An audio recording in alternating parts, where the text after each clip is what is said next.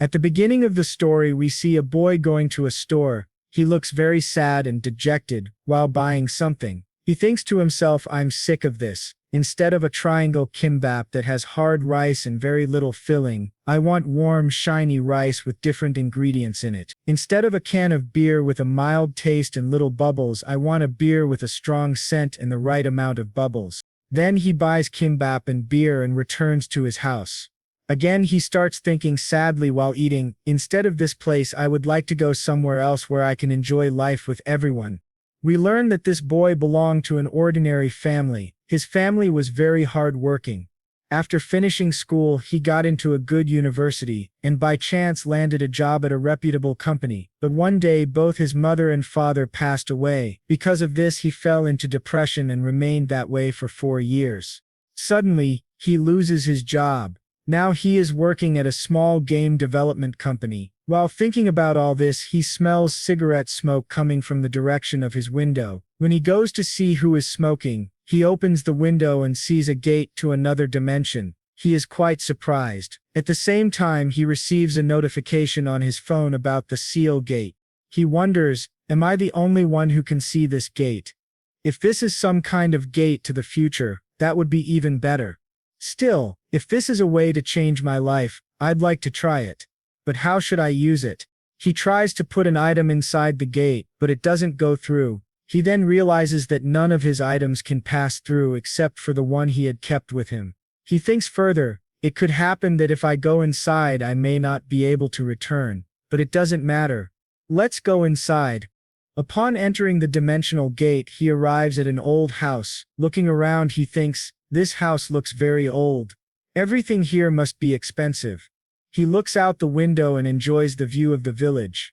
After a while, he notices a shiny paper on the side table. It is a contract related to the dimensional gate. According to the contract, he can travel back and forth between 2 places, but the gate will only work twice. There is also another item called the subspace pocket. This pocket is connected to the gate and can be used to lift any item from Earth as long as the item's weight is within a certain limit.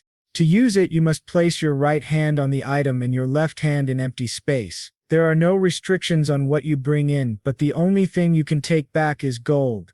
The boy is shocked to learn that he is initially being given 1,000 gold coins for staying there. He reads further, if you sign this contract, you will learn the language of the Manhwa Empire. You have 7 days to think about it. If you do not sign within 7 days, all memories related to this dimensional gate will be erased. If you die for any reason, the contract will be automatically destroyed. If you want to sign it, place your right hand on this paper. The boy thinks 7 days is too much. I'll just sign it now. As soon as he signs, he learns the language of the Manhwa Empire. The boy is welcomed into the empire and given the name Cho Isu. He wonders, what can I become in this world? A nobleman? A feudal lord? A wizard? Well, it doesn't matter for now. I just want to stay here and escape the small problems of my life. A lady says to him, did you not like the food? He replies, no, it's not like that. I was just thinking about something. Anyway, maybe this food won't be enough to satisfy me. He once checks his room to confirm whether he exchanged all the gold for cash. He plans to return to that place again, but he loses consciousness and falls asleep. When he wakes up, he notices that he looks much younger. His skin has become shiny, the color of his hair has changed, and his nose is a bit sharper. He jokes to himself that maybe money was deducted from his gold for this new face. He then goes back to the same village and wonders, will my phone work here? Well, I don't really need to use it while I'm here. Opening the window of his room, he is once again shocked by the beautiful view. He sees a lady in the room next to his. She sees him too. Yasu thinks, is she a villager? My eyes made contact with her. Should I greet her? But the lady speaks first and asks, who are you? Yoziu introduces himself. The lady replies, this house has been empty for a long time. Did you just move in? Who are you? Did you get permission from the village chief? Izu answers, I'm an adventurer. I'm planning to stay for a week. If I decide to stay longer, I'll ask the chief for permission. Then the lady says, since you're here, come and have a meal. Oishi didn't expect her to be so polite. Then he goes to have a meal with them. In the next scene we see him sitting down to eat, but the lady gives him just one bowl of soup. Seeing this, he feels that the food is very simple. However, looking at it, it seems delicious. Anyway, it's better to try eating here than sitting alone at home drinking beer and eating triangle kimbap. Since he's going to stay here for some time, he thinks he should get used to the food. He then asks the lady her name. The lady tells him her name is Maggie Humphrey. He further asks, "Do you stay here alone?" Aunt Maggie replies, "My husband has gone to the bar to work, and my son lives in another town. Tell me, where have you come from?" Isu says, "I have come from Sioux City, Korea." Aunt Maggie replies, "You've really come from quite far." Then Isu says, "Now I would like to try eating this. Anyway, there's no spoon or fork here, which means I'll have to dip this bread in the soup and eat it." Looking at the soup, Isu thinks, "This kind of soup is also sold in our city, but many other types of ingredients are usually added to it." Aunt Maggie asks, "Won't you eat this?" Isu replies, "No, I will eat it." Aunt Maggie says, "Eat it before it gets cold." Isu thinks, "The bread is a bit hard, but when I dip it in the warm soup, it becomes soft and actually tastes really good, but something is missing. Oh, black pepper." Then he says to Maggie, "Excuse me, ma'am, do you have black pepper?" Maggie looks a bit surprised and asks, "Did you not like the food?" Isu replies, "No, it's not like that. In our city, black pepper is added to every kind of soup, that's why I asked." Aunt Maggie responds, "Maybe it's cheaper where you live, but here it is very expensive, so expensive that only noble people can afford it. I've never bought it in my life." Isu thinks maybe she doesn't like talking about black pepper. Then he says, "This bread and soup are really delicious. There's a deep hint of corn in it that makes it taste so good." Aunt Maggie replies, "Don't talk so much, just eat it." Isu says, "Forgive me, but if you don't mind, can I know the recipe?" Aunt Maggie, who was making something, says, "Okay, you want to know the recipe? Fine, come behind me." Then both of them go out of the room. Isu thinks, "The air here is much nicer and fresher than the air of the city." Aunt Maggie says to him, "Come here." Isu starts following her. Then he asks, "By the way, what's the name of this village?" Aunt Maggie replies, "This is Laudine." Isu starts looking around. Aunt Maggie says, "What are you doing? Come here and look carefully." We see some ingredients kept there, which include corn powder, Aunt Maggie's homemade butter, and onions grown in Laudine. Then Aunt Maggie explains the process of making the soup. First, the butter has to be melted, then fry the chopped onions until they turn brown. Onion acts as a sweetener, so there's no need to add anything else sweet. Isu thinks, "I didn't know onion could be used like this in corn soup." Aunt Maggie continues, "Next is this corn powder. I bought this corn from a local trader. He said it's a new crop, so we won't be able to get it for some time." Isu thinks, "It seems corn isn't very common here." Maggie says, "I thought I'd try making powder from this corn. It actually worked, so I continued doing it this way. Just mix a little of the corn powder with the fried onion, then add water and milk together, and boil it on a low flame. Finally, just add a little salt. Now it's ready." Isu is amazed watching the soup being made. He thinks the process is so simple, but even if I try making it, it probably won't taste this good. Aunt Maggie starts going inside the house with the soup. Isu takes something out of his pocket and gives it to her as a gift. Aunt Maggie looks at it and is very surprised. It is a mirror that looks quite expensive. Isu says, "You invited me to your house for food, so this is a small gift from me." Aunt Maggie thanks him, but then rudely hands the mirror back to Isu. Isu thinks, why is she acting so cold now? Then he asks her for directions to the library. Aunt Maggie gives him the directions, and Isu puts the rest of his thoughts aside and heads toward the library. As he walks, we see him looking through a window where he notices a girl. When she sees Isu, she runs away. Isu thinks maybe she's shy. He continues walking and eventually reaches the library. Upon entering, he sees a boy with a name tag that reads Shara, who is eating something. The boy welcomes Isu. Isu greets him, "Good morning," and thinks, this man must be at least 30 years old. By the way, what is he eating? The boy says, maybe we haven't met before. Isu replies, I'm an adventurer who has come to this village for a short time. My name is Isu. I'm from Seoul City, Korea. Isu looks around the library and thinks, this is a library, but it's better than the bookshelf at my home. There are only around 50 books here. Maybe these are all rare books. Still, I don't understand one thing. Why is such a good man taking care of this library? The boy asks Is, have you come here to look for something?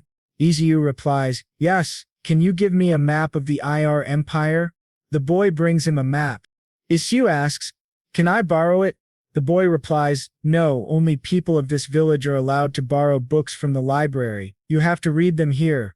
As Isu starts looking at the map, the boy also starts observing it with great curiosity, seeing which Isu thinks. He seems genuinely interested.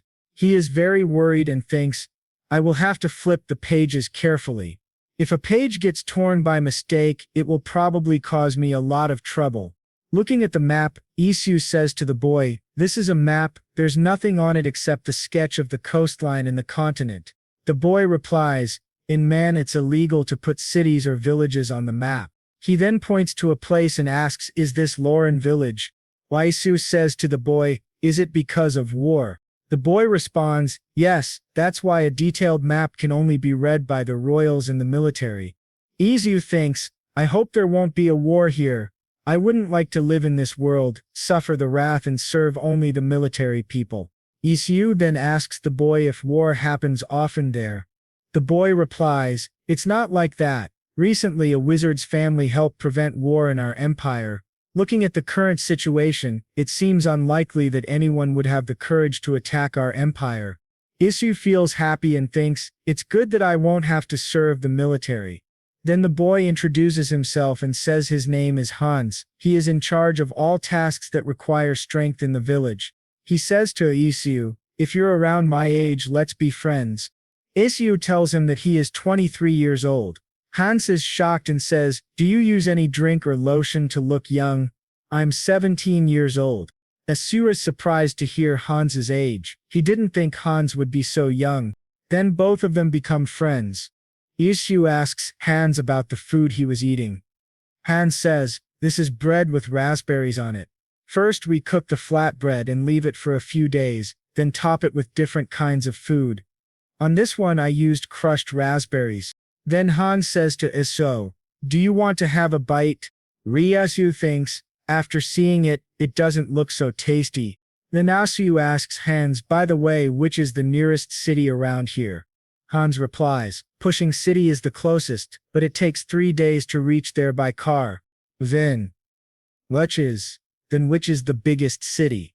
Hans replies, Armenia City, but I've never been there. Some merchants come to our village and I've heard about it from them. It's the capital city of our empire. It takes more than a month to reach there by car. When Hans hears the sound of some people coming, he thinks the merchants have returned. He asks Isu, can you take care of the library at this time tomorrow? I need to go meet the merchants. Isu gets a little confused. Then Hans says that Isu can also get the things he needs from the library. Isu couldn't refuse. Both of them come outside, where we see some merchants. Isu feels very excited seeing them. He goes to say something to Hans but sees that Hans is already gone. Then we see Hans asking Aunt Maggie where the merchants went. Everyone is in a hurry. Hans wants to return home because he has to buy something and needs gold. After coming home he thinks he should take a shower. Then he thinks further, I cannot go from this world to the other world with anything. Going to another world wearing just underwear is a bit too much. It's strange, but what can I do? Then he thinks, yes, it's better to take my box of gold coins to the other world than to come and go again and again. That's why I need a subspace pocket. He goes to another place, takes 2 gold coins and heads out to meet the merchants. He goes to a restaurant where the merchants are going to stay. There are a lot of people there, which Isu finds very pleasant. He sees Aunt Maggie there. Aunt Maggie asks Isu, have you come to eat food? Well, you'll have to wait for it. Isu replies, no problem. Then Aunt Maggie says, I'll bring food for you in a while. Till then, drink this. Isu says, thank you, and starts thinking, If she gives me beer, how will it taste? I had beer before, will this one taste different? Then Ant serves him beer. Seeing it, he gets very surprised because he has been drinking this kind of beer for quite some time. He doesn't let even a single drop spill and drinks it completely. He finds the taste very delicious and drinks it again. Then Aunt Maggie comes over and says, "You'll have to give 1 silver and 5 copper coins in exchange for this drink." Isu gives her a gold coin. In return, he receives 8 silver coins and 5 copper coins as change. He thinks this means 10 silver coins are equal to 1 gold coin, so the cost of 1 cup of beer is around 15,000 won. Then he asks, "Do I have to pay separately for food as well?"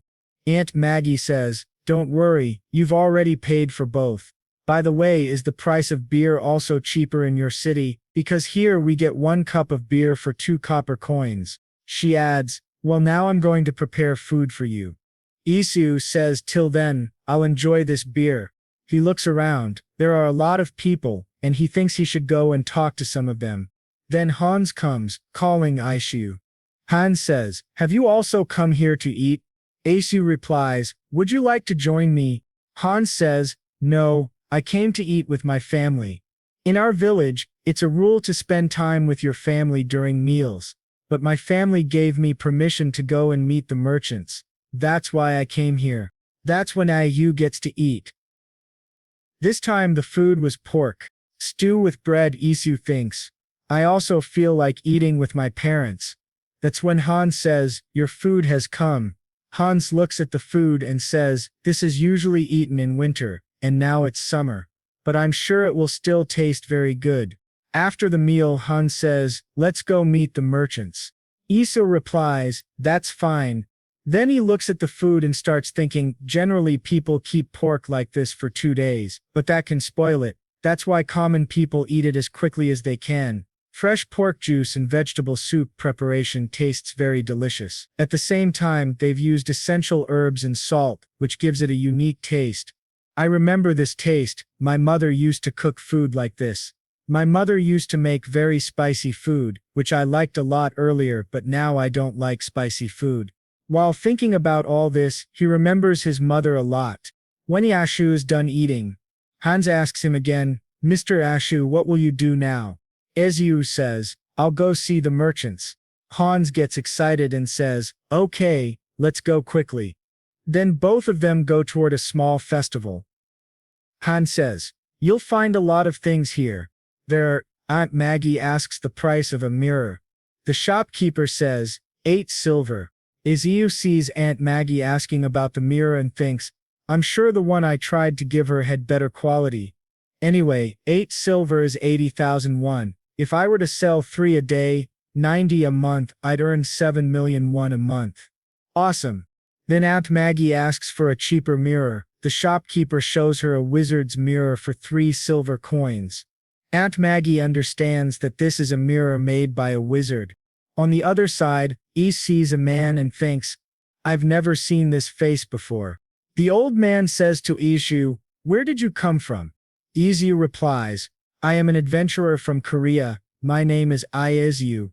The old man says, "It's my first time hearing such a name. It must be really far from here."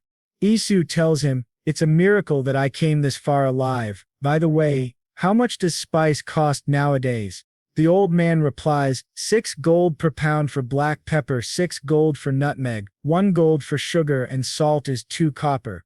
Isu thinks carefully. 1 pound is about 450 grams, so 1 kilogram of black pepper would be 12 gold. That's about 1.2 million won. That's awesome. Then he asks, "Is that standard followed everywhere in Armenia?" The old man replies, "Well, we can say that the prices are similar here and there."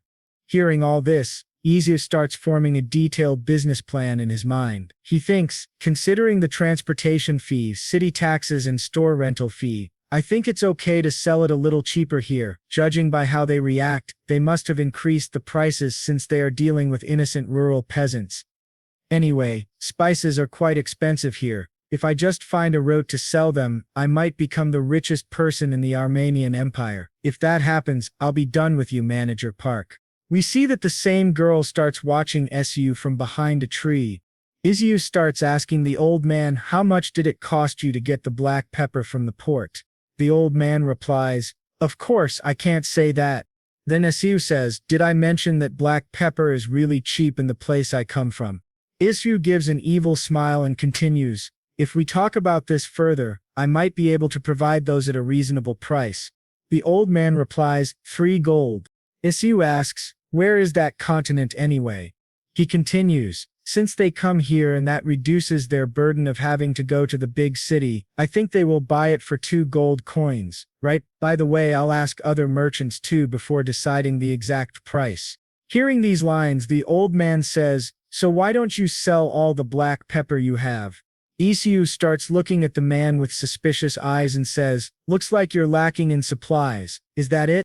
The old man replies, "Of course I am. Every time this crop grows, the royal family and the elite people buy it. Because of that, ordinary people like us are not able to buy it even if we want to. That's why this time I could buy only 5 pounds of black pepper." Isu thinks, "I can understand why it's so expensive. It's brought from such a far distance. Even bringing 2 kilograms of black pepper from that far is a big deal."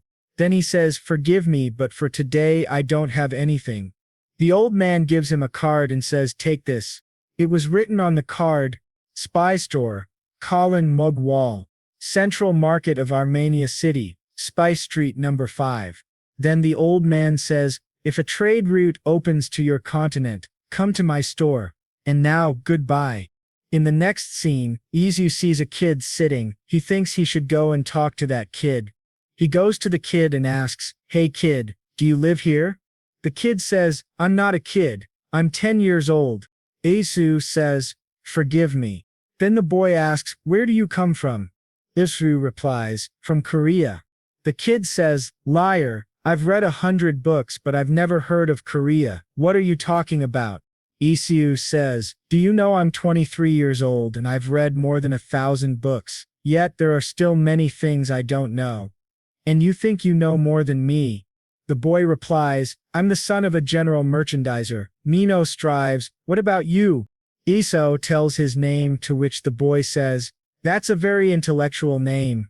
By the way, since you've read thousands of books, are you rich? Because in this place thousands of books are equivalent to several 100 million won." Isu says, "Anyway, I have a question." The boy gets surprised and asks, "What do you want to ask me?" Then Isu gives him the same mirror and says, "Can you check this out? How much do you think this mirror would be worth?" The boy replies, "As long as it's sold officially, about 3 gold. Then Isu asks, "Sold officially?" The boy says, "With this quality I'm sure it's made with magic, but there isn't a seal that means this was made by an illegal wizard who wasn't approved by the royals." Then Iyasu asks, "So you mean it can't be sold?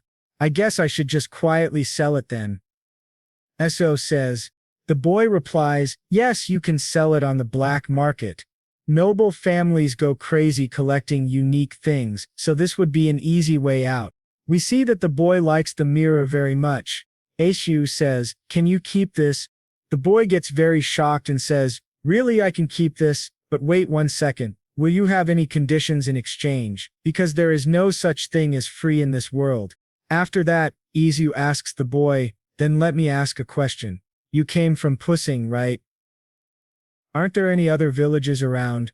The boy replies, "There's a big village named Rin that's 2 hours away from here, but I like Laden more." Isu asks why. The boy says, "Because the people here aren't greedy and they also sell good quality hay at a cheap price, so the horses like it. And of course I can't forget the delicious food made by our Aunt Humphrey."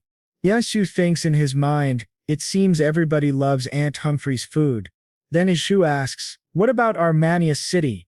The boy says, "It's really a good place to live, it's just that the houses are really expensive." Izio asks, "Is it too expensive?" Then Ashu thinks, his words remind me of Seoul's prices.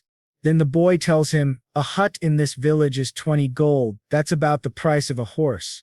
"By the way, Mr. Izu, wait for a while. I want to give you something." The boy gives something to Izu and says, "This is our house. The first floor is a store. If you have any thoughts of working, you're always welcome." Isu asks, "So suddenly?" The boy says, looking at you, I can tell that you belong to a rich family, that's why I'm suggesting it, and it looks like you will be popular with women here, but of course you aren't my type. Then Isu replies, that's too bad, but you're not my type either. The boy laughs and says, I'll go back to my father now. While leaving, the boy tells him, if you get us another mirror I will sell it for you. Isu asks, you will? The boy says, yes, with this quality, if we put it in an auction it will be worth a lot. If you promise to supply us the most, we will give you the best rate. In the next scene, Su is back at his home and thinks, I want to go back again. He is feeling very hot, so he turns on the AC and thinks, when will this hot season end? I just want to live in Lawton, selling black pepper. Then he opens the fridge and takes out ice cream. He enjoys eating it and says, that soft ice cream inside this fluffy bread and the sweetness of the cookies and cream and the little cookie pieces embedded, it's giving a nice chewing texture. He becomes happy and finally decides that he will leave his job. Then he starts searching for the price of black pepper on the computer. He sees 1 kg of black pepper 101, which is very cheap. Then he thinks, if I were to sell it for 2 gold per pound, that means 4 gold per kilogram. I can get 4 million won for 10 kg. Thinking about all this, he becomes very happy and says, tomorrow I will go to the office and submit my resignation. In the next scene we see Izo going to his manager, Park. Manager Park tells him, I've told you a couple of times already, why are you changing the source code? You don't like it. Isu replies, distressed, but Manager Park shouts, shouldn't you be trying to find a more efficient way instead of just using open source? Isu hesitates and says, but that efficient source is where the error came from before. Then Isu starts thinking in his mind about all those things which require a lot of hard work as a programmer. Manager Park shouts again, hey, are you even listening to me? He drops some of the papers that Iyashu had worked on, then scolds him saying, are you thinking of using your dead parents as an excuse to zone out like that? Isu gets surprised and thinks to himself, is he really crazy? Then his manager continues, this is the problem with brats with weak mental health. They affect other innocent people too. Isu makes a decision, he will have to resign. In the next scene, he goes to someone's room. That guy asks him to sit politely. Isu says, I think I have to resign for some personal reasons. The guy asks, is this because of Manager Park? Isu tells him, till now, I've done everything they told me to do. I've heard every taunt and insult, but now they are saying terrible things about my parents. That's something I can't tolerate anymore. The boy replies, all of us are thinking of complaining against Manager Park. He continues, but the CEO is only listening to our complaints. He isn't able to do anything against Park, because very few people support us. That's the reality, and when it comes to Park's ability, he doesn't do a bad job. It's only because of that we haven't been able to fire him. Isu thinks, I could not even concentrate on my work while remembering. After what Manager Park had said, the man tells Ayo, I can understand. I kept you on the job because I knew your situation, but now things have worsened. I still understand where you're coming from. That's why I won't stop you from leaving. Even I don't know how long this company will survive, but I'm hopeful we'll get projects again. He adds, you are really a very good person. You should take care of yourself. Isu thinks to himself, if this dimension gate wasn't there, I would have had to give more years to Manager Park. Then he says to the man, thank you for understanding. I'd like to ask your permission to leave now. The man replies, okay. Coming out of the office, Ius thinks, I hope this company runs well even without me. Even if I go away, I believe the people who remain will take care of it. As for Manager Park, well, now I have nothing to do with him. In the next scene we see Asu preparing to go to another world with both black pepper and sugar to start a business. He says to himself, I had 41,000 won in my bank, and I had 100,000 won in cash. Together that makes 41,000 won, which I used to buy black pepper and sugar. He continues thinking, now I feel scared to try new things, but I can do anything, and nobody can stop me now. He travels to another world, and after looking at his room he says, this place is really comfortable. I even made a secret space to store the black pepper and sugar. It's under my bed. Then we see him visiting Aunt Humphrey's house. Aunt Humphrey thinks he has come to eat food, but he says he has something to show her, and also something to give her. Aunt asks, "What is this?" Isu replies, "These are barley flour, apricot seed flour, and honey. I'm going to make something called a mask pack. We'll mix the ingredients and apply them to our faces." Aunt asks, "All that on our face?" Isu says, "Yes, it will lighten blemishes and give our skin elasticity." The aunt feels a bit weird and says, "But I don't feel like putting food on my face." Isu happily replies, "This is how women in our continent take care of their skin. Try it once." Aunt agrees and wears the face mask, which looks very strange. Aunt Maggie didn't leave any gaps while applying the mask. Seeing this, Isu starts laughing and says, "Aunt, you should have left space around your eyes and nose." Aunt thanks him, and Isu says, "It's nothing." In the next scene, he returns to his room and says happily, "I like this freedom very much." This is how he starts to heal and how he spends his days in Seal City. Then there is a knock on his door. Isu opens it and sees Hans. Hans says, "I haven't seen you in a while, so I thought maybe you had left." Isu replies, No. Hans says, "Can you spare some time? Would you like to join me in picking hops?" Isu asks, "Hops, what's that?" Hans replies, "It's used in making beer. I make it myself. Anyway, how long are you planning to stay here?" Isu says, "I'm not sure. I'm going to talk to the village chief first." Hans says, "He'll be happy if you decide to stay for a long time. We always need manpower." He continues, "There's a lot to do: harvesting hay, feeding animals, fetching water, making beer, grinding grains, and I also have to protect the library." Then as Siu asks Hans, "Recently I saw a blonde-haired girl. Who is she?" Hans looks surprised and says, "Blonde hair?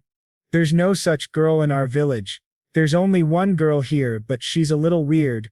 Isu asks, "Weird? How?" Hans explains, "It's been 10 years since she came here. She lives with her mother, but they don't interact much with the neighbors." Isu says, "Really?" Hans continues, "But they do everything they're asked to do. People have to work if they want to stay in the village after all."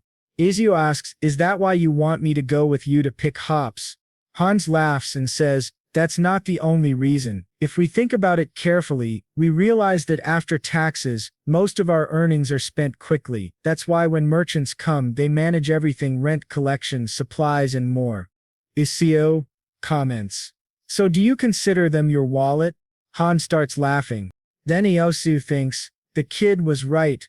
Villagers here only make enough to get by. They'll take whatever you offer without bargaining. It's hard to imagine that in our modern society. I guess this is what it means to live like flowing water. It's good. Both of them arrive at the place they were heading to. Hans shows Isu a sample fruit and says, "You have to collect fruits that look like this." Isu takes one, smells it, and thinks, "It smells good, like a mixture of grass and fruit." Then he says, "I heard that beer in a world without hops tastes awful. It's fortunate there's hops here." Lost in thought, Hans calls him Mr. Isu. "What are you doing?" Isu says, "Nothing. I was just thinking about something. I just need to put this in the basket, right?" Hans says, "Yes." Then we see them collecting the hops together. A lot of fruit was filling the baskets. Hans said, "This is enough." Isu replied, "It finished earlier than I imagined." Then Hans said, "Let's go now." On the way home, Hans told Isu, "The firewood is running out. Can you come tomorrow as well? We have to shave the sheep before it gets hotter." "Do you know how?" Isu didn't say anything. Then Hans said, "I'll take this to the inn. By the way, you must be tired. Take some rest for a while." Isu said, "Okay, thanks," and then started running towards his home. He went home and took a bath, which made him feel really good. Then he thought to himself, a beer would be perfect after a nice shower. If I'm going to drink beer in another world, I should take some food there. He started thinking about a lot of food and said to himself, "I feel like eating all this." He began browsing food on his phone and planned to take some of it to the other world. After much thought, he picked a food item and ordered it online. After some time, the delivery arrived. He decided to take the food to the other world using his subspace pocket. He thought it'll be great to enjoy the taste of Korea in another world. After reaching the other world, he thought, but how can I eat this food? There's not even a plastic bowl here. If I think about it, I haven't brought any of my essential things here. So he went back and brought some bowls from Korea. At this moment, Hans arrived. Hans said, after coming inside, I was knocking at the door for a long time, but I couldn't hear anyone's voice. Isu, who was without clothes, was stunned to see Hans. Hans said, sorry, I came in without permission. Next time, I'll wait outside. Isu said, okay. Then both of them went to the garden and started talking. Hans said, I've been working hard to cover your quota while you weren't here. Isu asked, work? Hans replied, the hops we picked earlier. We had to clean the dust off the fruits to make beer. Since you weren't here, I did all of that myself. Isu was very surprised and said, thanks. He thought to himself, this place is nothing like Seal, but it's much better. Then he thanked Hans again and said, I'll help next time. By the way, why are you here again? And said, do you want to have dinner with me? Isu remembered the food he had planned to eat, the one he ordered and brought into this world. He wasn't sure what would happen to it, but still said yes to Hans. Seeing Isu's expression, Hans said, if you're saying yes, then why are you making that face? Isu said, no, it's not that I don't like it, it's just sudden. I actually cooked something. Hans was surprised and said, you know how to cook?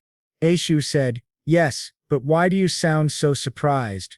Hans said, nothing. You just seem like someone who only eats food cooked by others. Isu said, I was planning to share it with Aunt Humphrey. Then Hans said, let's eat at Aunt Humphrey's then. Isu asked, can we do that? Hans replied, of course, I'll get permission from my parents first. Don't start eating until I get there. Isu said, then I guess I'll use a wooden bowl. In the next scene, we see that Isu has prepared a delicious meal. Everyone is asking, what is this? Ya said, it's called roasted chicken. It's made by boiling chicken with different vegetables. Aunt Humphrey asked, lime stew? Isu replied, yes, it's similar. Eat it before it gets cold. After everyone had eaten their share, they started reacting so strangely that Isu became extremely nervous. Isu asked Hans, you don't like it, is it not to your taste? Hans said, this food, it just flipped my whole world. Isu said, what? Aunt Humphrey turned to her husband and asked, are you all right? Her husband replied, I lost consciousness because it was so delicious. Then Aunt Humphrey asked Isu, did you use spices in this food? Isu thought to himself, Aunt Humphrey is really experienced in cooking. That's why she noticed so quickly that I spiced up the food. Then he said aloud, yes, it's a common spice used in my hometown. Aunt Humphrey asked, is it not your type, Hans? Hans shouted, it's completely my type. Aunt Humphrey's husband said, it's my type too. Then Aunt Humphrey said to everyone, start eating now. Everyone enjoyed the meal very much. The next morning Isu said, all right, let's go sell some black pepper. While he was searching for a merchant, he saw a girl riding a horse. Isu thought to himself, she is very beautiful. He noticed people around her and wondered, is she a noble? Seeing a man standing next to her, Isu thought, how cool does this guy look? Suddenly the girl looked at Isu excitedly and said, my love. Isu thought nervously, loving me, this is the first time I'm hearing something like this. The girl got down from the horse and started walking toward him. But then we see she walks right past Isu and goes to Aunt Maggie, who is standing behind him. We find out the girl's name is Rose. Rose said to Aunt Maggie, how long have you been working here? You're the reason I keep sneaking out of the house. Aunt Maggie replied, then I'll have to leave this place now. Rose said, what? I might die if I don't eat the food you cook for me every day. Rose rudely says, I'll tell you this again. I like to live my life freely, and if I had made up my mind, I would have been the best chef in the royal family in no time. Then Rose adds in horror, if you refuse to make my food, I'll cut off that hand and take it with me. Isu thinks to himself, how scary she is. Aunt Humphrey says, then you can't eat the food I make anymore. Rose says to her, that means hurry up and give me the most delicious food. I brought the ingredients, so use them as much as you want. Aunt Humphrey replies, okay. Now go and wash up first. The girl runs off to freshen up. Before leaving, she says, if you add black pepper, I'm not going to let you go. Aunt Humphrey says, that's not possible. Isu thinks to himself, so she hates black pepper. Hans says to Isu, Miss JJ is so beautiful, right? Isu replies, yeah. Hans adds, of course she's a bit bad-tempered. Hans is about to say more when Rose suddenly arrives and says, bad-tempered? But who? Seeing Rose up close makes Hans's heart skip a beat. Rose says, don't be scared. It's all good. I was furious when that rumor about my bad temper started spreading, but now it's too late to take it back. I bet my driver played a huge role in spreading that rumor. It's a really cunning one. Then pointing at Isu, she says, by the way, who's this person? Isu replies, let me introduce myself. I'm an adventurer, Isu from Korea. Hans adds, he'll be staying in the village for a while. Rose starts asking a lot of questions all at once. What is this Korea? It's my first time hearing of it. It must be far away from here. Which family are you from? How much wealth do you have? Hearing so many questions at once, Iozi's head starts spinning. Just then the same man from before arrives and takes Miss Rose away. Rose shouts, hey, let go of me, let me go. Isu looks at the girl and thinks, what a crazy young girl. Then Isu asks Hans, her name is Jace Rose. Hans replies, yes, you can call her Miss JJ for short. Isu says, I see, Miss JJ must be very interested in me. Isu pokes Hans and asks, do you like Miss JJ? Hans replies, what are you saying? It's not like that. He continues, Mrs. Humphrey's food is really good. Even if I use the same recipe and ingredients, it doesn't taste as good as hers. Just then, a swan becomes very happy after seeing a man and says, Mr. Joseph, I am here. The man named Joseph replies, all right, Hans, get me a beer. Hans brings the beer. Isu asks the beer's price and Hans says, we don't charge money today, it's Miss JJ's day, after all. Uncle Joseph says to Isu, since we're here, let's have a drink together. Isu replies, yeah, of course. By the way, I heard him call you Mr. Joseph, and I'm Isu, sir. If you don't mind, may I ask what kind of business you do? Uncle Joseph replies, I sell spices in Hermania City. Isu asks, by any chance, do you know Mr. Mugo? Uncle Joseph says, you mean Colin Mugo? Of course I know him. We are very close. Isu asks, how do you know him? He came here last week. Uncle Joseph asks, did he perhaps sell some black pepper here? Isu replies, yes, but he said he only got a little of it. Uncle Joseph exclaims, come on. Isu, confused, asks, any problem? Then Uncle Joseph says, I'm the owner of the biggest spice shop in Hermania. I couldn't even get a grain of black pepper because the Meditz family swept it all up. No wonder the Meditz bathe in pepper water. There's even a rumor they use pepper as perfume.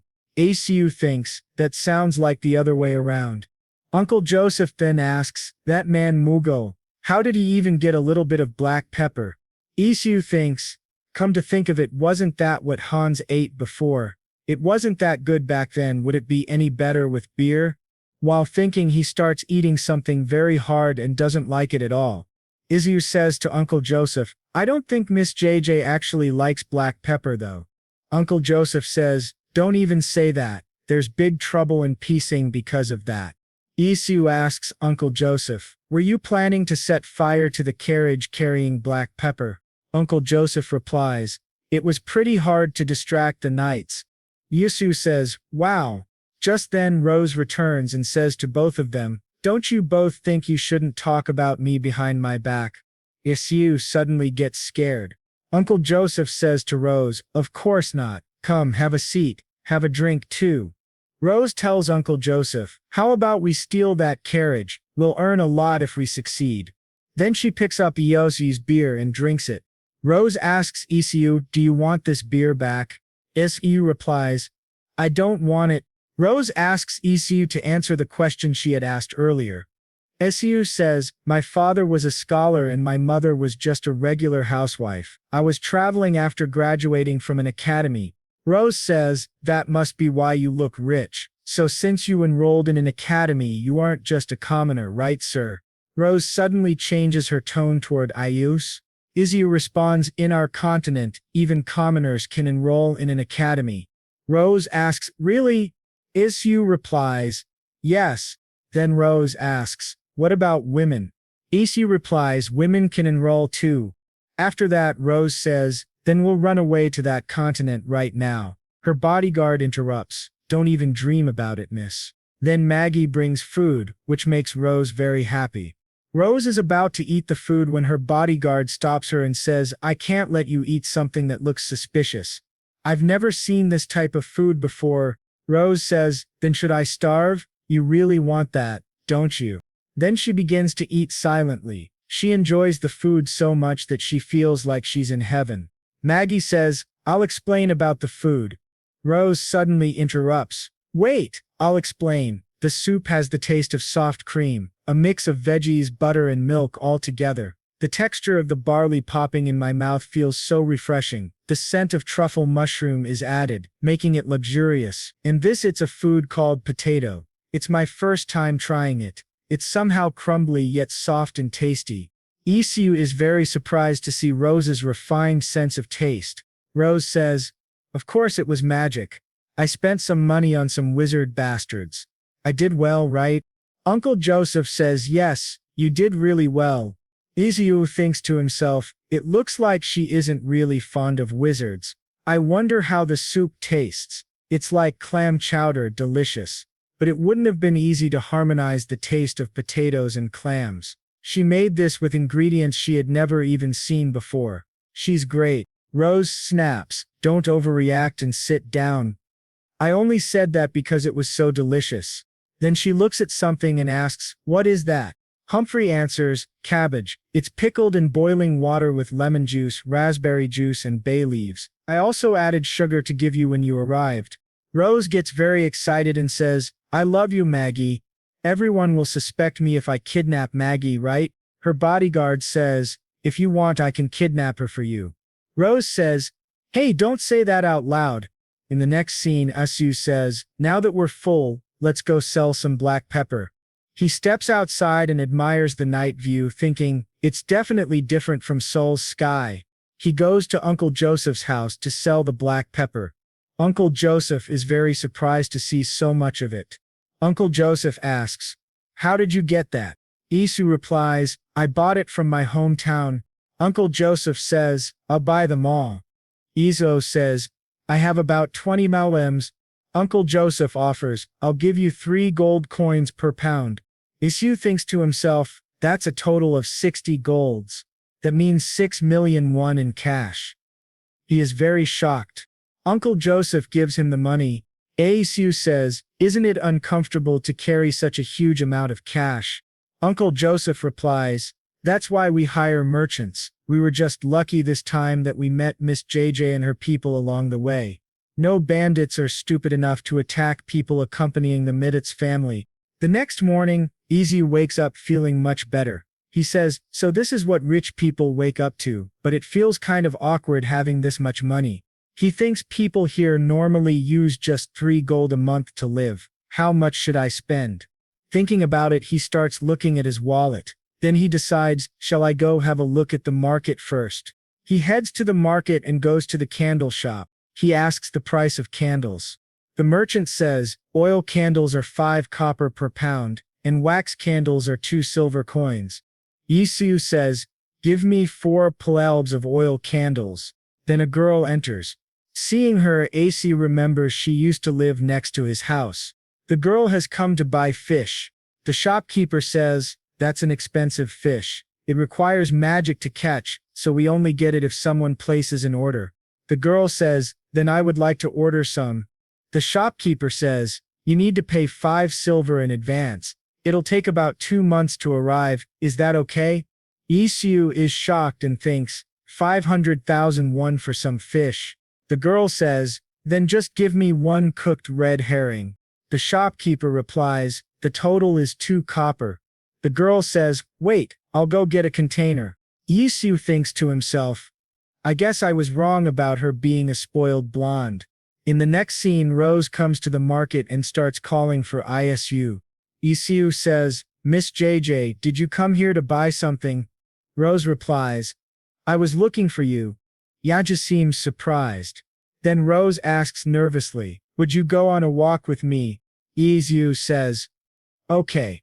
During the walk, Rose asks, I heard you sold black pepper to Joseph. Isu responds nervously, did Mr. Joseph say that? He thinks to himself, it would have been better to keep that a secret, tough luck. Rose says, no, I just met him this morning, and I could smell it. Isu thinks, smelled it. I guess we can say she's very sensitive to black pepper. Isu says, actually I really like black pepper. I bought some from my hometown and sold it here to get some money for transportation. Rose replies, I don't understand why people are crazy for such a thing. Isu wonders, is it because she's just sick of it, or does she really hate it? Then Asuru says, but I like it. It's really delicious when used on ramen, when black pepper is sprinkled as a topping on spicy and sweet ramen soup. Rose asks, are you eating something? Isu replies, no, it's nothing. Maybe the reason you hate it is because some guy just uses it excessively. Rose answers, it's not that kind of problem. I don't care about that. It just makes me sick when I even smell it.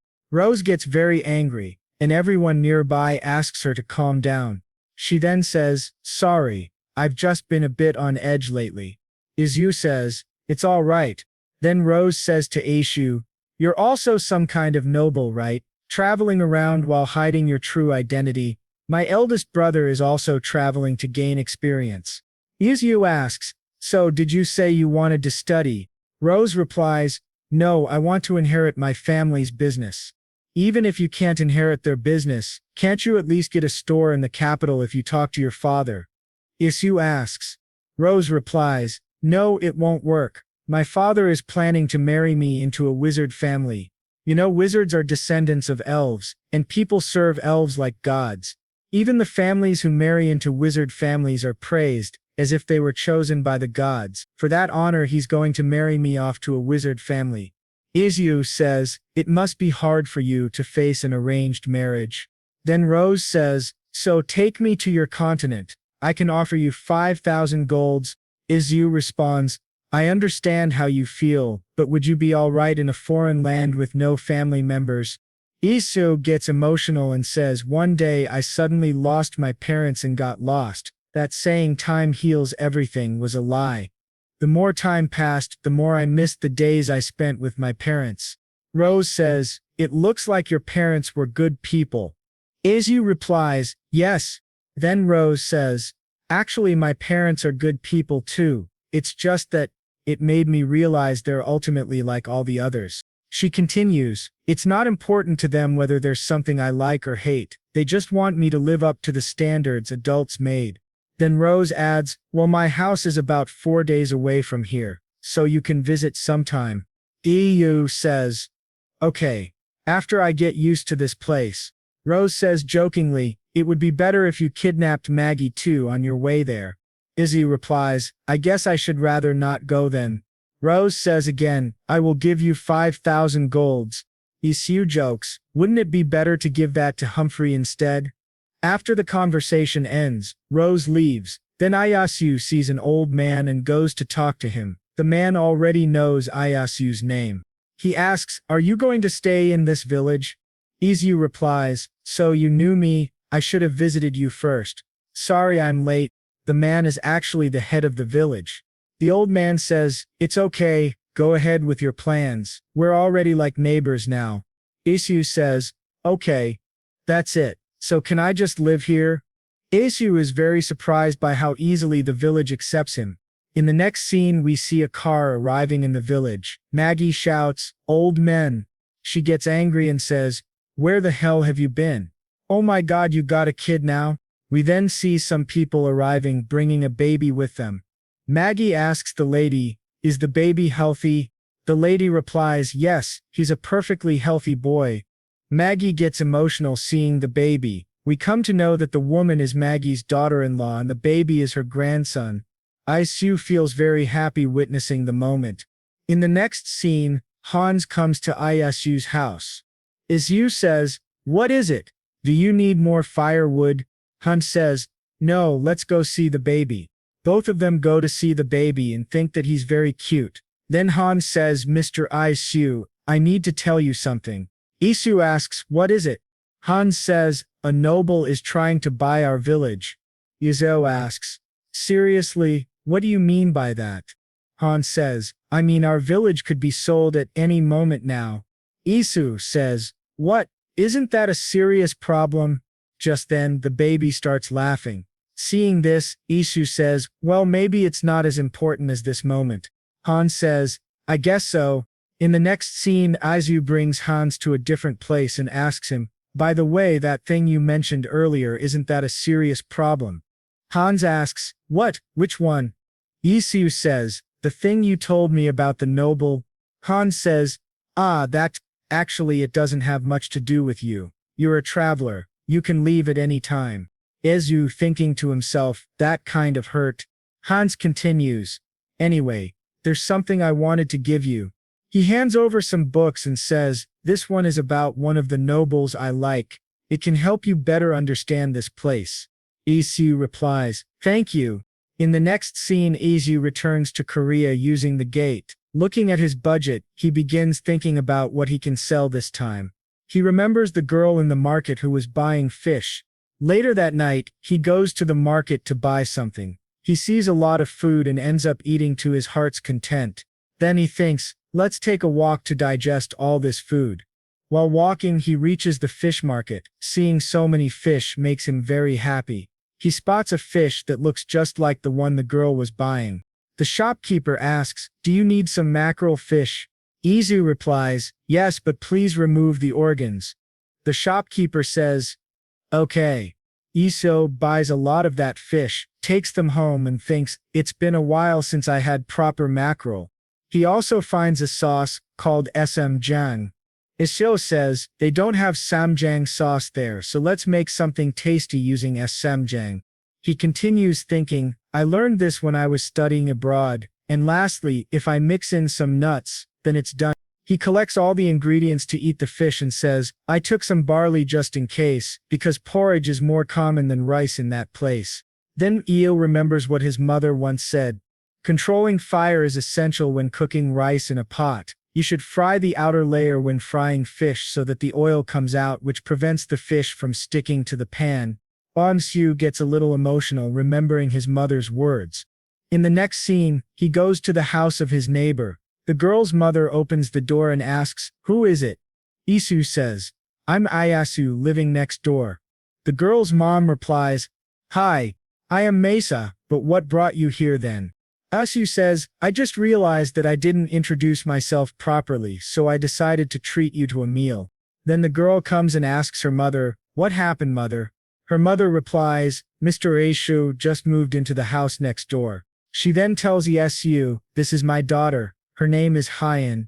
Both mother and daughter are quite surprised that Isu is suddenly asking her to join him for a meal. Isu says, "I saw your daughter in the market looking for some mackerel fish, so I went to the neighboring village and bought some. I remembered that if it's all right with you, may I cook it?" That girl's mother says, "Sure. I wonder how it tastes."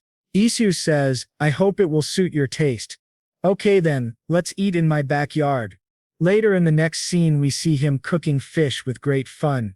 He thinks I should fry the fish like this to make it crispy on the outside but soft on the inside. He's done cooking the fish, which looks very tasty. The three of them sit together to eat. Isu says, "This is steamed cabbage, but take a piece of mackerel fish along with some sauce on it, then wrap it and eat it." That girl's mother asks Is, "Did you live in a coastal village before coming here?" Isu replies, "Well, somehow, yes." Her mother eats the fish and after finishing, she says, "You have a talent for cooking, especially this sauce. It's my first time tasting something like this. It's really delicious." Isu feels very happy to hear the compliment and says, "I'm glad that you liked it. Now I want to try too." He finds it so tasty after eating it. He thinks I am in the ocean. He also thinks his mind about the cabbage's sweetness and the barley's texture suits well, but still, this part of the fish is the most delicious one. That girl's mother says, people who know how to eat should start eating from here. By the way, you should throw away the bones. Why would you eat those? Isu thinks. Somehow they don't seem like any ordinary mother and daughter. After eating, the girl says to Isu, thanks for the meal. I will clean the dishes and return them later. Isu says, it's okay, I will do that. That girl's mother says, let her be. She just wants to repay you somehow. Then she holds Isu's hand and says, thank you so much, I will treat you to a meal someday too. Isu says, okay, call me anytime. A scene of a few days later is shown. Isu thinks, it's been a month. He further thinks, I get very tired doing all that work with Hans. Just then, Hans arrives. Isu thinks that Hans has come to call him to do that work again. Isu asks in a very weary tone, what are we going to do today? Hans says, it isn't for work. Would you like to go to Lucian village with me? He is surprised to hear the name of the new village, but then he says, yes. Hans becomes very happy. In the next scene, Isu starts vomiting profusely due to traveling on such a dangerous road. He thinks, I should have taken meds for motion sickness. That was one murderous road. Then Hans says, there is someone I have to meet, so I will go that way. Isu says, okay, let's meet at this spot after about an hour. I will be at the pub if it gets too late. Hans replies, okay. Then he goes to meet someone. Isu thinks that he can take advantage of this opportunity to do some shopping in this village. Then Yu goes to a fabric shop and asks the shopkeeper, what kind of fabric is this?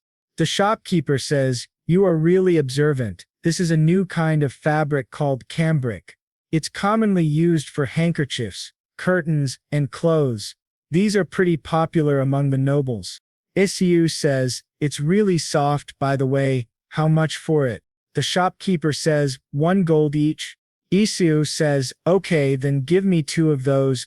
The shopkeeper asks, anyway, where are you going to use these? Isu says, baby diapers. The shopkeeper is very surprised. In the next scene, Isu is about to go to another place when he sees a swordsman holding a heavy sword. Machiu thinks to himself, I want to try raising that sword. The way the swordsman looks at Isu makes him scared. Then he sees Miss JJ going by. Miss JJ also sees him. Miss JJ asks Iu, what are you doing here? Isu says, I followed Hans here. By the way, were you just passing by this place, right? Rose says, it's not that, I came out to observe. Haven't you heard the news? Isu asks, what news? Rose says, the new noble bought this land. They will be neighbors of my family. That's why I came here to observe. Anyway, what are you bringing around the town like that? Isn't that the cambric cloth? Isu says, yes, and Humphrey got a grandson, so I wanted to give her a gift. Rose gets shocked after hearing this news and says, what? Then I won't sit still either. She asks Isu to follow her. Then both of them go to a shop where Rose shows him soap and many other things. She says, I would like to give her more, but then Maggie will refuse to accept it, or tell her that I will visit soon and that I would like to congratulate her. Isu says, I will, and if you hear any important news about the village, please tell me. Then Rose says, the people in Loden must be worried too, aren't they? If the new nobles buy the land in that village too, I have to get Maggie out before that happens. Oja thinks, her eyes don't seem normal. Then she says, you think I am obsessed, right? Whatever, this can't be helped. Then she calls the waiter to give her a special meal. Izu thinks, in his mind, a special meal? Rose says, normally every inn has a special meal for the nobles. Their special meal arrives. Isu doesn't like it. The food was not good at all. Rose says, try it. Isu says, thanks for the meal, then he eats the food. After eating it he feels like vomiting because the taste was too bad. Raya says smilingly, what do you think? Isn't it tasty? Try the bread too. Then he comes home with Hans. In the next scene, he is just thinking about the food and says, it's really killing me. Now I understand why Miss JJ is obsessed with Aunt Humphrey. I know that Aunt Humphrey shouldn't leave Lodan no matter what. In the next scene we see Isu returning to Seal City with the help of the gate. He hurriedly opens the freezer and thinks, I am sure there is some plum syrup in there. He gets a lot of relief after having a few drinks. After that he says, something chilly and fresh is the best when feeling full. Now I feel better.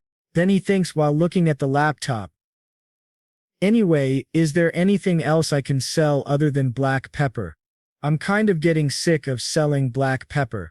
Even the subspace pocket is a waste to only use for black pepper. Then something comes to his mind and he starts searching for something. Then we see a scene, a few days later. Yesu's trying to grow some crops by digging the soil. He thinks, there are other things I can do instead of selling things. If I grow these myself, my stock would be much more than the quantity I can bring from Korea. Then Hans comes there and asks, Mr. Isu, what are you doing? Isu says, I just wanted to plant something. Hans asks, what are you planting? Isu says, do you remember the soup Aunt Humphrey cooked when Miss JJ came? The veggies in there that's called potato, and I am planting those. Isu continues, it's easy to cook, quite delicious, and has a lot of uses. Hans says, okay, so invite me too someday. Isu says, sure, I will cook you some food called potato jian. Hans asks, potato jian? Isu says, yes, it's made by grinding some potatoes and deep frying it like a pancake on a frying pan. Hans says, that's a promise. Okay, Isu says, I will keep my promise as long as these grow well. After that, Hans says, by the way, the merchants have arrived, let's go together. Isu says, okay. In the next scene we see the same kid to whom Isu gave the mirror. His name is Mino. Isu recognizes him, and Mino is very happy to see him because Isu remembered him even after so long. Then Mino says, the mirror was sold for 5 golds. Do you perhaps have more of those? Isu says, I have about 5 more. Then Mino says, I will take it later, and goes away from there. Then Isu thinks, if Aunt Humphrey has made sausages today, I am wondering how tasty it will be to eat. I want to eat too. Just then Hans comes there and gives some food to Isu and asks him to eat it. Isu looks at the food and thinks it looks similar to salami. Then he eats the food, which makes him feel very salty. Hans asks, don't you like it? Isu says nervously, it's a bit salty, but I think it would be better if I ate this alongside some other food. Hans says, we have no choice since it has to be preserved for a long time. It will go bad quickly if we don't use at least that much salt. Then Aunt Humphrey comes in with some food. She says to Hans over there, stop talking and help me serve the food. Hans says, okay. Isu, looking at the food, sees there are only sausages and bread for today. Then he thinks, I am sure it will taste good since Aunt Humphrey made this. Then he sees some people sitting in front of him eating food. At the same time, Hans calls him, who is at the dining table with his family. Hans invites him to have dinner with his family. Hans's family also happily invites Isu. Hans's father says to Isu, I have heard a lot about you. Then everyone says, thanks for the meal. Isu eats the food and thinks it still tastes alright when I eat this with bread. The scent of the fermented meat and this chewy texture is this similar to salami too. Then while eating, he starts thinking about food in his mind. Then he asks, anyway, I don't see Miss Mesa and Hyen. Hans's mother says, I heard that Mesa isn't feeling well nowadays. Isu is shocked. Then Hans's mother gives some food to Isu, and says, can you take the leftover food to your place? Isu says, of course. Then when he starts leaving from there, he hears a lot of shouting and fighting. When Isu hears the voice, he understands that it is the voice of Hyen and her mother fighting. Then Hyen comes out of the room in anger. She and Isu come face to face, but Hyen doesn't say anything and goes away in anger. It is then that the mother comes out to call her, and then they start coughing up a lot of blood. In the next scene, we see Isu and the girl's mother at the dining table. Isu says, please eat before the food gets cold. The girl's mom replies, I will eat together with Hyen when she comes back. We see that she is very worried about her daughter. Then she says that Hyen isn't her real daughter, she is her nanny, who's been looking after her ever since she was young. Isu thinks to himself, so that's why I felt weird that time. I think there is a problem with her attitude too. The girl's nanny says, well, young miss doesn't have a warm attitude, but she isn't a bad child either. There's a valid reason why she shouted at me like that. Isu asks, is it somehow related to why you told the whole village that she's your daughter? The nanny replies, because we've kept this a secret. Our miss has a lot of talents. She wants to use those talents to earn money in a big city and get me treated, but I'm not allowing her. She's crazy. Isu thinks to himself, I also understand Hyen. Even I would have felt frustrated if someone important to me didn't want to get treated for an illness. Then the nanny says to Isu that she has a favor to ask. Isu asks, what is it? The nanny says, when I die, please help our Miss Hyen to settle down in this place. The next day we see Isu going to his parents' graves. After getting there, he repeats in his mind what the girl's nanny told him. After that he says aloud, it won't be easy, but I'll try. Then he remembers something his own nanny once said. That's a lot more convincing to hear than you confidently telling me that you would definitely do it just to keep me happy. In the next scene, Iyasu thinks to himself, I am not someone who is good enough to be responsible for a girl that I barely even know. And it doesn't feel like Hyen is someone with whom I can get along well. But the reason why I said that was because I know the feeling of being left alone. In the following scene, we see Mino and Iyasu. Iyasu gives him the remaining 5 mirrors, which makes Mino very happy. Mino says, okay, I'll give you 3 golds per mirror. And I'll give you more if these get sold at a higher price. Isu says, you work with your conscience, huh? Then Iyasu asks, what about soap instead of mirrors? Mino replies, soaps aren't in as much demand as mirrors. Mino continues, anyway, Mr. Isu, what are you? Isu, surprised, says, I said I'm an adventurer. Mino says, what I mean is, are you a noble or a commoner? You have a scent that I can only smell from nobles. Commoners can't take a shower as frequently because water is rare. Isu asks, then how do the people in Armenia take a bath? Mino replies, there are several public baths that the wizard's family runs. Even the commoners use them because the price is affordable. Isu asks, the wizard's family? Mino says yes, Armenia doesn't have much water, so they gather weather with magic. Isu thinks to himself, then this country is so bad that they can't even survive without the wizards. In the next scene we see Hyen sitting next to her nanny. Her nanny says, Miss, sorry for not being able to be with you till the end. Hyen replies, you've been protecting me for 30 years. You did your best and you've done enough, so you don't have to cry. Leave peacefully. The nanny's health deteriorates. Everyone understands that she will not live much longer. It is time for her to leave. The nanny starts crying a lot, then she dies. Isu thinks to himself, Hyen eventually didn't even cry during nanny's funeral. He visited her house to share some food, but he only saw the empty dishes in front of the house, not her. The next day, Isu returns to his home in Sea City. He goes to a cake shop and remembers a scene of his parents. His mother was eating bread. Isu had asked, are you eating bread again? His mother replied, I can live without rice, but I can't live without bread. His father joked, do you love bread more than me?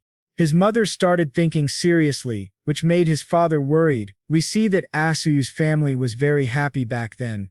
Back in the present, Isu buys the same bread. Then he goes to another world and starts eating his mother's favorite bread. He sees a packet on the table. At first he doesn't remember what it contains, but then suddenly, he remembers it's the same fabric, soap and lotion that he and Rose had bought for Maggie's grandchild. He sets out to give it to Maggie. Maggie asks, what is that? Isu says, Cambry cloth, and I also put soap and lotion from Miss J in here. It's a gift for getting a grandchild. Maggie says, oh my, you are so thoughtful. Isu says, it's nothing much. Then Maggie says, compared to you, the males in my family are so lazy. Isu gets nervous and says, I'll see you later. He thinks to himself, I better get out of here for the sake of peace in this family. Then he goes to see the crop he had grown long ago. He sees Hyan there and is very surprised. He says, "It's been a while. Were you looking at the potato flower?" Then he plucks a flower and gives it to her. He says, "How is it? It's simple but beautiful, right?" Hyan looks at him with a strange expression and says, "Why did you pluck that flower?" Isu says nervously, "You should pluck the flower for the potato to grow well." Hyan asks, "What is a potato?" Isu replies, "Something you eat. It's buried under the ground. Right now, we can harvest it after a month. I'll let you taste it." Hyan says, "Forget it." Isu thinks to himself, "Anyway, is she eating properly? Looks like she lost some weight." Then Isu asks Hyan, "Do you perhaps like bread?" Hyan asks, "Breaded?" Isu says, "Yes, I got some of it recently. I like bread." Hyan gets excited. She says, "Come on in then. Let's eat together." Then she eats the bread and Iu thinks, "Looks like she loves bread too. But I was wondering why her hair color altered so frequently, so she was indeed a witch." While thinking this, Iu starts looking at her carefully. At that time, Hyan asks, "Is it your first time seeing someone eating bread?" Isu gets nervous again and says, "No, I was just amazed by your ears." Hyan says, "You could have just asked if I'm a witch." Isu replies, "How could I when you were trying to hide it?" Hyan says, Yeah. Anyway, you better not tell this to anybody else. And don't talk to me when I'm eating." Isu is surprised by her behavior and says, "Okay." After finishing the food, Hyan says, "I get it now. You can fool the others but not me." Isu doesn't understand what she means. Then Hyan asks, "You aren't an ordinary person, right?" Isu, sounding very nervous, replies, "What do you mean?" Then he thinks, "Did she somehow notice that I came from another dimension?" Then Hyan says, "You're a wizard, a bread wizard." Isu is absolutely stunned by her words. Then Hyan says, "The texture is soft but not greasy. The egg and butter give a good taste to the bread and the scent spreads all over my mouth. Unless you are a bread wizard, it's not possible for someone to make such delicious bread." Then she adds, "You fed me such delicious bread. In return, I'll help you take care of the potato flowers." Isu says, Sure. Then Hyan says, "I also haven't forgotten about the cooked mackerel. I will definitely repay you for that too." Isu says, "Okay, just tell me if you want to eat that again." Hyan says, "I hate fish." Isu replies, "That's good to know. Anyway, what kind of magic do you use?" Hyan responds, "You want me to tell you that for free?" Isu says, "I don't think I'm asking that for free." In the next scene, we see that Ieyasu has to make bread again. He collects all the ingredients and thinks pound cake has simple ingredients and is easy to make. Traditionally, flour, egg, sugar, and butter are mixed. It's also delicious if we add veggies and bacon. Chocolate and green tea are good too. Also lemon. In the next scene, he starts making bread and thinks, will it be tasty for her? I don't know what she'll say. Just then, Hyan arrives. She asks, "Is that bread? When can we eat it? You do know that I'm diligently harvesting the potato flowers, right?" Isu says, "How would I know if those fell off because of the wind or if it was really you? That's the information I want in return for making this bread." Hyan says, "I am a witch with the power to control water." Isu gets shocked and thinks, is she somehow related to the family that manages the water in Armenia? Then he says, "Can you show me some magic?" Hyan replies, "Give me bread. Delicious ones, 10 of them. And cook it faster." Isu says, Yes. The cake is ready." Hyan can't wait to eat the cake. She asks Io to cut it quickly. Isu says, "Just wait a while," but the cake doesn't come out of the bowl. Then Isu remembers that he forgot to butter the bowl. Isu says, "It's a little burnt at the edges, but try it. I wonder what it tastes like." They both start eating the cake. Hyan loves it. Isu thinks, this cake is very sweet. Then he asks, "How does it taste?" Hyan says, "It's delicious." Isu replies, "Is that so?" Then Hyan says, "Anyway, do you have any milk?" Isu says, "Do I owe you milk? Go get it by yourself from the cow." Hyan says, "I hate animals. By the way, why do you live alone?" Isu replies in a sad tone, my parents passed away. Hyen says in a cold tone, it's better for useless parents to die early.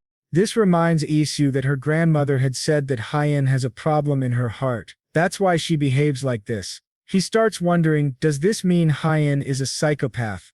Then Isul asks, what do you feel when you see an animal? Hyen replies, I feel like killing them.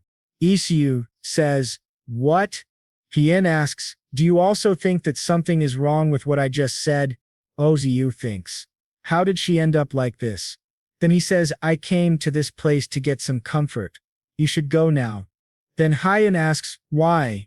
Are you going to finish the rest of the bread all by yourself? Then Isu gives her a piece of bread. After that, Hyen says, you are a good person.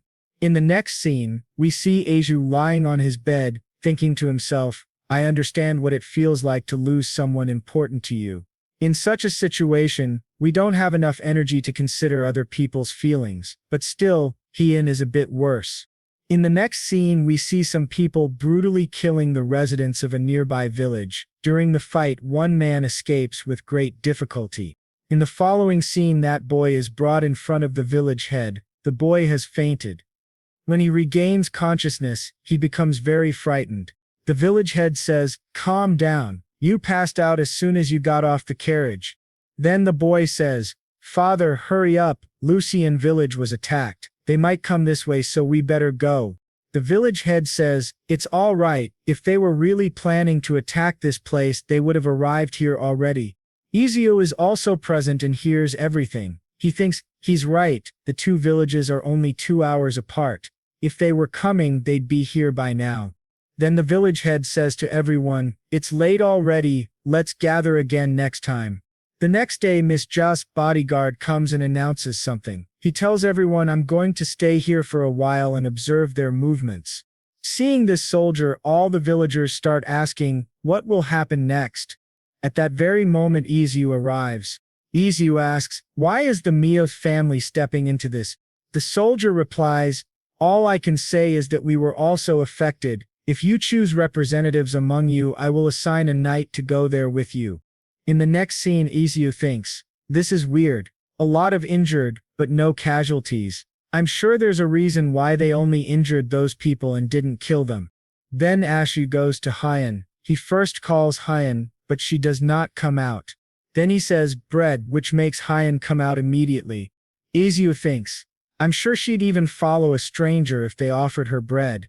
Then Hyen says, I'll make you some bread. Izu asks, instead, can I ask you something? What's with the poker face? Hyen replies, what do you want? Izu asks, what are the positions of the nobles in the Man Nation? You know, something like count and marquis. Hyen says, we have counts but no marquises. Izu says, oh, elaborate then. Hyen replies angrily, one question is enough. Then she continues, from now on asking questions isn't free. 1 bread loaf per question. Izu says, you are a savage robber. Desio is then forced to go and make a cake. Hyen asks, are you going to make bread with these this time? She gets very happy. Then Iso starts telling the recipe while making it. He says, first I'm going to put this mingle and mix it several times, then put some oil on the pan and place the batter on it. Hyen says, cook it already, I'm hungry. Isu says, we have to cook this slowly on a slim fire. Hyen says, you must not be good yet with your magic. Isu says, this isn't magic. We see that he makes a pancake. When it's ready, Hyen is just staring at the food. Isu says, stop staring and eat it.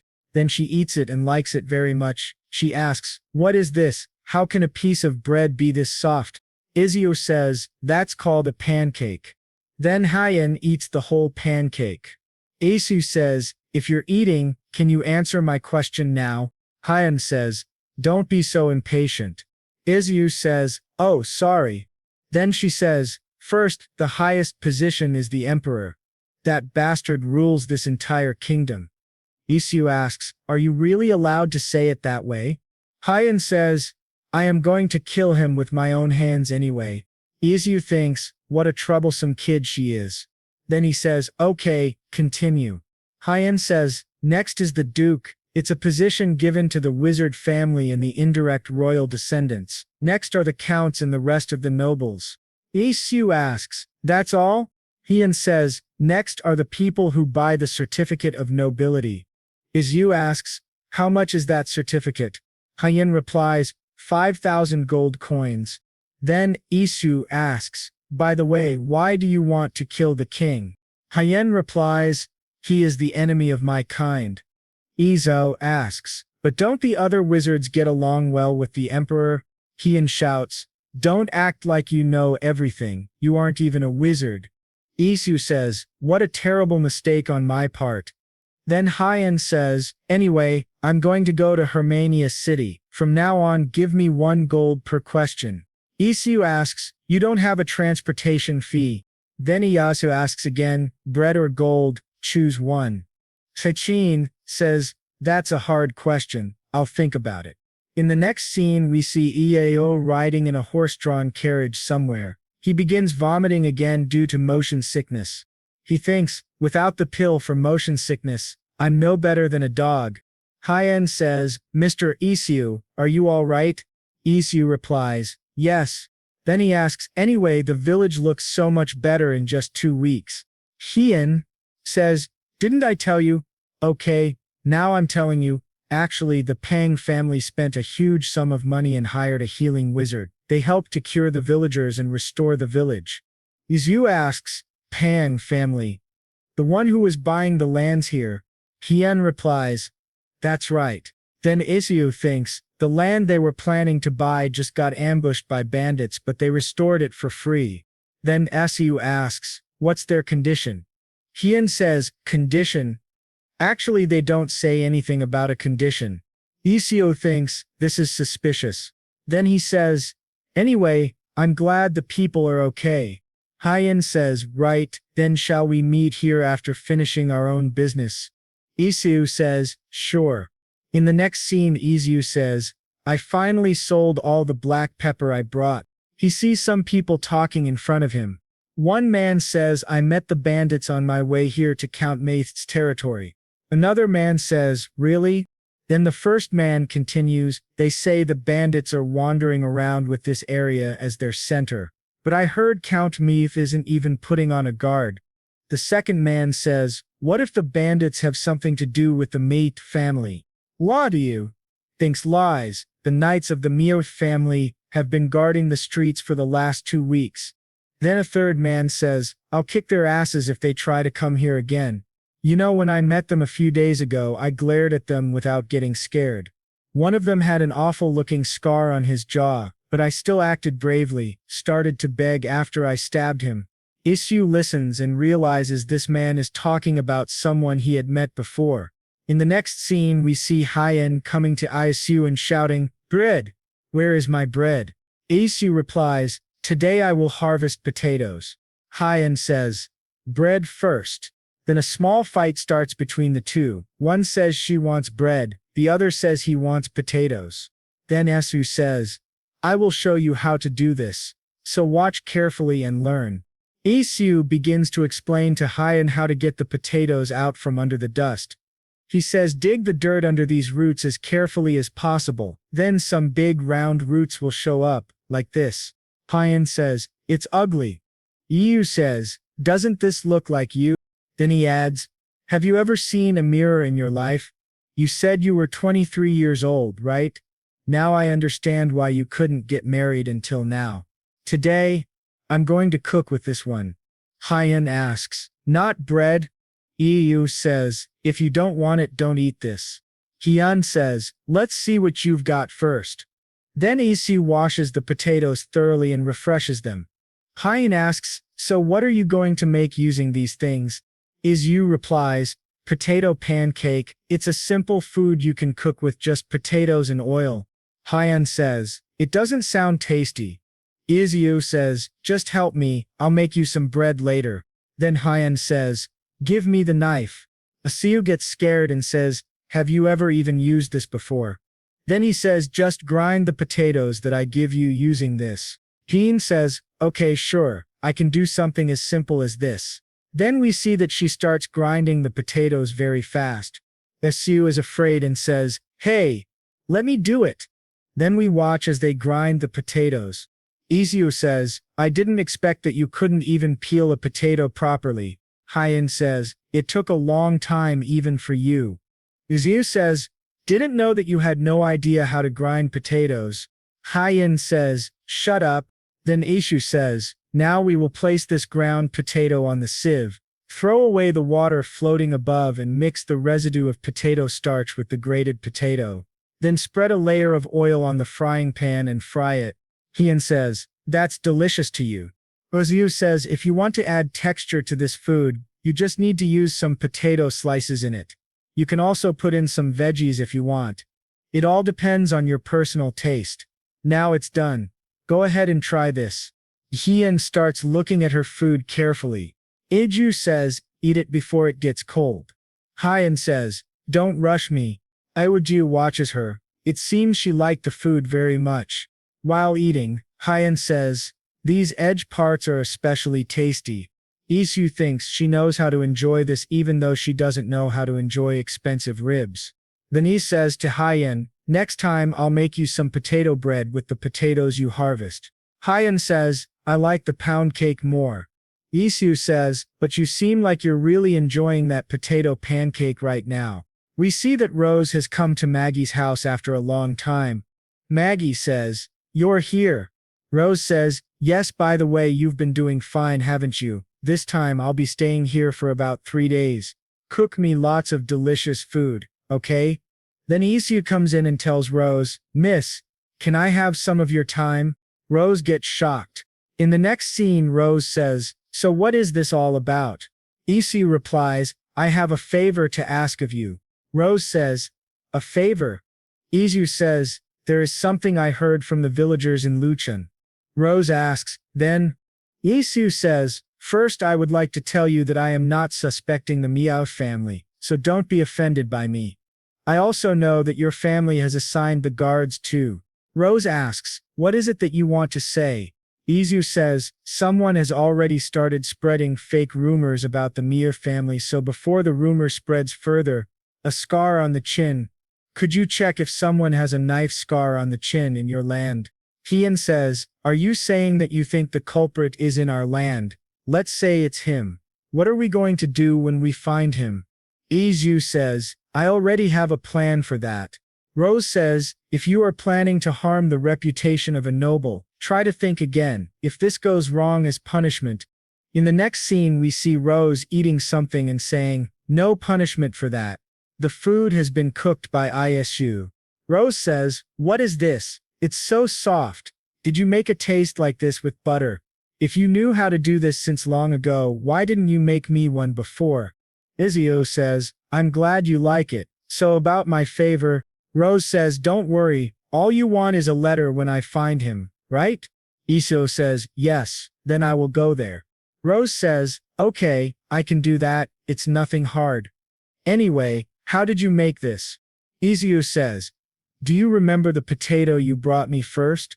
I washed it clean and then sliced it." Rose says, "Seriously, these country people are so easy to fool." Isu says, "What?" Rose says, "Why are you revealing the information that only you know to others? You should sell that information in exchange for money. Why do you think craft masters earn more than farmers? It's because they have a special trick only they know. They only teach those tricks to their children. When they get wealthy, they'll buy the certificate of nobility and become nobles." Isu says, "Then I guess I can't tell you the recipe." Rose says, "Then instead of that, along with Miss Gay." Isu says, "Okay, enjoy your meal." After a few days we see Rose, who has come to someone's house. Rose says, "Guard, step aside." The guard says, "I was told not to let anyone in." Rose says, "Is that so?" Then someone from inside says, "I heard that someone was spouting. Let's see who that is." Rose says, "It's us who hired the bandits to attack the Luchun village. What kind of child dares to use their long tongue in that way?"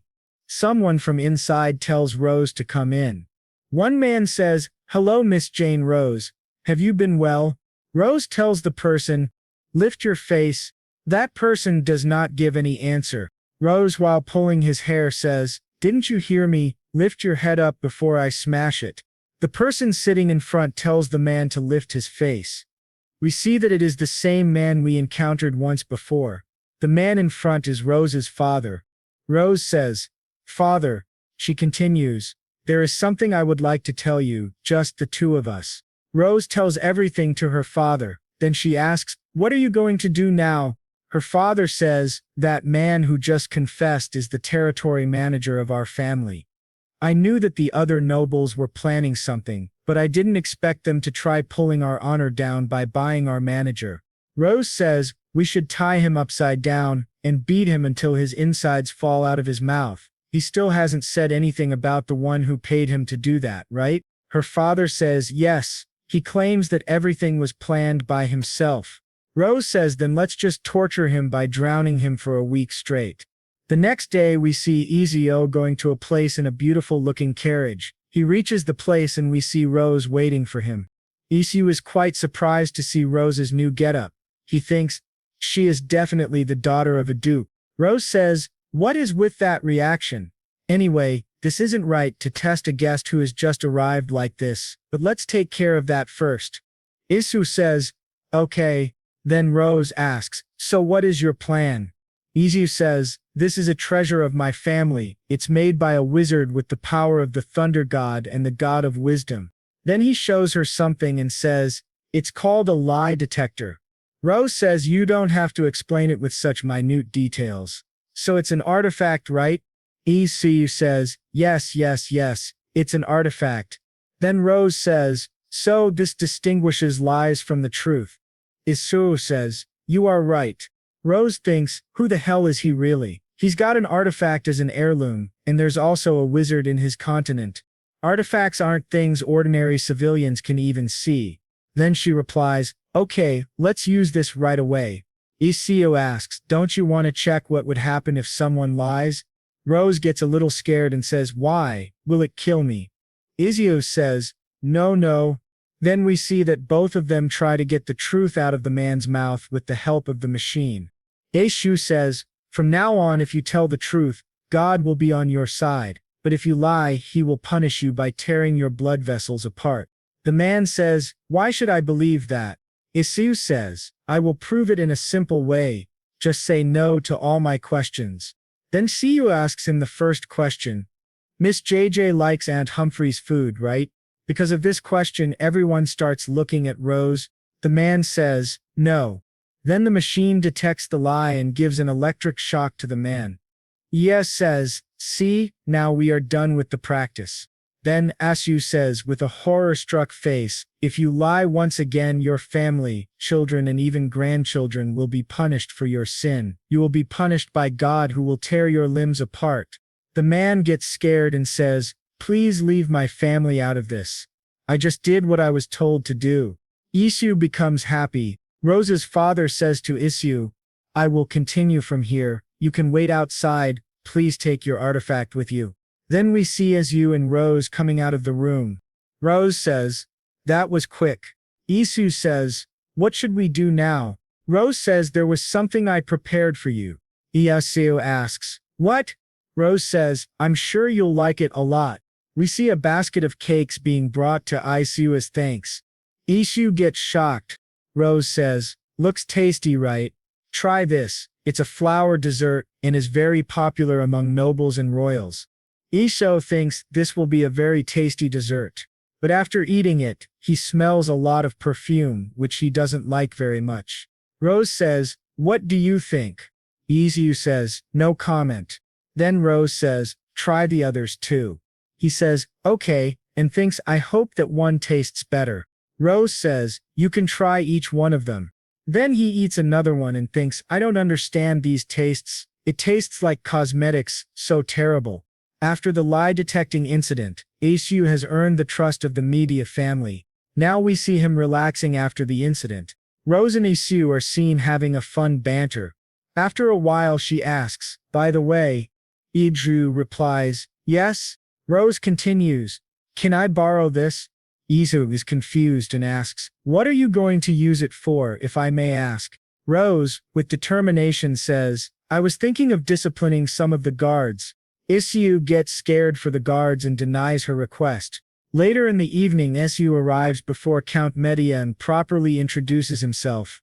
Rose asks her father, "How did it go? Is the feudal family really related to all of this?" Count Medea replies, "Yes. The royal family has decided to impose separate punishments. The man they instigated will be sentenced to prison for life." We see Count Medea being grateful to Isu, as he was the most helpful. The next morning, Isu wakes up from a comfortable sleep, then walks toward the window to watch the bustling town. As he feels the chilly air, he quickly shuts the window. In the meantime, his butler arrives and brings him morning tea, snacks, and a bathrobe for him to cover himself. To Isu, it felt weird that he was relaxing in this new world, but he made up his mind, "This world is my new home." When he heard a voice calling for him, stating that the meal was prepared and Isu was called to have a meal with Count Medea. At the dining table, we see Rose all excited as she watches Io wearing formal noble clothes, commenting, "You look as shiny as a new gold coin in that outfit." Isu feels embarrassed since he's not used to noble clothing but decides to have the meal with the Medea family. Rose is interrupted by her personal maid for her informal way of speaking. Feeling lectured, she orders the maid to bring the food.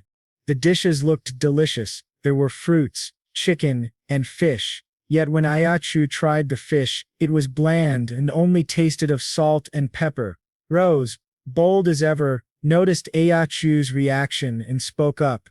"Now you know why I keep going back to Mrs. Humphrey." Not wanting to make the Medea family feel bad, Iso compliments the food. Then he is served mutton ribs, which he finds good and not gamey. Rose's mother, feeling worried for her child, speaks up. "Goodness dear, aren't you a little picky about your food?" Rose answers in frustration, "You won't say that once you've tried Mrs. Humphrey's food, mother." Her mother says, "That's why I'm telling you to invite her over." After the meal, Rose and Isu go out to explore the town. While they are leaving, Count Medea and his personal butler have a deep conversation about Isu's rewards.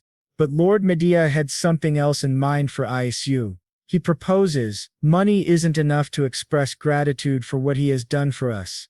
The butler is shocked and realizes that Lord Medea is thinking of writing a recommendation letter for Isu to become a noble. The butler explains that through the Count's recommendation, Isu can buy noble privileges without any restriction, but he also mentions that the Count rarely writes recommendations.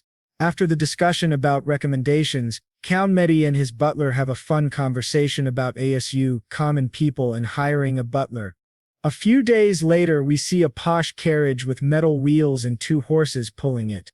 A familiar man sits inside. It's Isu.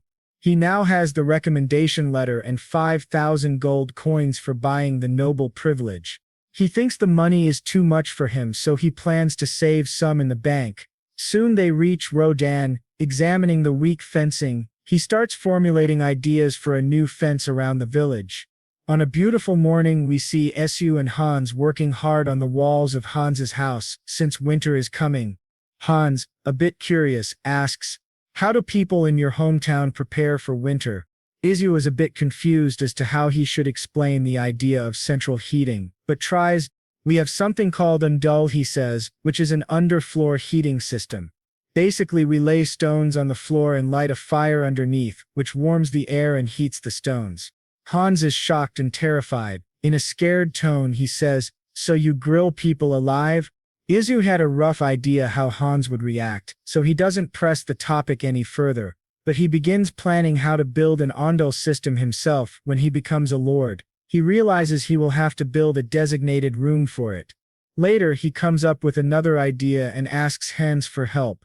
Hans shows up to Isu's living quarters in the village with pork feet. Isu thanks him and asks him to place them on the table. We see Humphrey a bit excited and shouting to announce that Isu will be in charge of today's dinner. She later asks, "Everyone raise your hands if you're going to eat here. The rest who have family waiting back home can leave." Isu is shocked by the number of people wanting to try his cooking. He politely asks them, "It's going to take a while, why don't you all wait outside until it's ready?" As the last person steps out, the air around Isu changes. He brings out his secret weapon from another world, spices and condiments. He starts by cooking the pig's feet with water, beer and bay leaves, allowing it to boil. After the first boil, he removes the water and adds fresh water to boil the legs again, removing the gamey smell.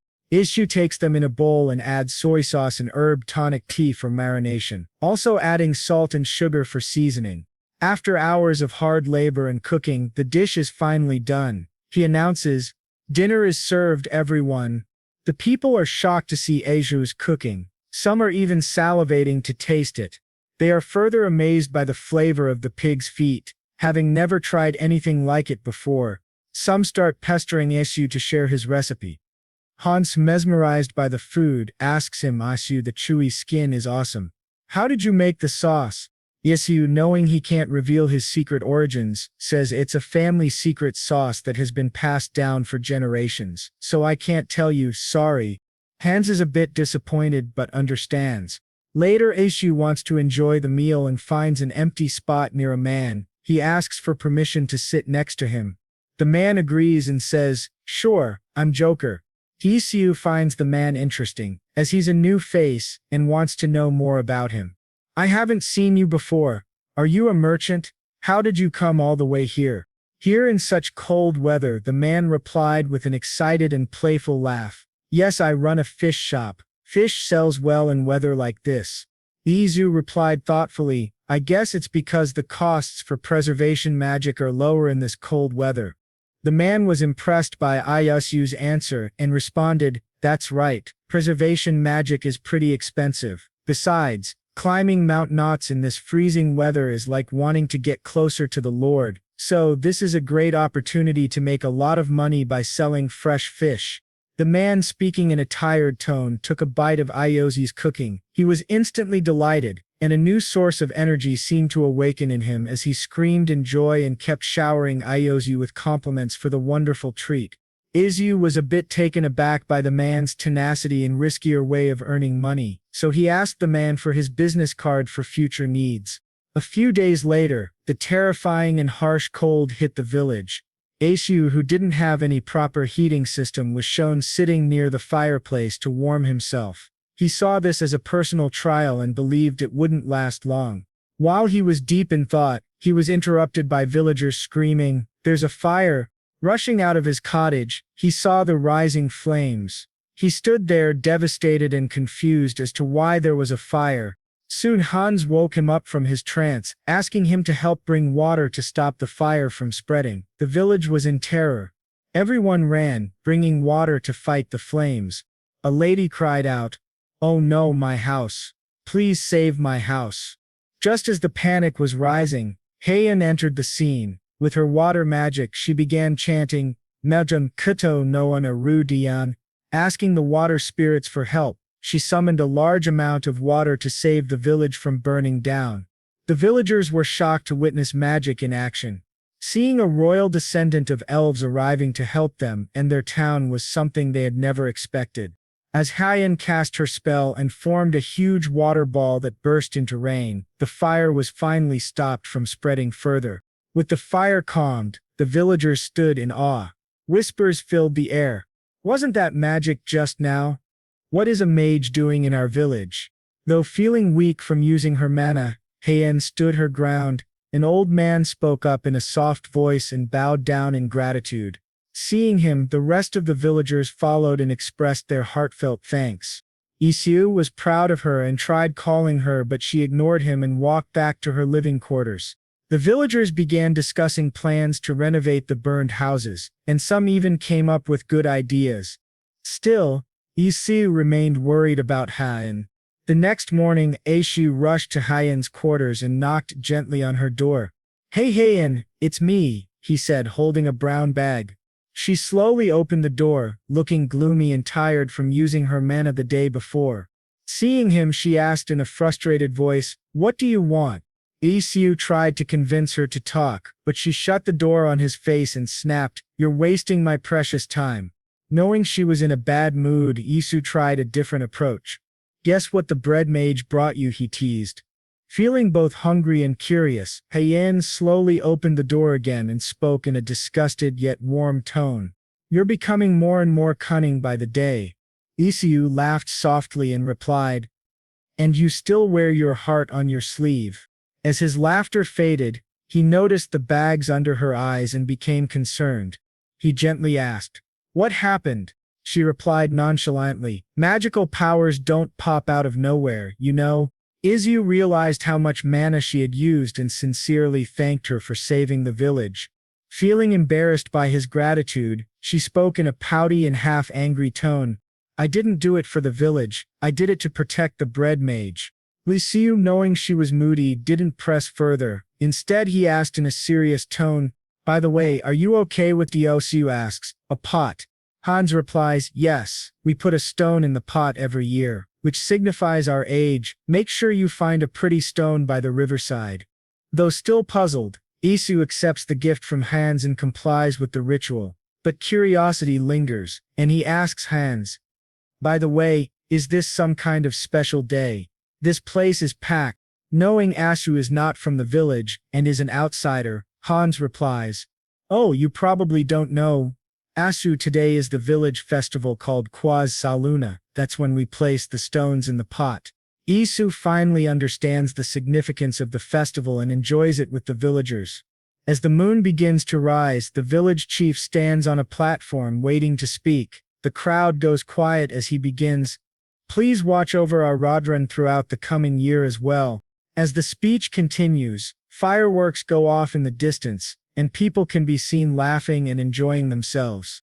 Hans and Isu talk about how long the ritual goes on. As people gather, Isu has a small conversation with the chief and asks for permission to continue staying in the village. The chief nods in approval. Later, the chief calls everyone to form a line. The villagers get excited, knowing it's time for the Quaz Salona ritual. The chief marks everyone's forehead with a red powder mixed with water. As the chief slowly marks each person, Isu grows nervous. This is his first Quaz Saluna, and he awaits his turn. After he is marked, Hans tells him, "Next we put the stone in our pots and make a wish." Isu nods and does as Hans says. He closes his eyes and wishes, "I wish for this year to be happier than the last one. Mom, Dad, I'm doing good, and I really miss you both." After Kwasalana days pass, we see Isu preparing to leave the village. He makes sure to pack all the essential things: food, water, a first aid kit, and most importantly, the money gifted by Count Medich. Later he meets up with Rose and they have a conversation about how Isu can buy noble privilege. Rose also mentions that he can buy the status in Pusing. Rose explains, "Pusing is a port city run by us, the Medic family. We initially used the manga port, but the family that controlled it started imposing heavy taxes, so we had to find a new port." Isho understands their situation and Rose continues, "Every port has a royal administration that issues rank certificates. Since you have my father's recommendation letter, you can easily buy one in Pusing." Ishu feels the generosity gifted to him by Count Medich and feels deeply indebted to the Medich family for this amazing opportunity. But then Rose states, "Before that, you need to overcome one more hurdle." Isu falls into deep thought, realizing that he has to pay a hefty price for noble privilege. He wonders if he's being pulled into some kind of scam but shakes off the doubt, choosing to trust Count Medich.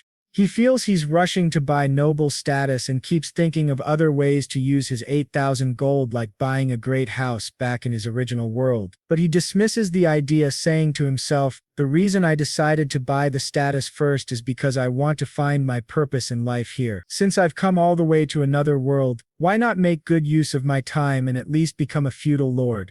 He had made up his mind. Later we see Isu and Hyan having a delightful chat. While eating, Hyan speaks with a stuffed mouth. "I want to go to Pusing too." Isu smiles at her clumsiness and says, "Swallow your food before speaking." She nods, finishes the bread Isu brought, and starts coughing while hitting her chest to swallow, looking very childish and cute.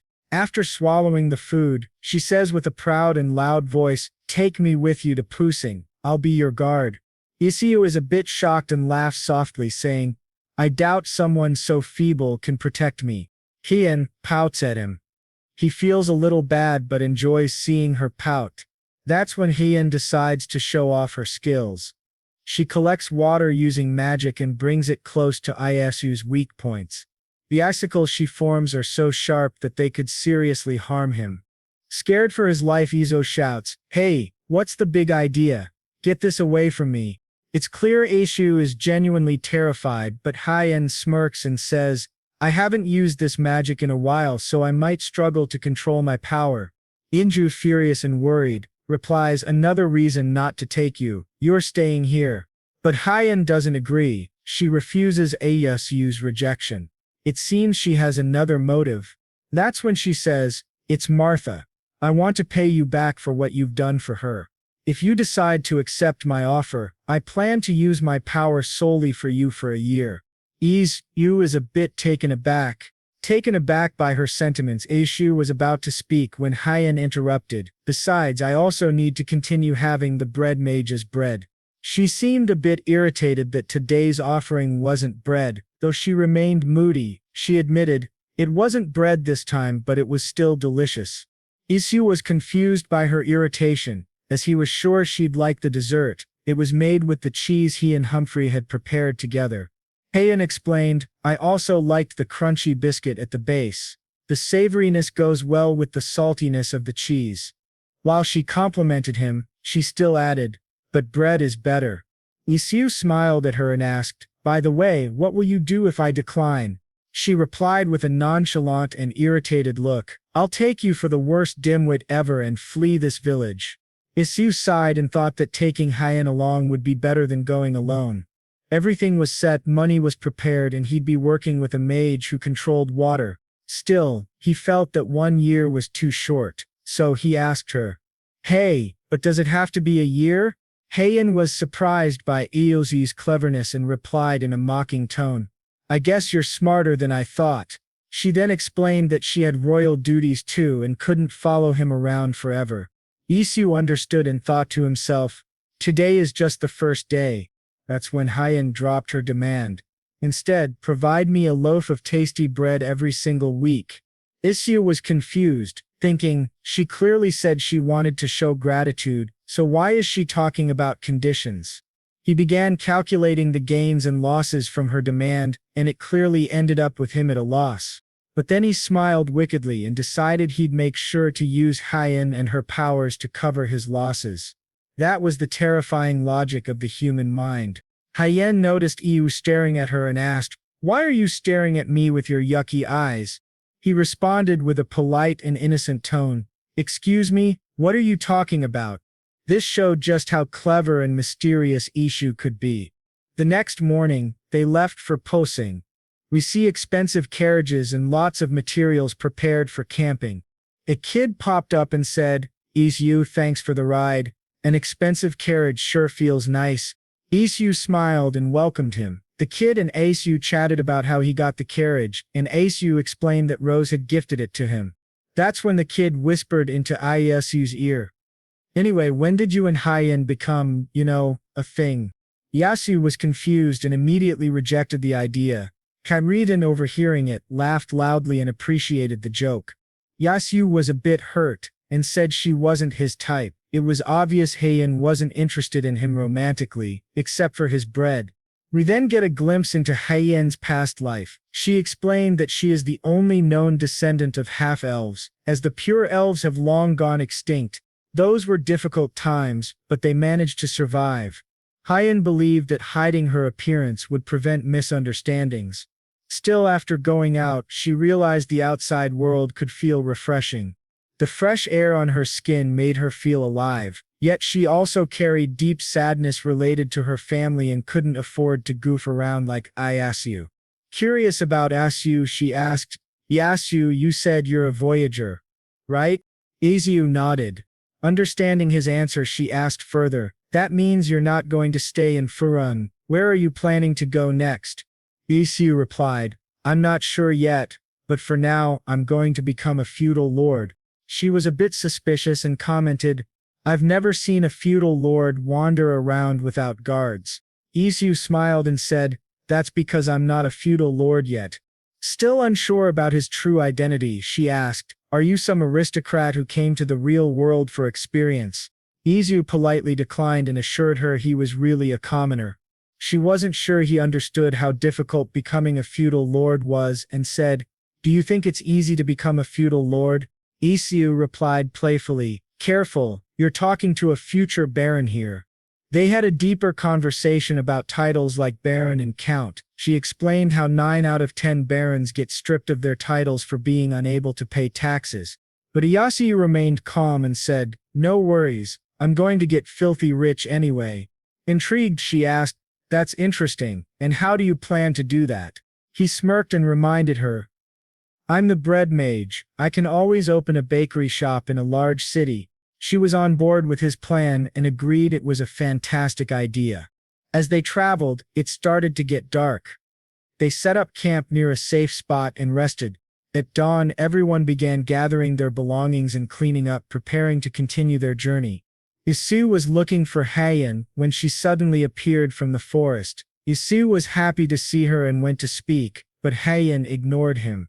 He didn't feel bad. He was used to her cold demeanor. Still curious about what she was doing in the forest so early, he tried to peek. That's when he discovered a group of wild dogs had been killed. As they continued traveling in the carriage, Isu turned and asked, "The one who killed those wild dogs, right?" Isu asked. She replied nonchalantly, "Why do you ask?" Isu was proud of her for stepping up to protect them from the wild dogs and felt happy that she was doing something good. As they traveled further, they came to a halt, confused. And Shu asked, "Why did you suddenly stop?" The boy replied that they had to pay a toll. That's when Ieyasu had an idea. He picked up his recommendation letter from Count Mati, which allowed him to save money. The boy and Isu shared some light banter about the recommendation letter. The boy was shocked, as Count Mati rarely gave out recommendations. When Ieyasu reached the registration office, he submitted the letter and 5,000 gold coins to buy his title. The clerk, pleased with the recommendation, asked, "So your name is Isu, may I have your surname?" Ieyasu was momentarily dazed. He didn't have a surname, which was fairly common. The clerk suggested he pick one from the book. Isu rampaged through the pages, not finding anything suitable, until he came across a beautiful name, Bloom. He picked it as his surname. After his selection, the clerk asked him to sign the papers and then announced, "Sir Ius Bloom," granting him the title of Baron. After the signature, Isu asked the clerk if he could leave. The clerk then explained, "From here on, to earn the title of Count, you must undergo training at a Count's estate for 3 years and pay an annual tax of at least 1,000 gold each year until you have satisfied the 50,000 gold requirement." Isu had almost forgotten about these conditions. He spoke up, "I'm thinking of getting my training from the Medi family. Do I have any other options?" The clerk offered him a shortcut. He could pay 10,000 gold coins for a completion certificate. Isu felt a bit uneasy and asked if he could have some time to think about it. The clerk agreed.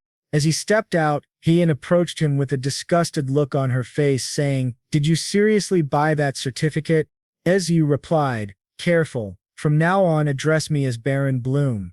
This irritated Heian, and she cracked a joke about making him kneel in front of the Grand Mage, which terrified Isu, but it turned out to be a joke. Later, she said she was hungry, and the two of them visited a fancy restaurant and ordered food. When the food arrived, Heian looked at it with suspicion. Isu, a bit skeptical of her not liking seafood, still tried to feed her the shrimp by placing it on her plate. As she tasted the shrimp, she felt the waves and saltiness of the ocean. It mesmerized her with delight.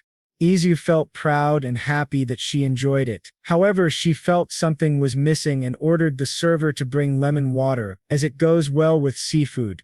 Her tone was a bit rude. Seeing this, Isu felt bad for the server and said gently to Heian, "Be a little more polite." Heian was irritated and replied in an annoyed tone, "This is how I talk. I can't help it." Isu responded after thinking deliberately, "But that's not how you talk when you ask for bread." Heian answered, "That's because I'm getting free, delicious bread, better than what I can find at an upscale bakery. Obviously I'll be kind." Isu silently agreed with her in the back of his mind. She then explained, "Lobster isn't cheap, and not bringing lemon water shows unprofessionalism." Isu developed newfound respect for her after hearing her explanation. She was right. Heian then ordered Isu to peel shrimps for her. He complied without any resistance, which made her smile a little. The next morning, both Iosu and Heian were wandering around the city when Heian said, "This place reeks of fish. It's stinging my nose." Isue, a bit worried, replied, "That's the smell of the ocean. Hang in there. Have you ever seen an ocean before?" Realizing it was her first time seeing the ocean, he smiled. Despite being grumpy, she was actually excited. After walking some distance, they arrived at the port. The beautiful scenery left Heian lost in awe. The fresh waves, the cold sea air, and the bustling town. It was all a new experience for her. The first words that came out of her mouth after seeing the breathtaking scene were, "Ah, it's so big." Meanwhile, Iusu found a perfectly flat stone and called out, "Heian, wanna see something cool?" Confused by what he meant, she stayed silent. Isu grinned, stretched his body, pulled his arm back, and threw the stone from the side. It skipped across the ocean water 7 times. Heian, still silent, was curious to try. She picked up a stone and threw it, but it sank immediately. Isu said politely, "That's not how you throw it." Unbeknownst to him, Heian used magic to make the stone skip more than 7 times. Isu protested, "That's cheating." Heian smirked and replied nonchalantly, "Too bad you're not a mage." This irritated Yuzio, and he wanted revenge. That's when Heian called out, "Let's go, Baron Bloom." Izu felt a shock run down his spine as he was not used to being called Baron. Isu said, "Don't call me that in public. I need some time to get used to it." Heian agreed, and they both walked around the city for a while before stumbling across the architecture guild which Isu had been searching for. He entered the guild and was greeted by a middle-aged man in his 40s, who asked, "What help can I provide?" Isu spoke his mind. "I would like to build an underground store." The clerk understood his request and asked him to be seated while he formulated the plans. After some time, the clerk asked, "What size do you have in mind?" Isu replied right away, "It'll be a shared storage space for the entire village." Understanding Isu's needs, the clerk nodded and started designing the structure. Meanwhile, Isu explained, "It's a village called Rerun, with 70 residents. It's about 3 days' distance from here if you take the East Provincial Road." After listening, the clerk summarized, "Considering travel expenses, materials, and labor, it will cost a total of 52 gold. Isu thought to himself, building a log cabin costs 20 gold, so building an underground storage facility for 52 gold is pretty reasonable. Then a doubt crept into his mind. He asked the clerk, "How much would it cost to build a feudal lord's estate?" The clerk replied, "That really depends." Isu then said thoughtfully, "Let's say, as big as the Meta family's castle, for example." After considering the query and the size of the Medi family's castle, the clerk replied, "If we're only talking about the inner castle, it would cost around 50,000 gold at today's prices." Isu was in complete shock. That amount was overwhelming, about 5 billion won in his world, a long way off for him. The clerk then spoke with pride, "Our great-great-grandfather built the Medi family's castle, so I believe it's fair to say I've inherited the know-how." Hearing his proud words, Aishu asked for his business card. In return, the clerk asked for Aishu's name. Isu replied with pride, "It's Isu Bloom, Baron Bloom." Hearing his name and title, the clerk became nervous and loudly asked for forgiveness. He promised to personally go and build the storage facility in Isu's village. Isu felt a bit strange being called Lord by someone older than him, but shook off the thought. He then requested the clerk to meet him at the shop by dusk, which the clerk accepted with a nervous nod. This demeanor made Isu feel a bit weird, almost like he was the boss. This kind of authority wasn't something he was used to back in Korea, and it made him uncomfortable. As he walked out of the guild, he thought to himself, "I hope this is enough of a farewell gift." While walking, he stumbled upon a cute dog that caught his attention. As he paused, Heian, waiting for him, said irritably, "Stop getting sidetracked and let's head home already." Izu asked her to wait for a while, but Heian, clearly irritated, told him to hurry. He thought she was being a bit stingy, but ignored it. Instead, he focused on enjoying the dogs. He asked the man nearby, "Which breed are they?" The man replied proudly, "They're border collies. They're trained as sheepdogs and specialize in herding." This made Iyasu want to adopt them and gift them to Rodan to help the villagers with their farms. As Aishu admired the dogs, the man explained, "When herding sheep, you send them signals by blowing a grass blade or using a whistle." Izu was really impressed and asked curiously, "How many would I need to herd a flock of 50 sheep?" The man examined the question and confidently replied, "One should be more than enough." Isu then asked, "How much do I need to pay?" The man replied, 3 gold, sir." Izu excitedly said, "In that case, I'll take them in pairs." He paid the man on the spot, thrilled. He thought about the villagers and how helpful the dogs would be, but if they didn't need them, he would raise the dogs himself. He adored them too much. Then a realization struck him hard. Heian hates animals. What he had just done was a big mistake. He glanced at Hyen's face, and it was clear she disliked animals. He wondered what kind of trauma or experience she had gone through. As time passed and a new day arrived, the clerk from the Architecture Guild waited for Isu on time. The dogs were energetic and excited to see Isu licking all over his face, which disgusted Hyen. She sarcastically gave the dogs an affectionate nickname with an irritated tone, saying, "You call them babies? Since when were you a dog?" She was irritated because the dogs got the best seats, which made her feel even more annoyed with Iu. After settling the dogs in the carriage, Isu called for the clerk and politely said, "By the way, I have a request." The man smiled and asked, "What would that be, sir?" Isu replied, "The villagers don't know I've become a baron yet, so I would like you to address me as Isu for today." The clerk agreed with a smile and took his leave.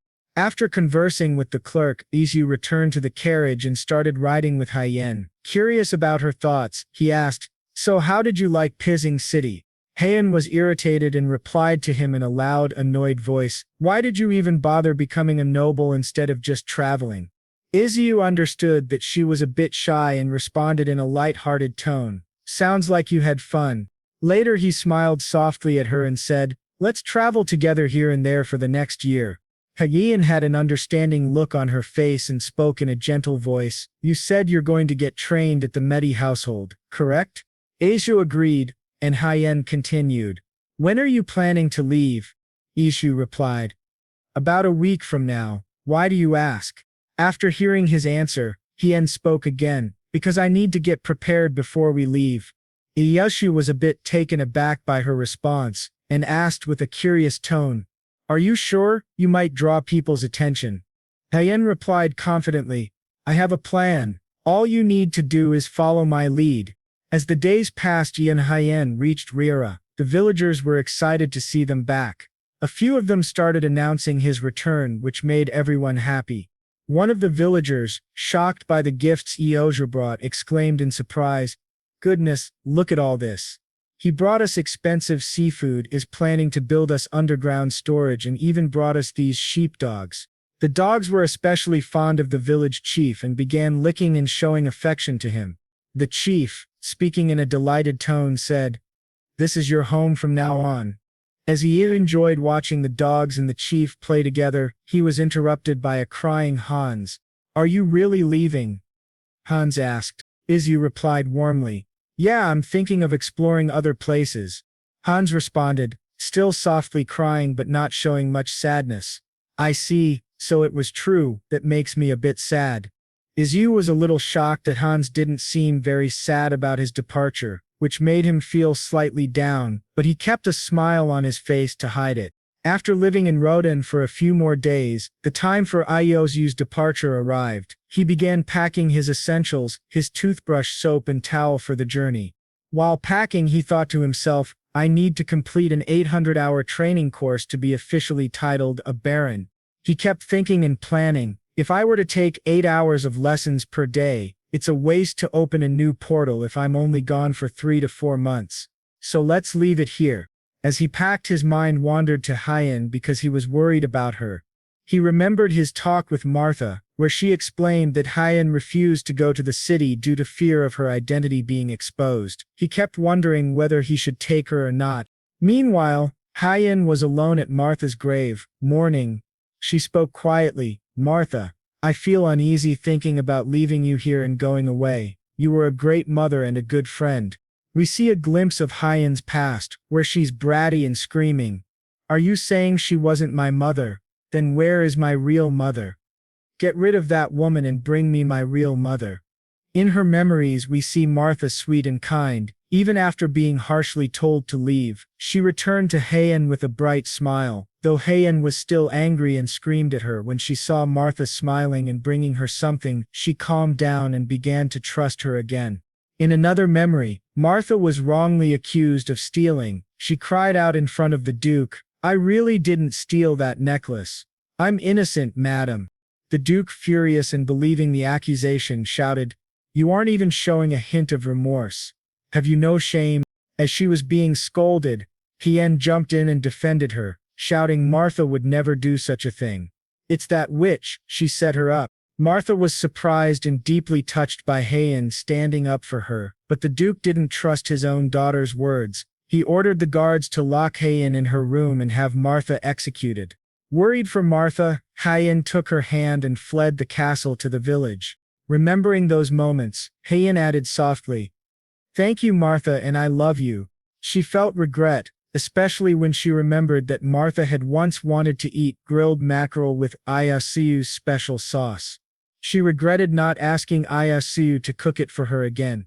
Speaking to Martha's grave, she said, "A while ago he peeled some shrimp for me, and it was hard to hold back tears. It reminded me of you." She smiled faintly. "I had my doubts about him at first, but maybe he's not that bad of a guy like you said. Actually, he's more like interesting, I should say. That's why I decided to go with him."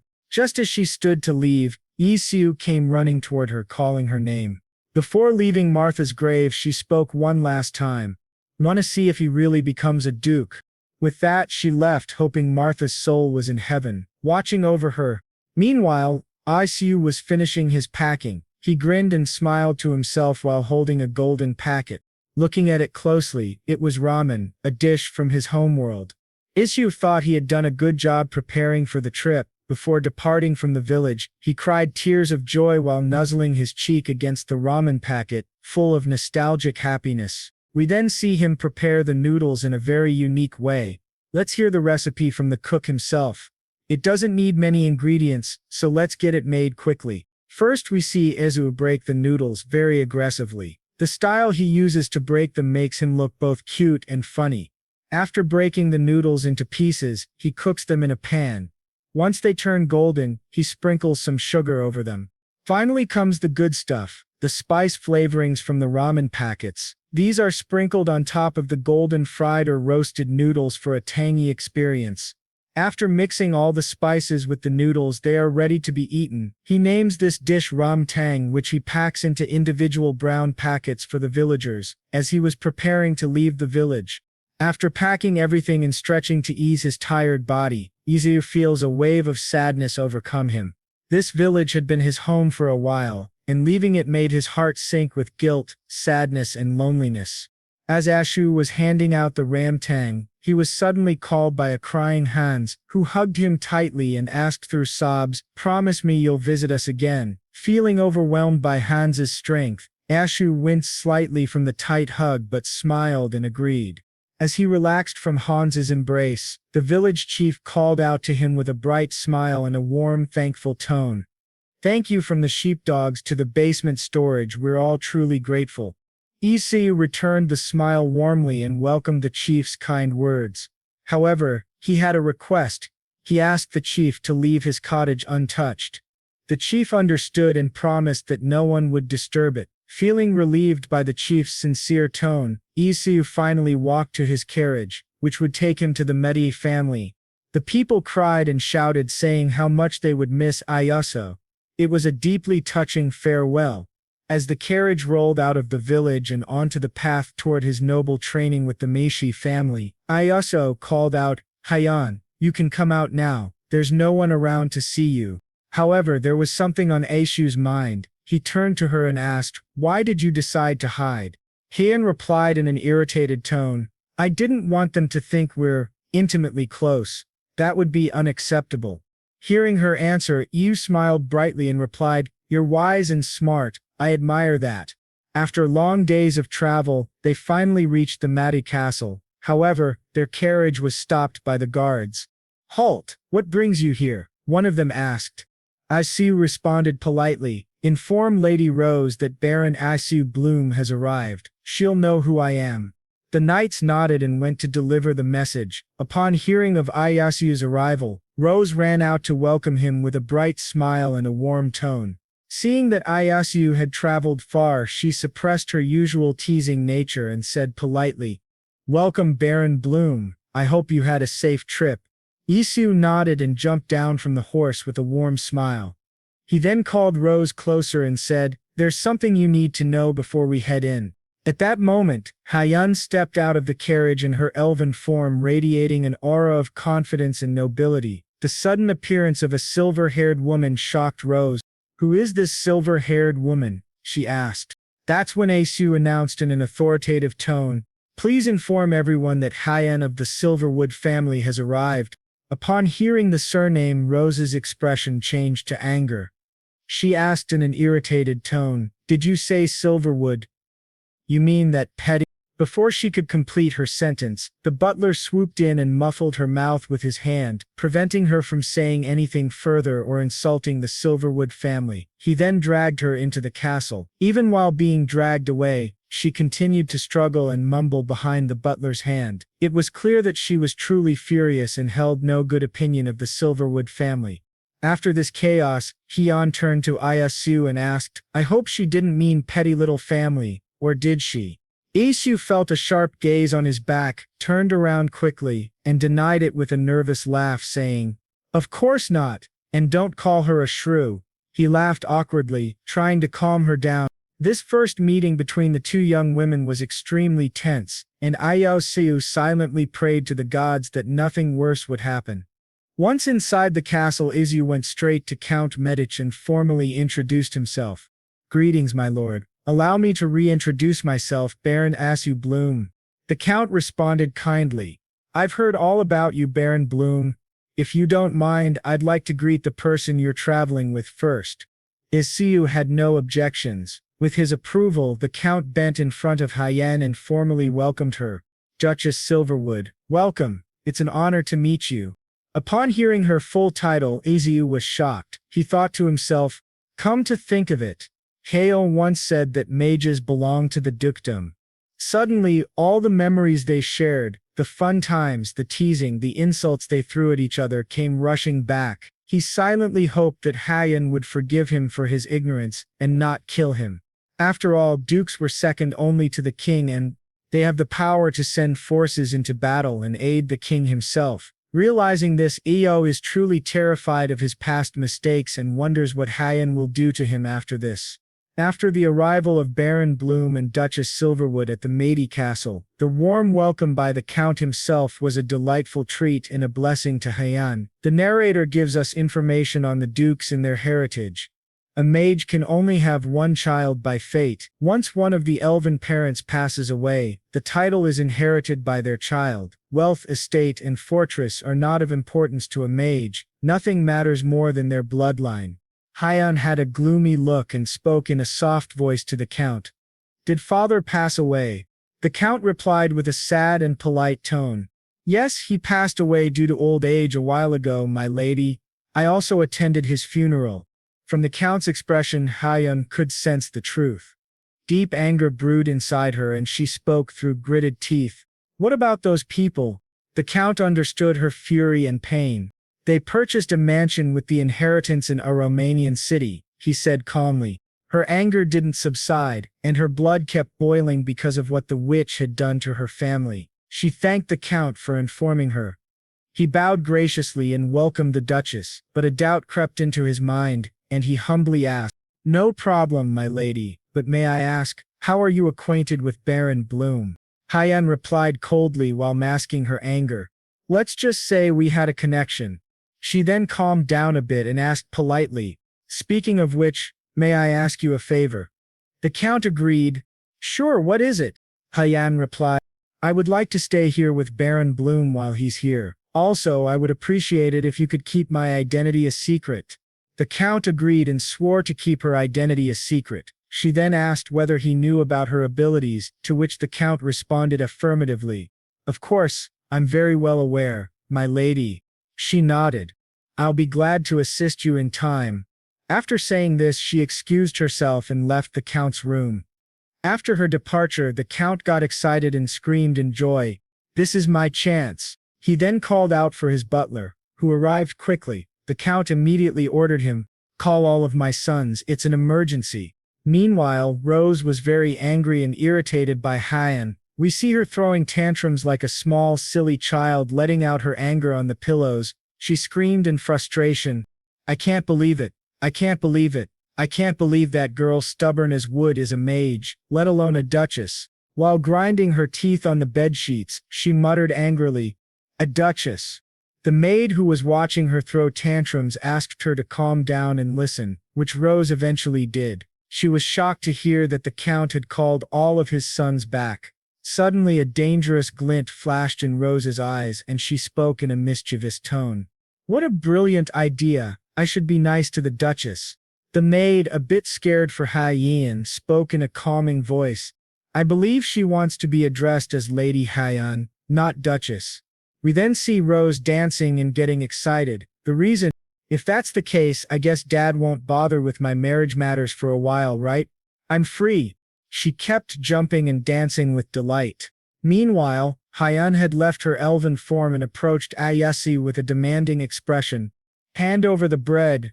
Isu, exhausted from the long journey and wanting to rest, wasn't able to do so thanks to Hyan's demands. He asked her to wait in her room. He then approached Rose and asked for permission to use the kitchen. She replied bluntly, no. Yasu was confused and asked for the reason. She explained, the servants will be punished for not doing their job properly. Besides, a noble going in and out will only disturb them. Realizing Asu was getting sad and disappointed, she added cheerfully, however, we do have an extra kitchen. You can use that one.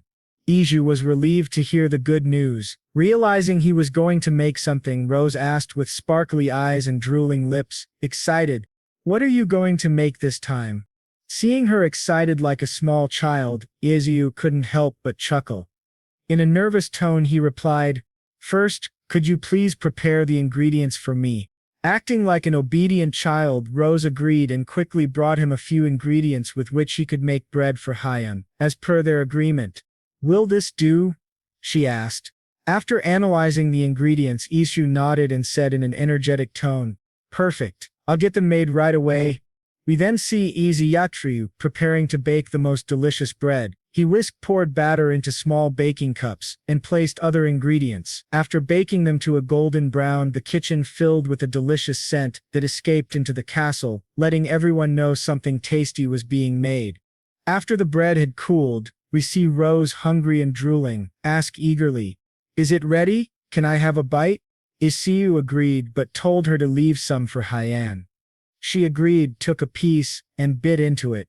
A blast of flavors exploded in her mouth, making her shriek and grin like a child who had just tasted something incredible. How is it? Izu asked. Jumping in the air, she replied. It's delicious. Her jumping and shrieking gave Isu a strange sense of déjà vu. He then took the remaining 2 pieces and said warmly, I'll take these 2 to Hyan. Rose replied, she's probably in the living room. I'll tell the servants to deliver them to her. Just then, a young and passionate man entered the private kitchen and introduced himself. Pardon me, Baron Bloom. Allow me to introduce myself. I'm Lucas.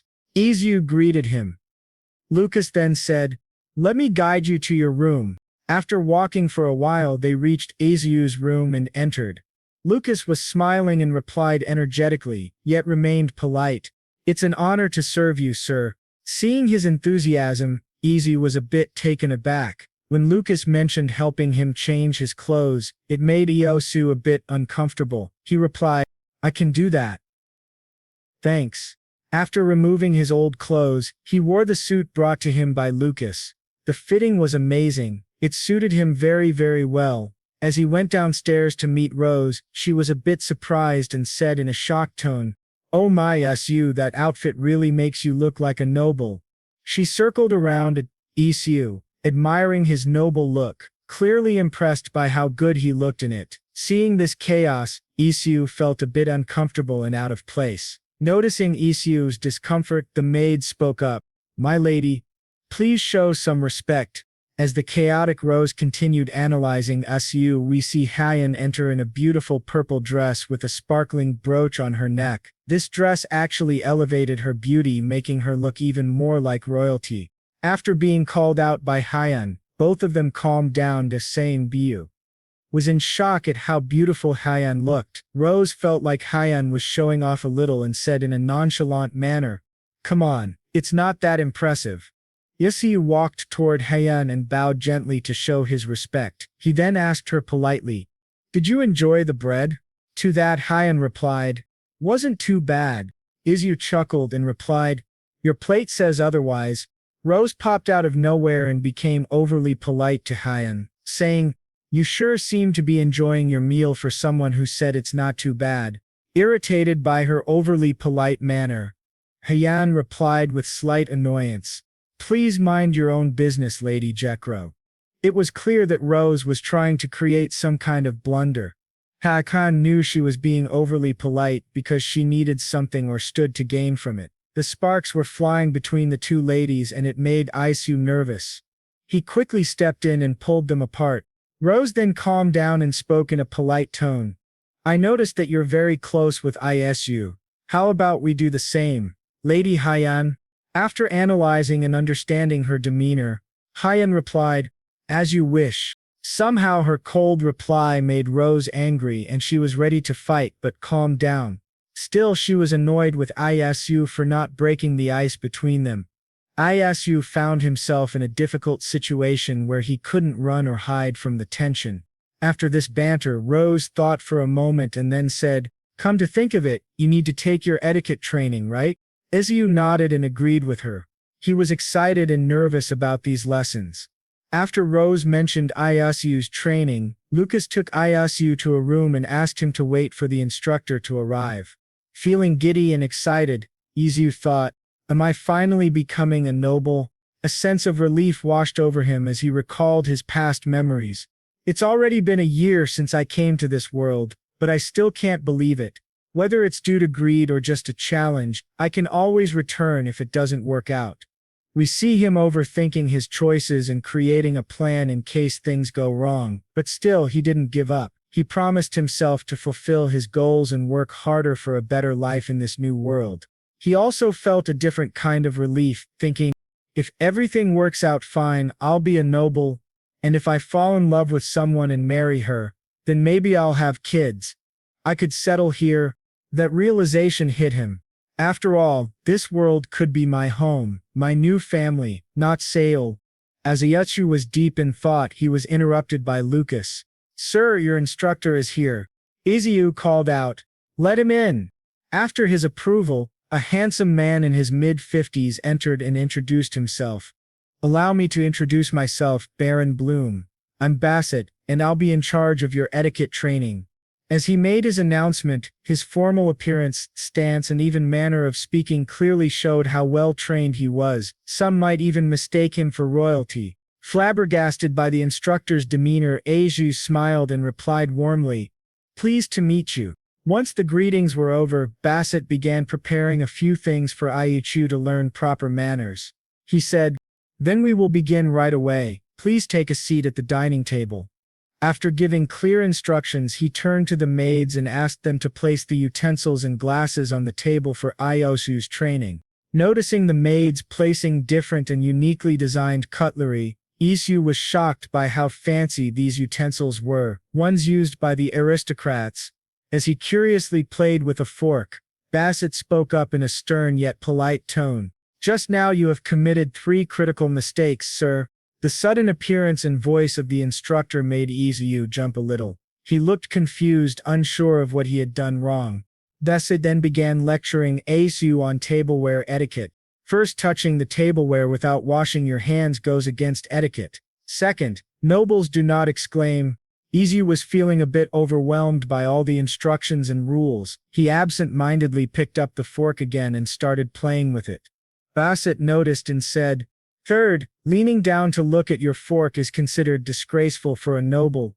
"You've got to be kidding me," Isu muttered. Bassett noticed the tone in Isu's dazed look. He then spoke up, "Even the words you just uttered are not standard language, so please refrain from using them." After making his point, Bassett then lectured Isu on table manners. Before taking food from the central plate, you must always wash your hands. After wiping the moisture on the tablecloth, proceed to place the food on the plate in front of you. Also, placing your elbows on the table is against proper etiquette. All these rules and etiquette overwhelmed Isu. His mind went blank and pulled him into darkness, as his brain couldn't memorize all the rules. Feeling way too overwhelmed, he finally spoke up in a frustrated tone. "Hold on. How do you expect me to memorize all of that at once?" Bassett remained calm, completely opposite to Isu's flustered state, and responded in a gentle tone, "Don't worry, sir. We're going to repeat it 10 times until you learn it by heart." After the training classes, Isu's mind felt heavy with information. He looked completely drained, like the life had been sucked out of him. He silently wished for some sugar or sweets to recharge his brain energy. Noticing that it was time for the end of Isu's training, Rose came to visit him. She was completely shocked and confused to find Isu tired and spent. Noticing Rose rubbing her eyes, Isu quickly sat up, straightened his clothes and sat magnificently on the couch. He then spoke with such elegance that it made Rose unsure if it was really him. Seeing her confused look and then realizing she hadn't recognized him, he said his name and spoke in a formal tone, masking his tiredness. "Did you take a good look around with Hyeon?" Rose replied warmly. "Hyeon needed some rest halfway, so it took us a while." As she completed her sentence, Hyeon arrived at the training room with such elegance that it felt like spring had arrived. She replied to Rose in a cold yet polite manner. "How inconsiderate. I traveled a long way, so it's obvious I needed a good rest."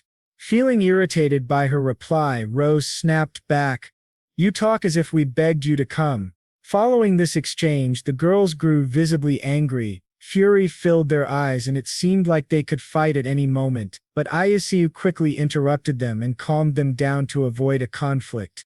Noticing the uneasy tension between the girls, Isu got a brilliant idea. "Alright. Have you girls tried creme brulee?" Hearing the unfamiliar name, the girls both looked confused and spoke at the same time. "Creme brulee?" Understanding their confusion, Yu began explaining with passion. "Yep, it's a simple custard cream dessert with sugar on top." He then added, "I'll make one for both of you." A doubt crept into his mind and he asked, "By the way, are there any pastry chefs or pâtissiers here? How can you not know creme brulee?" The girls were still completely confused by what he was talking about. Rose then asked in a cold tone, "Pastry chef? As in an expert in making pastries?" Hyeon added, equally cold, "We don't call someone who makes inedible things a skilled person." Noticing their cold expressions and lack of exposure to such delicacies, Yasu finally understood why these girls hadn't heard of creme brulee. The ingredients were prepared by the humble maids and butlers of the Meda family. Izio then started cooking the dessert while explaining the process. "First, we're going to make the base cream with egg yolks, then scrape the vanilla bean seeds off the pod and add them to the milk." He then held up a vanilla bean and explained, "This is called a vanilla bean. You'll be surprised how useful it can be. You can make money by selling it as syrup or jam, you know?" Listening to Isu explain the different uses of the vanilla bean, Rose was taken aback and asked in a surprised tone, "How do you know all this stuff?" Scoffing slightly, Hyeon added with a proud expression, "Eo is the mage of bread, he knows everything." Rose looked confused and said in a suspicious tone, "Rich." She then turned to Hyeon with a scary look and asked in a deep, intimidating voice, "Don't tell me Isu made bread for you." Isu was caught now and he feared for his life. Rose then spoke up with a proud smile and tone full of pride, "I bet you didn't know he made me potato pancakes last time." Hyeon coldly replied, "I didn't like that." This small argument was enough to reignite their anger. The girls glared at each other while Io stayed frozen, scared to intervene, fearing they might take their anger out on him. Suddenly Rose shouted, "Isu, Don't just stand there. Start making something, will you? Seeing the anger in her clenched fists turning white, Isu agreed quickly and focused on his custard cream. After the custard cream was done, he showed it to the ladies. It was thick, yellow, and smelled absolutely delicious. Both of them were drooling, curious to taste it. Eventually, curiosity got the better of them and they started poking the custard. It was springy and wobbly. Their fingers got a little covered in custard, and they licked it off. Rose exclaimed, "This is super tasty." The maid sighed helplessly as Rose showed her childish side. Isu then told them he needed to cool it. Knowing he might need ice, Rose ordered her maid, "Lucy, could you bring us some ice?" The maid nodded and prepared to go fetch the ice. Isu was shocked to find that the midlife family had ice and asked about it. Rose nodded and explained, "Yes, we do. We have a separate ice storage. It should last till May. We shave it to make ice desserts." Isu wondered whether their way of using ice was similar to the shaved ice, with toppings found in his home world. As the maid arrived with a bowl full of ice, Isu thanked her and placed the custard bowl over the ice bowl to cool it. There were some egg whites left, and Isu thought of using them. An idea struck him and he said, "With leftover egg whites we can make meringue cookies." He then had a superb idea that would make the task easier and let the girls vent their frustration. He announced, "How about Haiyan and Rose do a meringue whisking race?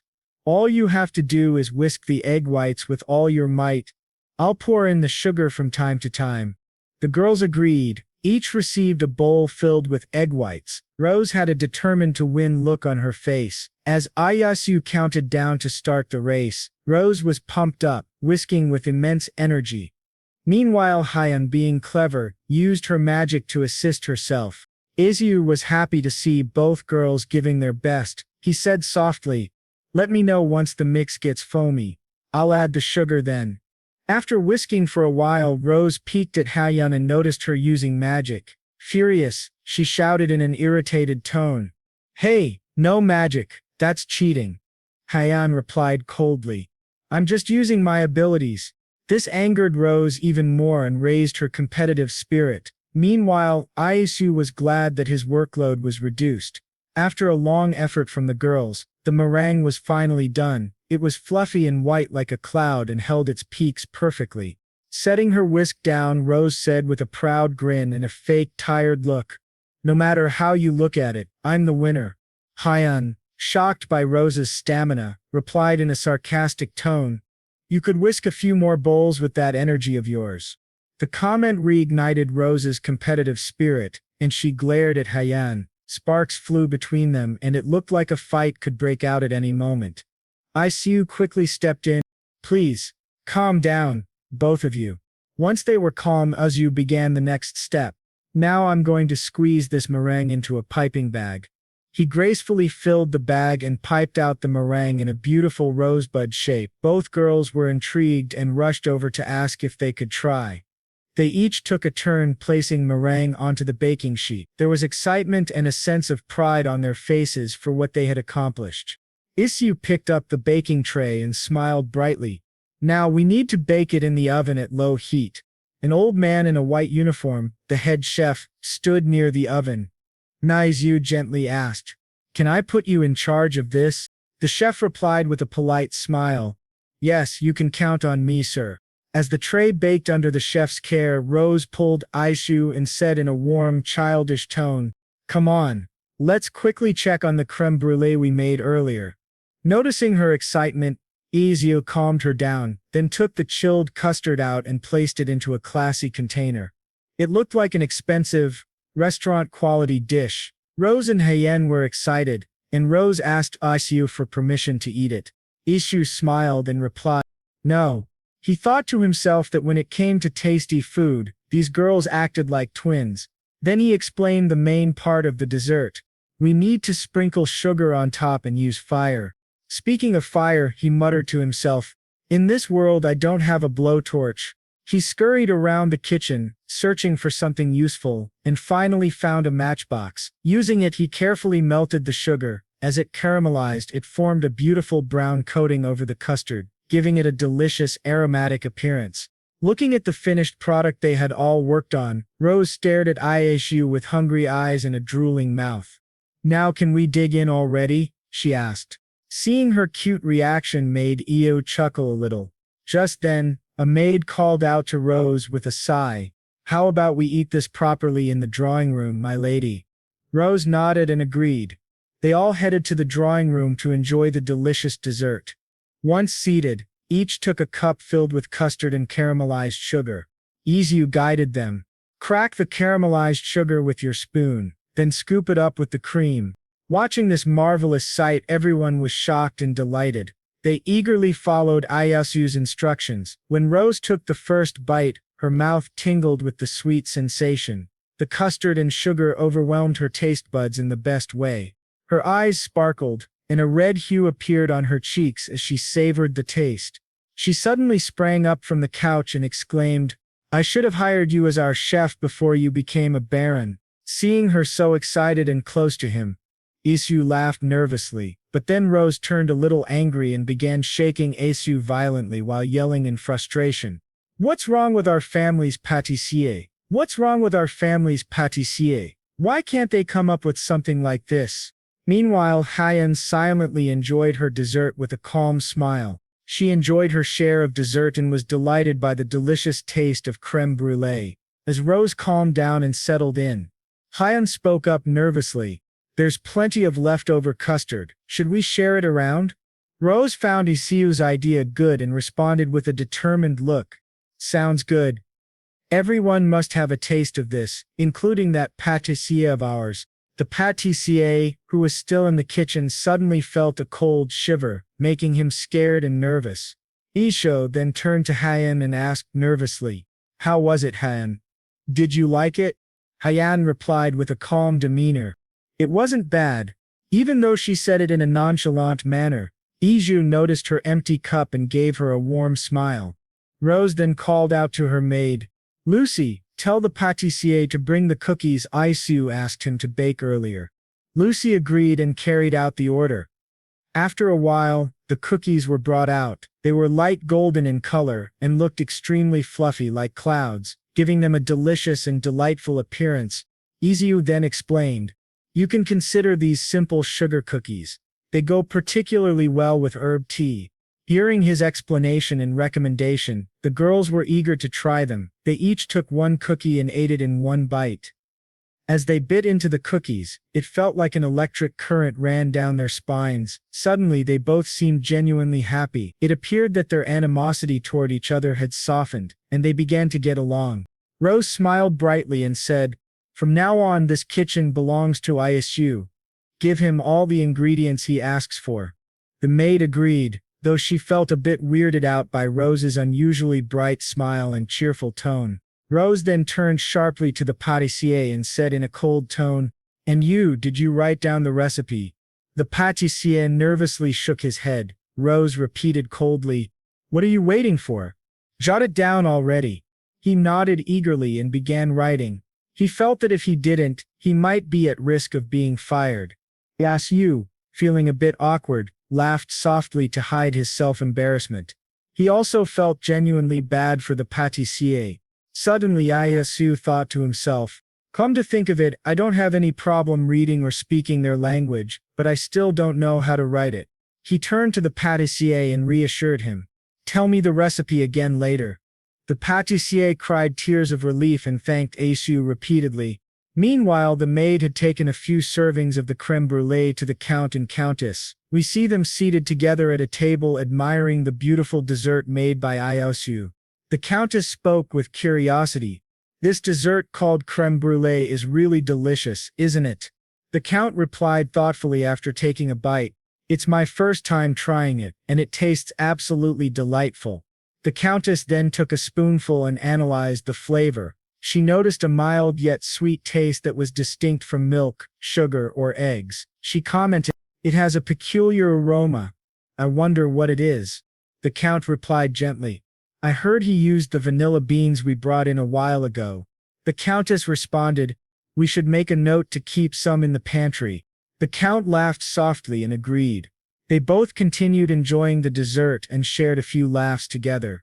As they were in the middle of their conversation, their butler knocked at the door. The count allowed him to enter. The butler bowed gently and said, "I came with news of the young masters, my lord. Currently, the oldest master is traveling the southern region. He has recently become captivated by wine and is studying the art of winemaking.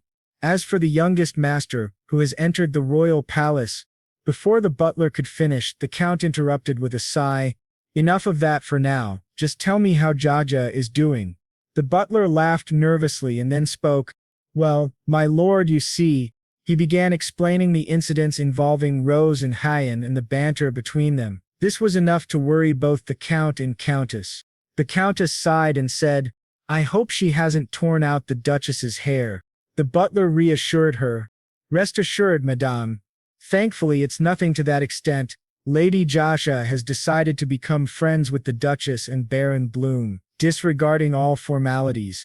The Count and Countess laughed and agreed that this was for the best, for both Rose and the family. She had always been the most notorious troublemaker and mischievous individual in the family.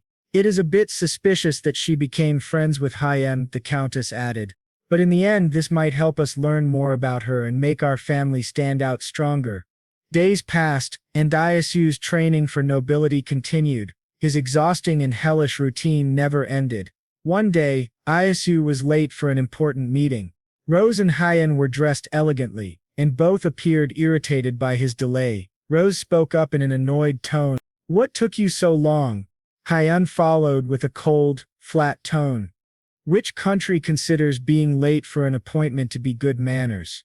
Isu laughed nervously and replied, "Sorry, I had some business to take care of." The real reason for his delay, however, was his upset stomach. He regretted not bringing his daily probiotics. As Isu caught his breath, he noticed Hyan wearing the dress he had bought for her during their visit to Pusing City.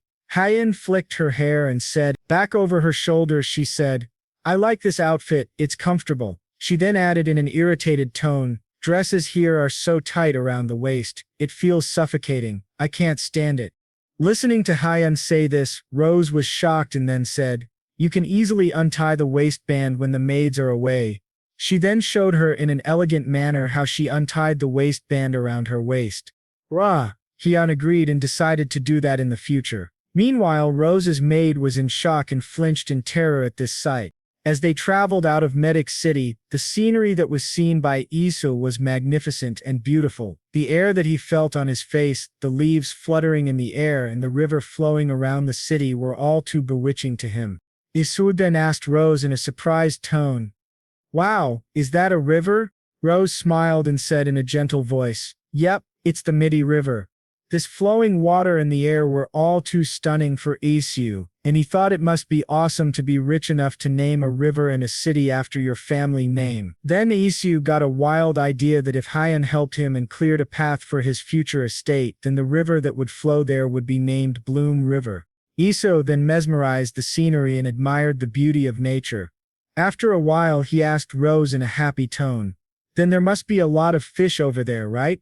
Rose was a bit confused by his happy demeanor and said in a flat tone, "I heard there are hardly any."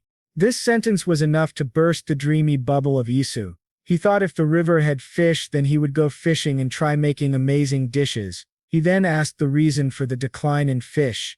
Rose then said with a hint of sadness, "Yeah, these days even if you farm it's a poor harvest, so we're just expanding the farm." Isu was overwhelmed by this information and had a doubt, but before saying anything he thought, raising livestock in the farm up there and cultivating bee crops in the farm down there, this is an amazing idea.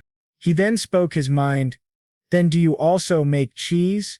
Rose nodded and said, "Of course. If there's a place you'd like to explore on your own, feel free to look around. We'll go back and wait for you." Isu was confused by Rose's words and asked her in a confused tone, "Oh, can I do that?" Both Hyan and Rose had a mischievous glint in their eyes, and agreed, letting him go out and explore the city. Then they both opened the door of the carriage, looked around to stall time, and as they found the horses, they got up on them and started running away. The servants of the Medic family were in shock and terror when the girls started running away. They followed after them, really worried. Rose waved at Isu and said, "Then enjoy." Isu then guided the chauffeur to take him into the town, and he observed people making cheese. He thought, looks like a lot of people are making cheese, since it's spring. He was mesmerized by the method they used to make cheese, and later he found a boy sitting on the footpath. He ordered the chauffeur to halt, and then called out to the boy, "Hey kid, come here for a sec." The boy felt he was called and walked nervously to the carriage, speaking in a shaky voice. "Do you need anything, sir?" Noticing the boy's nervousness and scared look, Isu rummaged in his bag and took out the manga cookies, handing them to him. The boy nervously took the cookies and admired their shape before eating them. His eyes shone with a bright sparkle and he spoke in a grateful tone. "This is delicious, sir." "Thank you." Isu lemon juice and heat it. The boy relaxed a bit and answered, "Yes, we do." Isu nodded and gave the boy a warm smile. Then he told the chauffeur to take him back to Medi Castle, as there was now an amazing idea running in his mind and he wanted to try it out later. Isu rushed to the kitchen and made an amazing cooling drink, serving it to the count and his family. They were confused by the white drink in front of them, and the count spoke up in a suspicious tone. "Are you suggesting that this is the solution to the harvest issues?" Isu smiled and laughed nervously before saying, "It might not be perfect, but it seems like it could provide some help. From what I heard from Jaja, there are no fish in the lake and the harvest is poor for crops as well." The count understood what he was trying to say, but still a doubt crossed his mind and he said, "Yes, she's right, but how does this help with that?" Isu nodded and said in a polite and formal tone, "I'll explain later, sir." He then said with a bright smile, "But please try it." First, the count and his family nodded and understood his intentions. Without giving it much thought, they tried the drink in front of them. Rose finished her glass of the drink and said with an exaggerated happy sigh, "This is my first time tasting it. It's tangy and sweet." The countess agreed with her daughter's thoughts and said, "Yes, I enjoyed it too. What is this made of?" Isu listened to the question and after giving it some thought said, "Normally when we make ricotta cheese we add lemon juice to the whey. But this time I added milk instead. Depending on your preference you can also add sugar or fruit."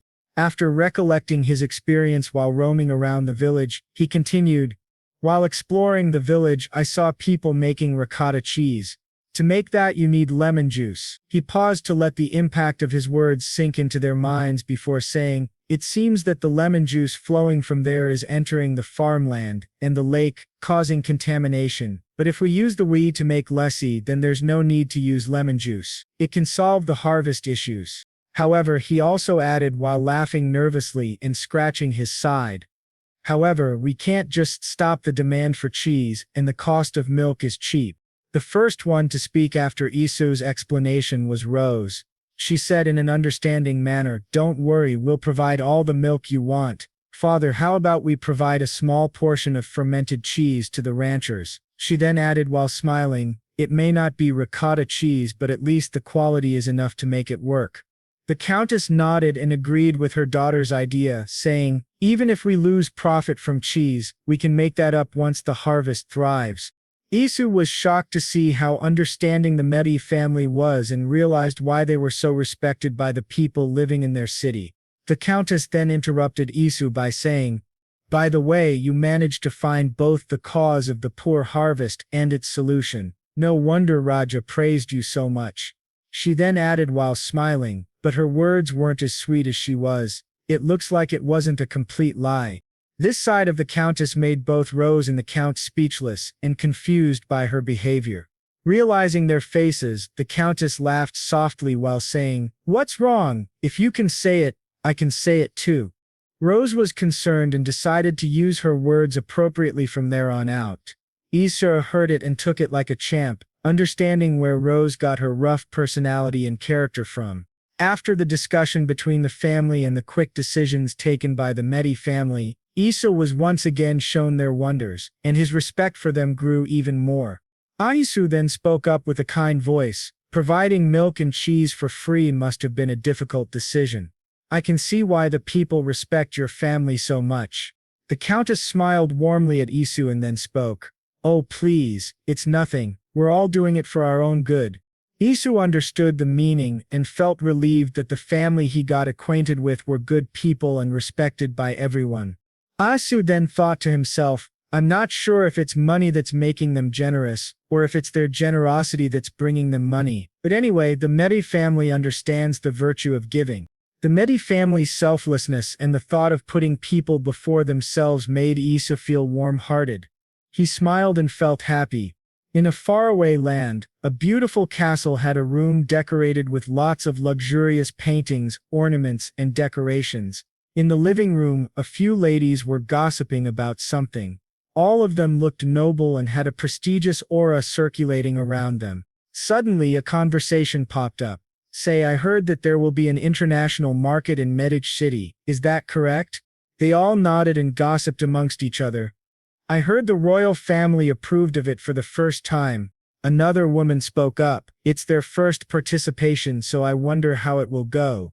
A lady who was heavily dressed spoke up in a very controlling demeanor. Surely not everyone is planning to go, right?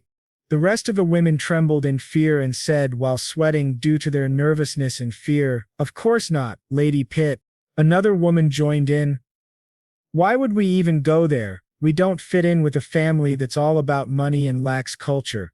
After this heated conversation, a noble woman dressed in a brown elegant gown said, "By the way, have you heard? I heard that the Medi family is expanding their farm again. This time, they continue to monopolize the wool without any conscience, causing harm to the Pitt family." She said this to praise Lady Pitt, but she didn't realize that instead of making Lady Pitt happy, she made her angry and was now being glared at. Gathering her courage, she spoke in a shaky voice, "But there's a rumor going around that the Duke will make an appearance at that event." This rumor made Lady Pitt really interested in the festival, and the other woman who heard it asked, "Is that true?" The woman sitting beside her replied, "I doubt it, my lady. I'm sure it's just a baseless rumor spread in case the Count's family rejects the invitation." The narrator explained, "Seeing the Mage family is rare. Unless it's an official event organized by the royal family, mages stay out of sight unless their presence is mandatory, such as at royal ceremonies. Events or occasions where their abilities are needed. That's why nobles, whenever they get the chance, always seek to establish a connection with the Mage family." A few ladies were having a heated argument about whether this rumor might be true or not, and a few agreed that if it was true then they should attend the festival whether they wanted to or not. Lady Pitt then clicked her tongue and spoke in an irritated tone, "Well, I'm not too sure about that. Is it not a bit too much to travel all the way there based solely on rumors?" After this, the room went silent and everyone had their doubts about whether to go or not. One lady spoke up with a trembling voice, "Well, we're not going there because we like that family, you know. If the rumors are true, it's a great opportunity to form a connection with the Count's family. And if not, we can throw cold water on the Miyashi family. Couldn't we?" Everyone agreed to it, and tried to convince Lady Pitt. She herself was giving it a long thought, thinking about her vengeance and the mockery they faced due to the Mishi family. She then smirked after giving it some thought, thinking, "Those Mishi bastards, how dare they claim to support the commoners and buy wool at exorbitant prices, making a mockery of our family." This was the start of something bad to happen. Lady Pitt and her anger were on the brink of bursting onto the Medici family. Back in Medici City, it was chaos and confusion amongst the workers. Their rushing footsteps and the loud orders from Rose showed how important this upcoming festival was. Rose ordered, "This dish lacks originality. The design is too old-fashioned. Please pay a bit more attention to the interior decor. You two, you're in charge of this area." The bustling and rushing sounds never died down, and the air of nervousness and excitement remained. Isu, who was an outsider, saw the people in a frenzy and smiled at them warmly to cheer them up. That's when he felt a tap on his shoulder by Rose. He turned to her and she said, "Hey Isu, can I have a word with you?" Isu agreed, and they both went out to the balcony, a bit far away from the hectic frenzy in the castle. As they walked out in the cool breeze, Isu noticed Rose's gloominess. To cheer her up, he spoke in a warm tone. "I heard the international market is opening in your county this time. I bet you attended a lot of the previous ones that were held by other families, right?" Rose was nervous and gloomy. She lacked her usual mischievous energy and spoke in a serious tone. "A few times when I was a kid." Isu asked her why she doesn't go now. She then replied, "I always left feeling bad every time I went." Even though she was scared and nervous for this festival, she replied while smiling.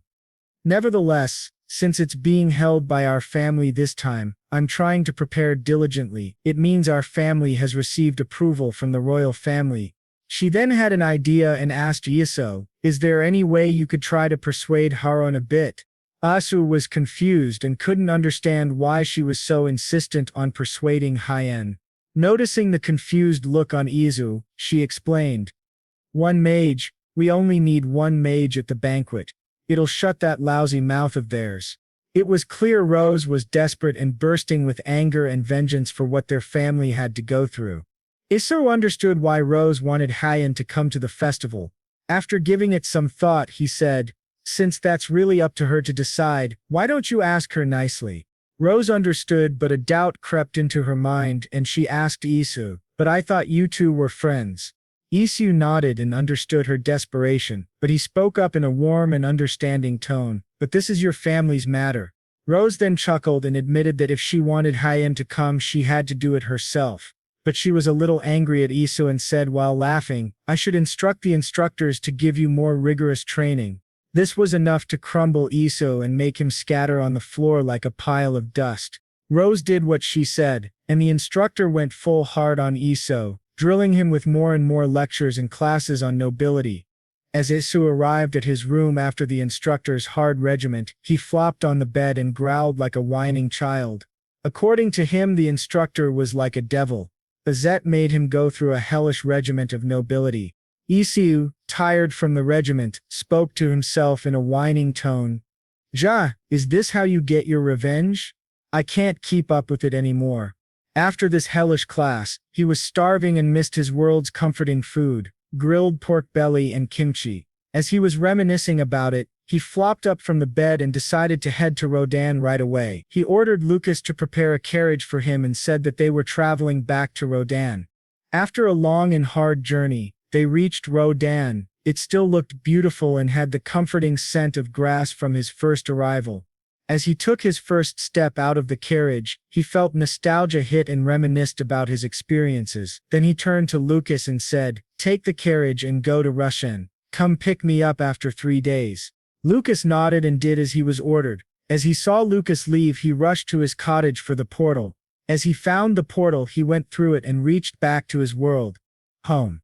Asu then dressed normally and went down from his apartment onto the street. He cried tears of happiness and relief as he finally made it back home. As he went strolling to find his favorite restaurant, he watched people with happy eyes enjoying themselves and wandering around the city. This made him feel delighted. Later his food arrived and the sparkle in his eyes showed how much he missed Korean food and how long he'd been away from home. Isu then spoke to himself in an excited tone. It's been so long since I had Korean food. Examining the old familiar dishes and smelling the food made him drool.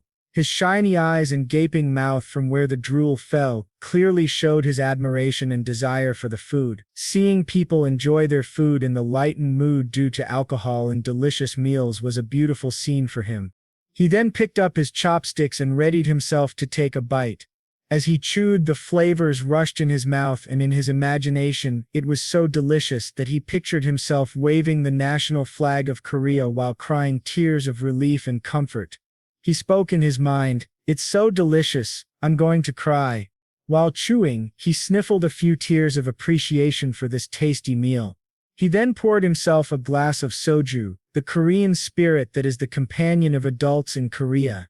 Taking the shot filled with alcohol, he was mesmerized by the usual and comforting taste. He let out a satisfying sound as he enjoyed the flavor and nostalgia. He was interrupted by the staff, who served him his pork belly. Isu thanked them and then appreciated the food in front of him. He picked up the belly slices and started grilling them on the hot grill in front of him, enjoying the sizzling sounds and the delicious smell. He then thought, I'm definitely taking kimchi with me this time. His wide grin and smile showed how happy he was. After grilling the pork belly, it turned golden brown, showing it was cooked perfectly. Isu then carefully placed it on his plate. After admiring this beauty, he blew on it softly and took a bite. There was a wide grin on his face as he then drank a shot of soju.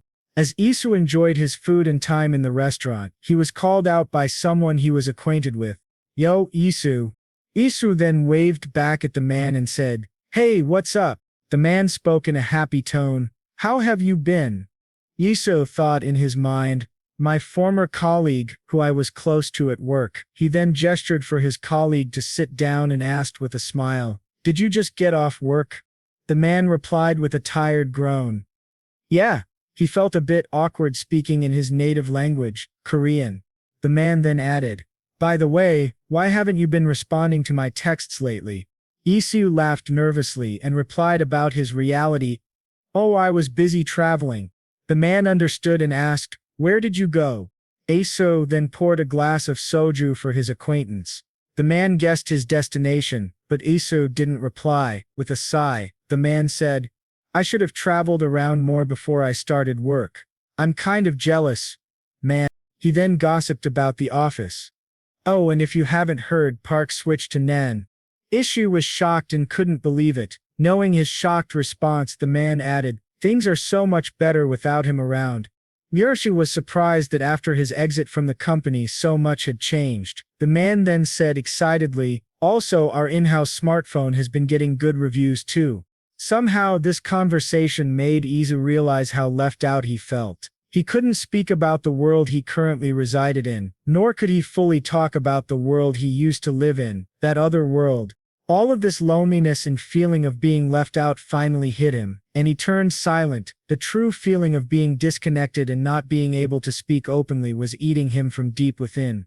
After being silent for a long time and drinking quietly, he spoke in a flat tone anyway, "If there's no reply, just assume that I'm traveling."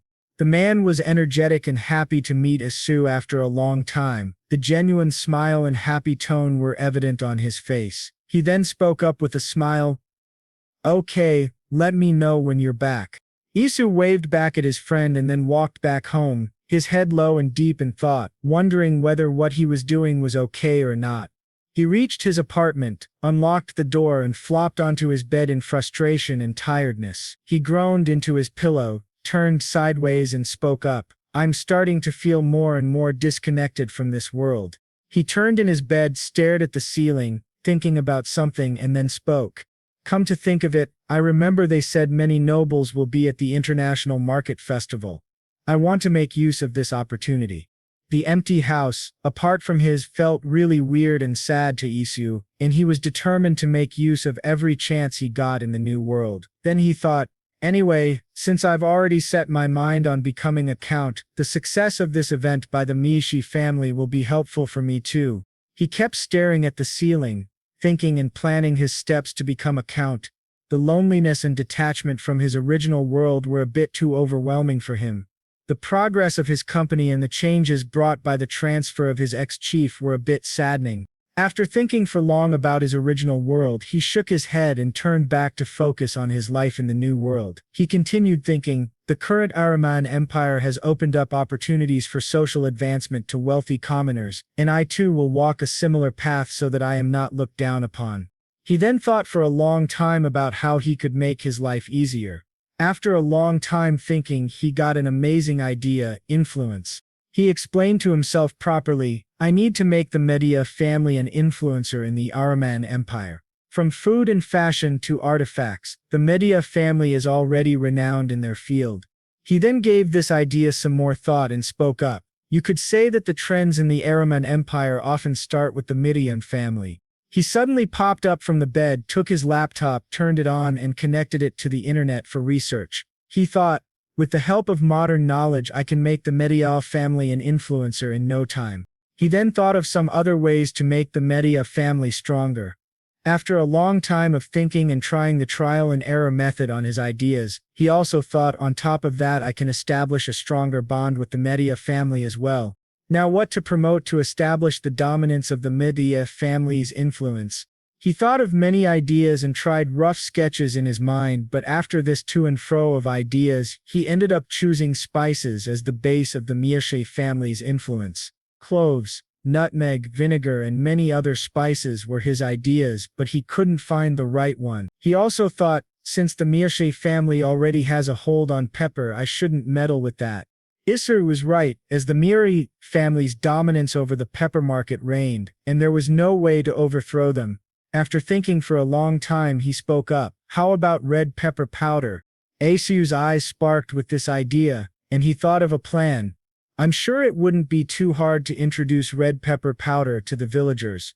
This was a brilliant idea, introducing a new spice and increasing the family's influence. It was a win-win situation for him. Also, it was a small victory because with this introduction he could make kimchi and enjoy it over there. As this was his next step, he sprang up and planned. All right, let's start packing the things I'll take with me from the kitchen. This was a brilliant idea by Isu. Isu then later broke the fourth wall and talked to us. You see, viewers might be thinking, kimchi? Not again. Well, you're kind of right. We all thought about this too. Why kimchi again? Couldn't he have a better idea? Also then broke the fourth wall again and spoke to us. Once you're in my shoes, you'll find yourself doing the same thing. Well, that was an amazing thing, Isu said. If we were all stuck in his situation, we would also try to make things really close to our hearts available in that other world. After his 3 days in his old world, it was time to go back to the Medea city. As soon as he arrived at the Medea castle, he was surrounded by the two ladies, Rose and Hyan. Rose spoke in a lecturing tone while being angry at Isu. You skipped classes and ran off to Riran, right? Hyan then added in a cold and furious tone. How do you think you'll become a count by being so lazy like that? Guilty as charged, Isu was in a pinch of trouble. Now being surrounded by these furious and beautiful girls, he was in for deep trouble. He laughed nervously and said, Wait. Calm down, you guys. Instead of calming down, the girls got more furious. Rose spoke up with an intimidating tone. Did you eat Maggie's food all by yourself? Hyan added in her nonchalant yet furious tone. Don't tell me you baked bread and ate it all by yourself. This series of questions and glares was too much for Isu, and he knew the trouble he was in. He slowly accepted his fate and gave up on survival. He then noticed the dresses both Hyan and Rose wore. It was a bit odd and a doubt popped up in his mind. To clear it, he asked in a doubtful tone. By the way, I see you two are wearing similar outfits. Have you finally decided to become friends? The girls were a bit confused at first, and then realizing his question, they both gave a disgusted look to him. Rose said in an irritated tone, You nonsense. Hyan was irritated and furious at this comment and said, Watch your mouth.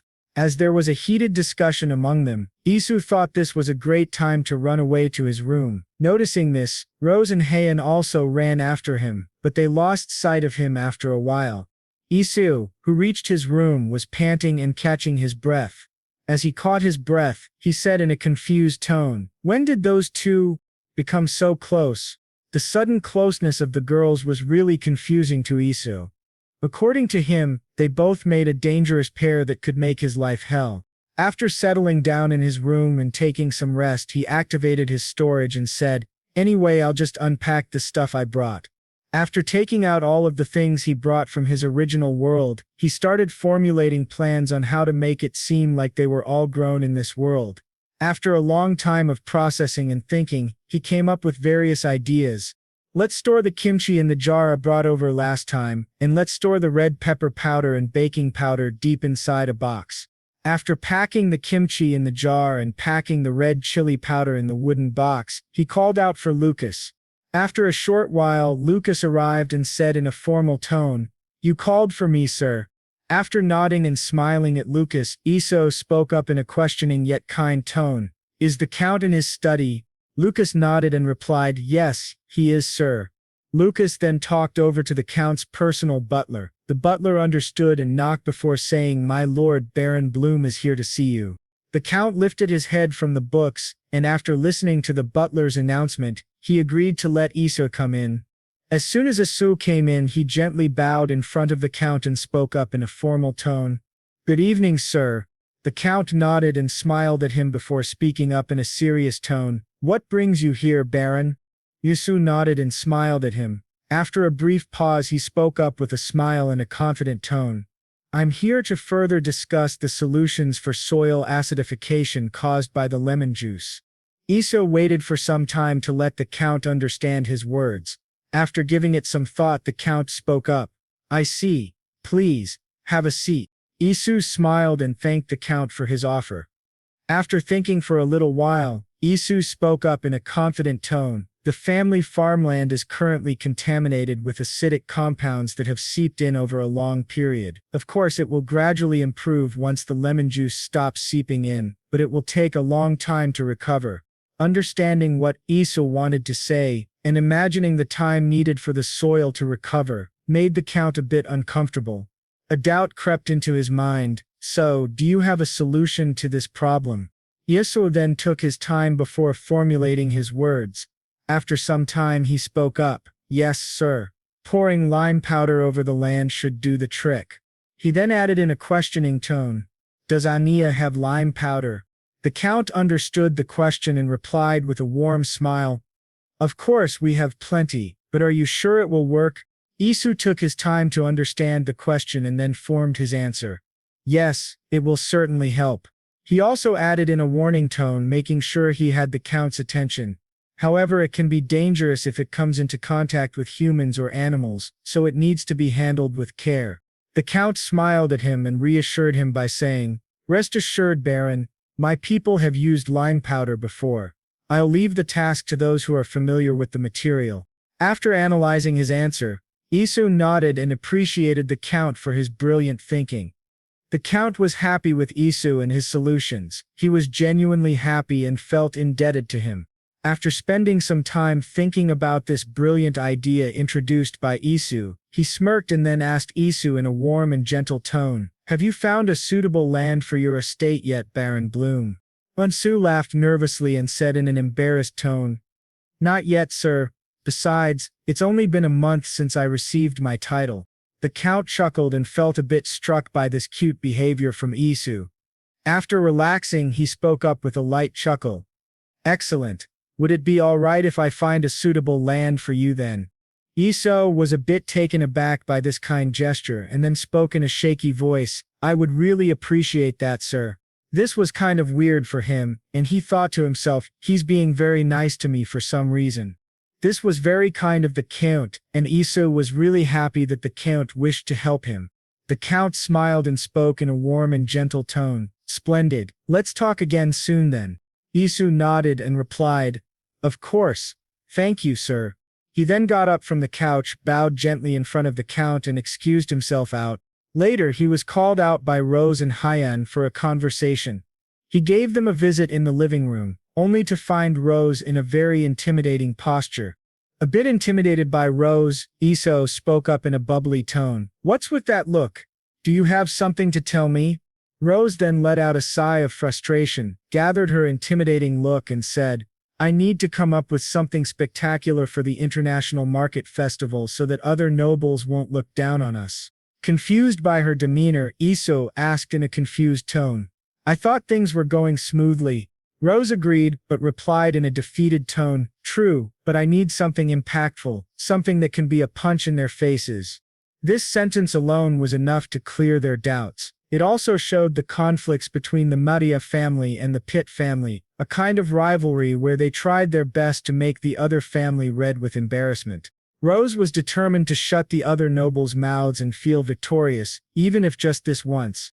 Giving it a long thought on what he could do to impress the other nobles and enhance the reputation of the Meiji family in front of them, Isu came up with a good idea that could impress all of them. Rose was delighted to know this and was eager to hear what his amazing idea was. Isu grinned to himself, got up, and called a maid nearby to provide him with the required ingredients. The maid agreed and started preparing what Isu had asked for. This confused both the girls. Why was he asking for these ingredients? After some time, the maid arrived with the items Isu requested and asked him milk, sugar, salt, vanilla beans, and raspberries. Will that be all? He nodded and thanked the maid for her hard work. Noticing the ingredients in front of them, Rose spoke up. Are you thinking of making a nice dessert? Isu was a bit taken aback and was confused by what she was saying. He asked her, What's that? Noticing his confused look, Rose explained, We have iced desserts here too, by the way. This intrigued Isu's interest, and he asked, How do you make it? Maybe this was a new dessert he never thought of, and he was excited to know about it. Rose, understanding his question, replied, "We crush the ice finely and then mix it with fruit or honey." Hearing this, Isu thought of something resembling this exact same dish and thought to himself, "Sounds similar to shaved ice with toppings back home." This was interesting, and he wanted to know more, so he asked Hyen, "Have you tried it too?" Hyen replied with a strong no, as that didn't suit her palate. Rose spoke up in a nervous yet informative tone. "Ice may be rare, but it's not that hard to come by among the nobles, and it's not particularly unique." Lebusiu grinned and reassured Rose in a prideful manner, "No worries, what I'm about to prepare is completely different. It's called gelato." Hearing this weird name for the first time, both the girls were confused and said in a puzzled tone, "Gelato? What's that?" Su then told them to wait and that they would soon know the wonders of the tasty gelato he was about to make. He announced before starting to boil milk, "I'm going to make 2 flavors, vanilla and strawberry." Not knowing what it was going to be, but trusting that if it was Iesu's cooking it would be tasty, they watched curiously. He then started explaining as he cooked. First, put sugar, vanilla beans, and separately whisked egg yolks into the milk and let it simmer. When the aroma is strong enough, put the mixture into 2 separate bowls. He then explained, add crushed raspberries into one of them and mix them with the milk. He left the bowls to cool down a bit and let the flavors be absorbed. Then he moved on to the next step. Next, prepare a silver bowl filled with ice. Here you mix salt with ice in a 1-to-1 ratio. Seeing this, Rose spoke up in a worried tone, "Why are you adding salt into an ice dessert?" Annoyed by her questioning and disturbance, he replied back in a sassy tone, "Hold on, I'm not done yet." He then calmed himself down and continued explaining, "Now I'm going to put what we made earlier into this ice bowl and mix it." Although it might seem that Isu knew what he was doing, the truth was that he found this recipe on the internet and hoped it would turn out good. The looks from both girls were a bit scary and disheartening because they showed their mistrust in him due to his addition of salt into the ice. As Isu kept stirring and checking on how the gelato was doing, it eventually started freezing. Seeing this, Rose spoke up in an amazed voice, "Incredible. It's gradually freezing. Isu, are you a mage too?" Hyen replied back to Rose with a prideful tone, "What did I tell you? He's the bread mage." Listening to this, Rose agreed and admitted that Isu was a bread mage. Isu laughed nervously and continued to explain the procedure of gelato. Once it's frozen to some extent, add some air to achieve a chewy texture while stirring, and repeat this process 2 or 3 more times. After this continuous procedure of scooping and making it fluffier, it was finally ready. He scooped some and served it in a crystal-clear bowl, garnishing it with mint leaves. As it was ready, he asked both of them to try. He then spoke with a confident tone, "Oh, I've only made a small amount for now, but I'll need to make more for the huge crowd at the International Market Festival. So I was thinking if Hyen could help out with the ice." Suddenly, the girls took a scoop of the gelato, and they both started shivering with their mouths full of it. He was worried and asked, "Hey Yen, JJ?" This was a bit confusing for him as to why the girls were trembling and lifting their spoons in the air like they were in some kind of battle or had completed some race. Both Hyen and Rose had tasted a bite of this amazing dessert, and as soon as they did, they were frozen and their bodies trembled. Confused by this action, Isu called out to them, but they didn't answer. After some time passed, both of them stopped trembling. Rose was the first one to speak up with an excited and childish tone. "What's this? It's so delicious. Did you say it's delicious? Did you say it's gelo?" This sudden burst of energy made Isu a bit shocked, but he nodded after understanding her question. Rose then spoke up with a delighted tone, "I've never had an ice dessert this creamy and delicious before, not to mention its chewy texture." This amazing response by Rose was enough for Isu to know that what he had created was amazing and would definitely work market magic at the international festival. "Market." He then asked Rose in a calm tone, "How is it? Do you think nobles would like it?"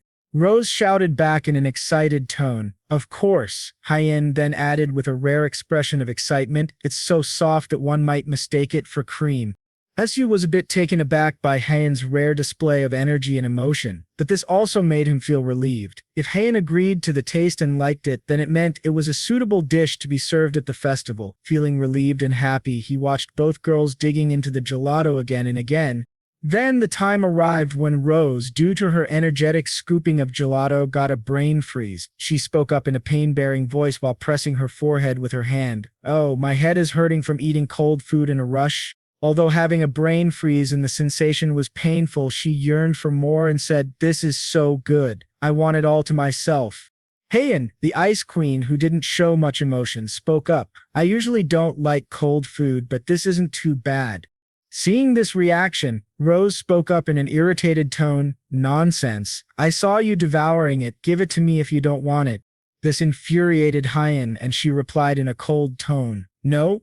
This was enough to spark the inner wild beast within them. The fight over the last cup of gelato was going to be intense when Isu stepped up and calmed them down. He thought to himself, "I'm glad that at least they both enjoyed it." After calming them down completely, he turned to Rose and asked her, "Then why don't you go and get the final permission from your parents?" Even after being taken far from Heian, Rose was gritting her teeth, but after listening to Isu, she grinned and replied in her usual energetic tone, "Fine, make me 2 more. I'll bring them to let them taste it." She then turned to Heian, and after giving some thought, she spoke up, "By the way, Heian?" Heian didn't reply but looked at Rose. Rose then asked, "Have you been to the International Market Festival before?"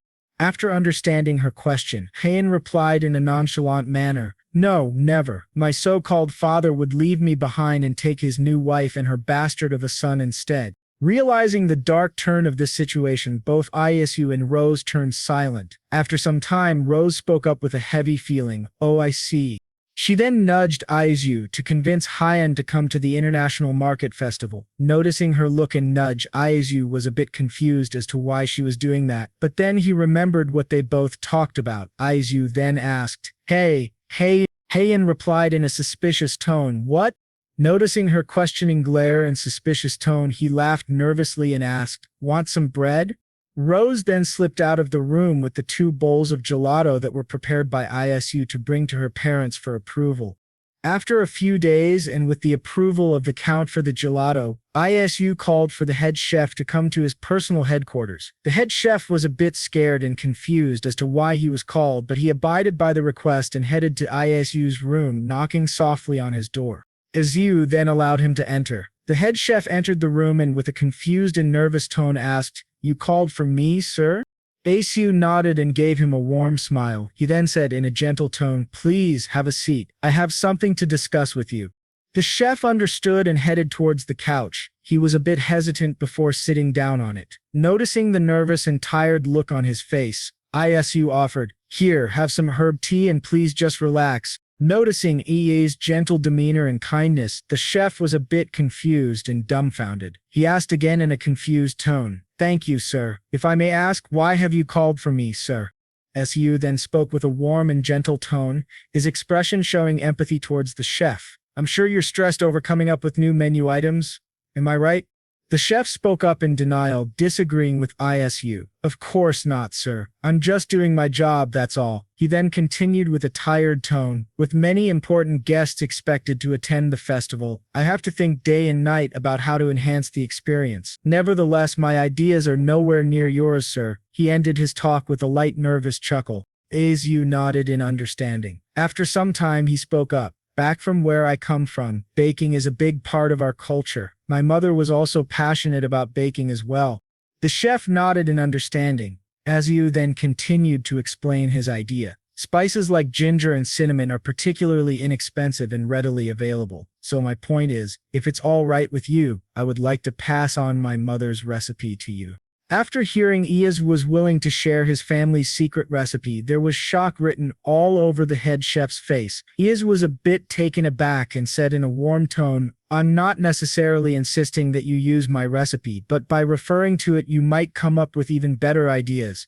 The head chef was in tears due to Iyazu's kindness and selflessness. He spoke in a grateful tone, "I don't know how to thank you, sir. In fact, I was quite stressed about developing new menu items, so I truly appreciate your understanding." Feeling overwhelmed by the tears and grateful tone of the head chef, Iyazu spoke up in a comforting tone, "It's okay, let's set aside the emotions for now and start writing down the recipe." The chef nodded and started jotting down the recipes that Iyazu gave. Izu then explained to us, "I gave him a total of 3 recipes: churros, butter cookies, and lemon ginger tea."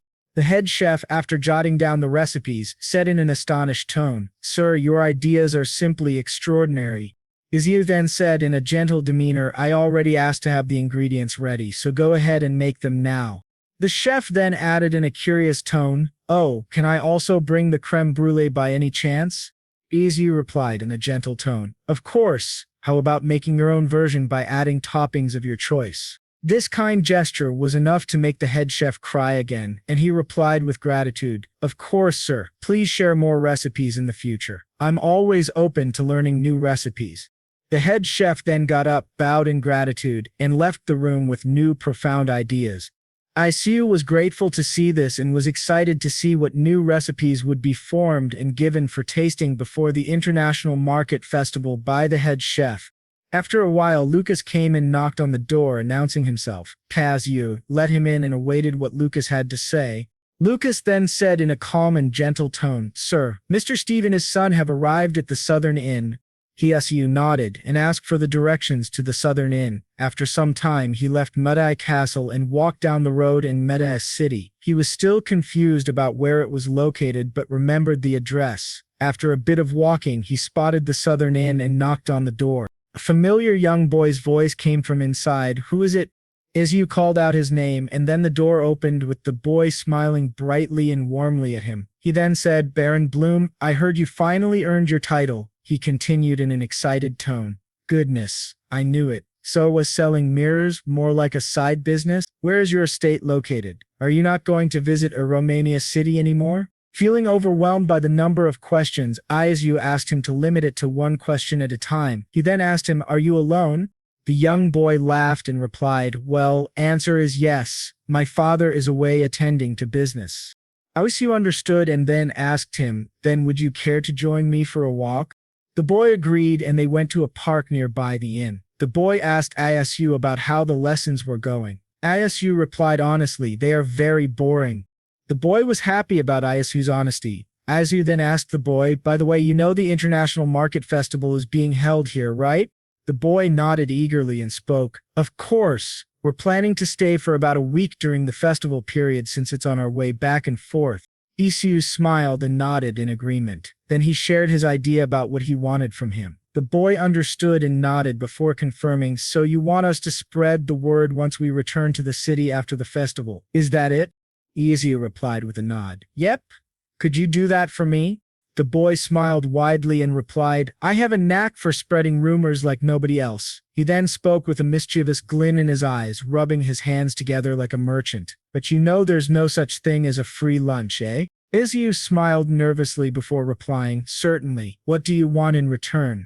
The boy lowered his grin and then smiled widely before saying proudly, "One would be to provide us with lodging we can stay in for 7 days. The other is a guarantee of a prime spot at the festival." Plot. Both of them don't seem easy, but still for the stuff I want to do, this is a small price. He then assured the boy, "I will talk about it to Rose." The boy then said, "If we had to choose one of the two requests, it would be the prime spot at the festival." As he understood his requirements and assured him, the boy turned sideways to watch something, which confused Isu about what he was looking at. He followed the gaze of the young boy to a carriage standing behind them. The boy said in an amazed tone, "What a magnificent carriage, I wonder who's in it." Isu thought, "There's still quite a lot of time left until the festival, so I doubt it's one of the noble guests." After staring at the carriage for a bit, Isu remembered he was a bit busy and said to the boy, "I should get going, I'll come back later in the evening if I'm available." The boy nodded and waved goodbye to Isu as he rushed towards Medai Castle. A young man in his 20s came out of the carriage while wobbling. The man screamed out, intoxicated with alcohol, "Father, it is I, your son, Clay Medic, has arrived." Isu was shocked to see the young man all tipsy and causing a ruckus in the Medai Castle's front yard. He then went closer to the head chef, who seemed a bit worried, and asked, "Who is that?" At the sudden voice of Isu, the chef jumped a little and spoke up in a surprised tone, "Oh, Sir Bloom. He's Sir Clay, the Count's eldest son." Everyone was running after Clay and trying to stop him from causing any more trouble. Seeing this young man causing a ruckus and making every servant of the Medici family worried for him, Isu thought, "Count's eldest son. He's totally wasted." After calming down Clay and taking him back to his room, there was peace at last. After some time, he met up with Rose and asked, "So, Sir Clay is your older brother?" Rose nodded and answered back, Yes, he's been learning how to make wine recently, she said before scrunching her face in irritation and speaking up, and he seems completely obsessed with it. Sometimes he forgets that he's the heir of the Maisi family. Listening to this, Izu was a bit concerned about the relationship between the siblings and asked, "Are you not on good terms with him?" Rose shook her head and replied in a solemn tone, No, it's not that. I'm just worried about my family, that's all." Suddenly, she looked sad while saying, "To be honest, our family hasn't fully established itself in the world of nobility yet." Izu remained silent and kept listening. After giving some time for Rose to calm down, he asked, "I see. By the way, can I ask you a favor?" Rose stopped being gloomy and gave Izu a smile while saying, "Sure. How about we go somewhere and chat while enjoying the scenery?" Izu was confused and asked, "Where should we go?" Rose then took him to her hideout, a special place where she escaped from her day-to-day troubles and gave time to herself. After settling down and relaxing a bit, Rose asked Isu in a serious tone, "So, what's the favor you're asking for?" A bit intimidated by her serious demeanor, he spoke in a formal and gentle tone. "Could you possibly help me with booking accommodation during the International Market Festival and also securing a good spot for a stall?" After listening to Isu's requests, Rose spoke up in a formal and serious tone, "Is this for a merchant you know?" He chuckled nervously and replied, "Yep, I asked for a little favor too." Dumbfounded by this, Rose asked, "So is this in return for the favor?" Isu nodded, and that was enough for her. She then asked Isu while patting her chest in a concerned yet questioning manner, "What's in it for me if I do that?" This dude then took his time to form a good and responsible answer for Rose's question. "Well, if things go according to my plan, it could increase your family's reputation." Rose was a bit confused as to why Isu was doing all of this for her family. She contemplated for a bit and then asked him in a confused tone, "I appreciate your sentiment, but why are you concerned about our family's reputation?" Isu replied in a mock-sad tone while putting a hand on his chest to show his sadness. "Well, that's a bit hurtful." Rose's face turned pale, and she asked for forgiveness as soon as possible. "Oh, I'm sorry if it sounded like that. It's just that I'm worried." Isu was confused and asked her, "Worried about what?" She then replied in a sad and gloomy tone, "Getting involved with my family might lead you to being rejected by the high-ranking nobles. With your abilities, you could easily blend in with them." Her low confidence and self-loathing clearly showed that they didn't have a good reputation among the other nobles. Isu then spoke up in a gentle and comforting tone with a confused expression, "Don't you think that's undermining you and your family too much?" Rose spoke up in an angry tone but then calmed down. "No, that's not what I meant. Even though it may seem like we can just live well among ourselves, eventually we'll end up crossing paths with those people somehow. Meeting other nobles might change your perspective too." Isu sighed and asked her in a gentle tone, "And what will you do if my perspective changes?" Rose snapped and said in an intimidating voice, "There's nothing but death waiting for traitors. You heard about what happened to the Faney household, right?" Isu chuckled nervously while saying, "I have no intention of betraying." After some time and calming Rose down, he then spoke up with curiosity. "Oh, by the way, have you heard rumors that the Mage family will be visiting during the festival? I don't think Harren will attend, but do you know anything about them?" Rose asked in a serious tone, "Where have you heard about this?" Isu thought for some time before replying, "I overheard what the merchants from the city were saying." Istu then thought, if Rose is quiet about this, then this might be an act to degrade the Mediki family by someone. Rose stayed silent for a long time and then gritted her teeth before standing up and speaking in an angry tone, "I should go talk to my father about this." He watched Rose leave her hideout in a rush, anger on her face clearly visible. After some time, his instructor arrived and he attended classes till evening. Tired and exhausted from the classes, Isu lay down and tried to relax. That's when he jumped up and covered his ears to stop them from hurting due to the vomiting sounds from Clay. He then spoke up in an irritated tone, "Gosh, how long is he going to keep up with this?" He then thought to himself, drunk all day every day, then vomiting non-stop. He sighed and thought in a tired tone, "I can't even do anything about it since he's JJ's brother. At least he could stop the vomiting." Suddenly, an idea sparked up in his brain, and he called for Lucas, ordering him to go with him to the prep kitchen. After spending some time in the prep kitchen and making a drink that's good for a hangover, he explained, "Nothing like nice honey water for hangovers." He then asked Lucas to bring it to Sir Clay, which Lucas followed as quickly as possible. He then thought to himself, I hope that does the trick, I'm already exhausted. Of all those lessons, I don't need more stress in my life. He then spoke to himself while stretching. Anyway, I should get ready for the swordsmanship training tomorrow.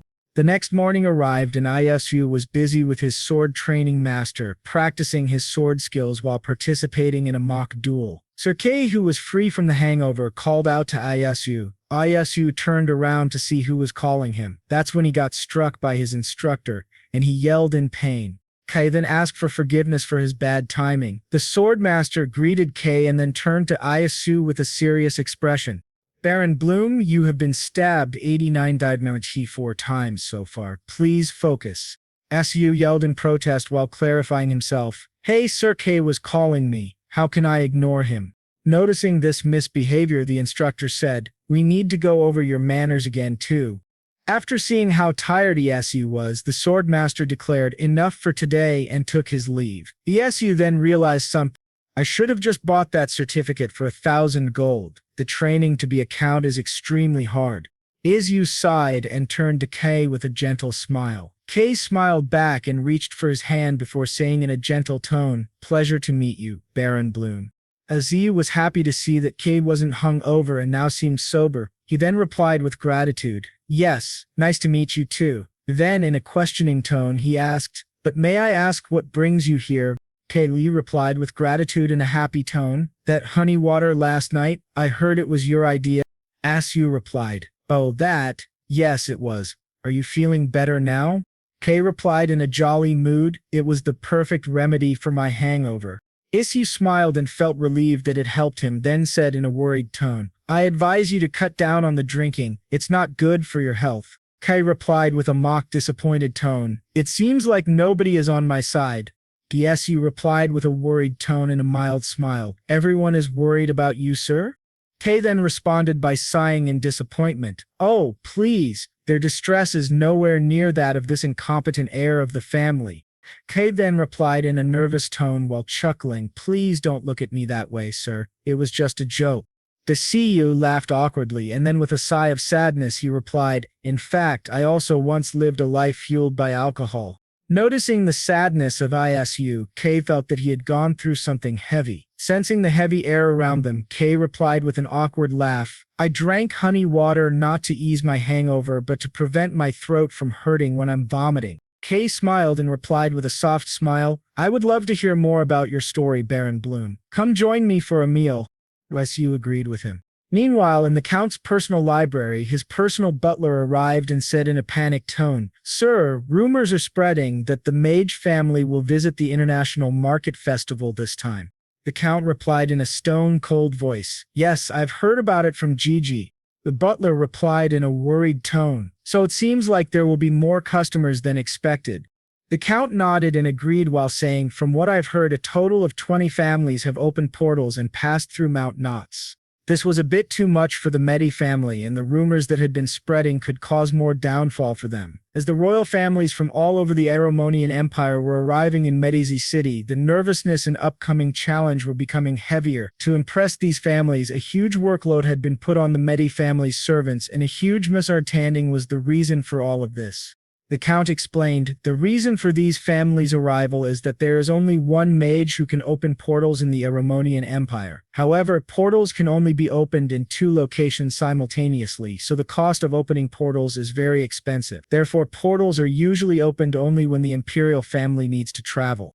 This was a huge headache for the Count, and he let out a sigh in discomfort. He then clenched his head while saying, this is absurd. Because of rumors about the mage household visiting, they're coming in large numbers through the portal. The Count then thought for a while before saying, they must be planning to use this opportunity to humiliate us. The butler understood his heaviness and replied in a worried tone, a large crowd like that must have cost around 10,000 to open the portal. The butler then replied in a comforting yet concerned tone, we're doing our best to take measures, but things aren't looking too bright, right, sir? The Count reassured him, and the butler nodded in agreement and took his leave, worried about what was to come in the future. Meanwhile, Isu, Rose, and Hyan were in the living room enjoying themselves. Isu then introduced them to something. Techa, this is the game I mentioned before, called Jenga. I asked the carpenters to make it for me.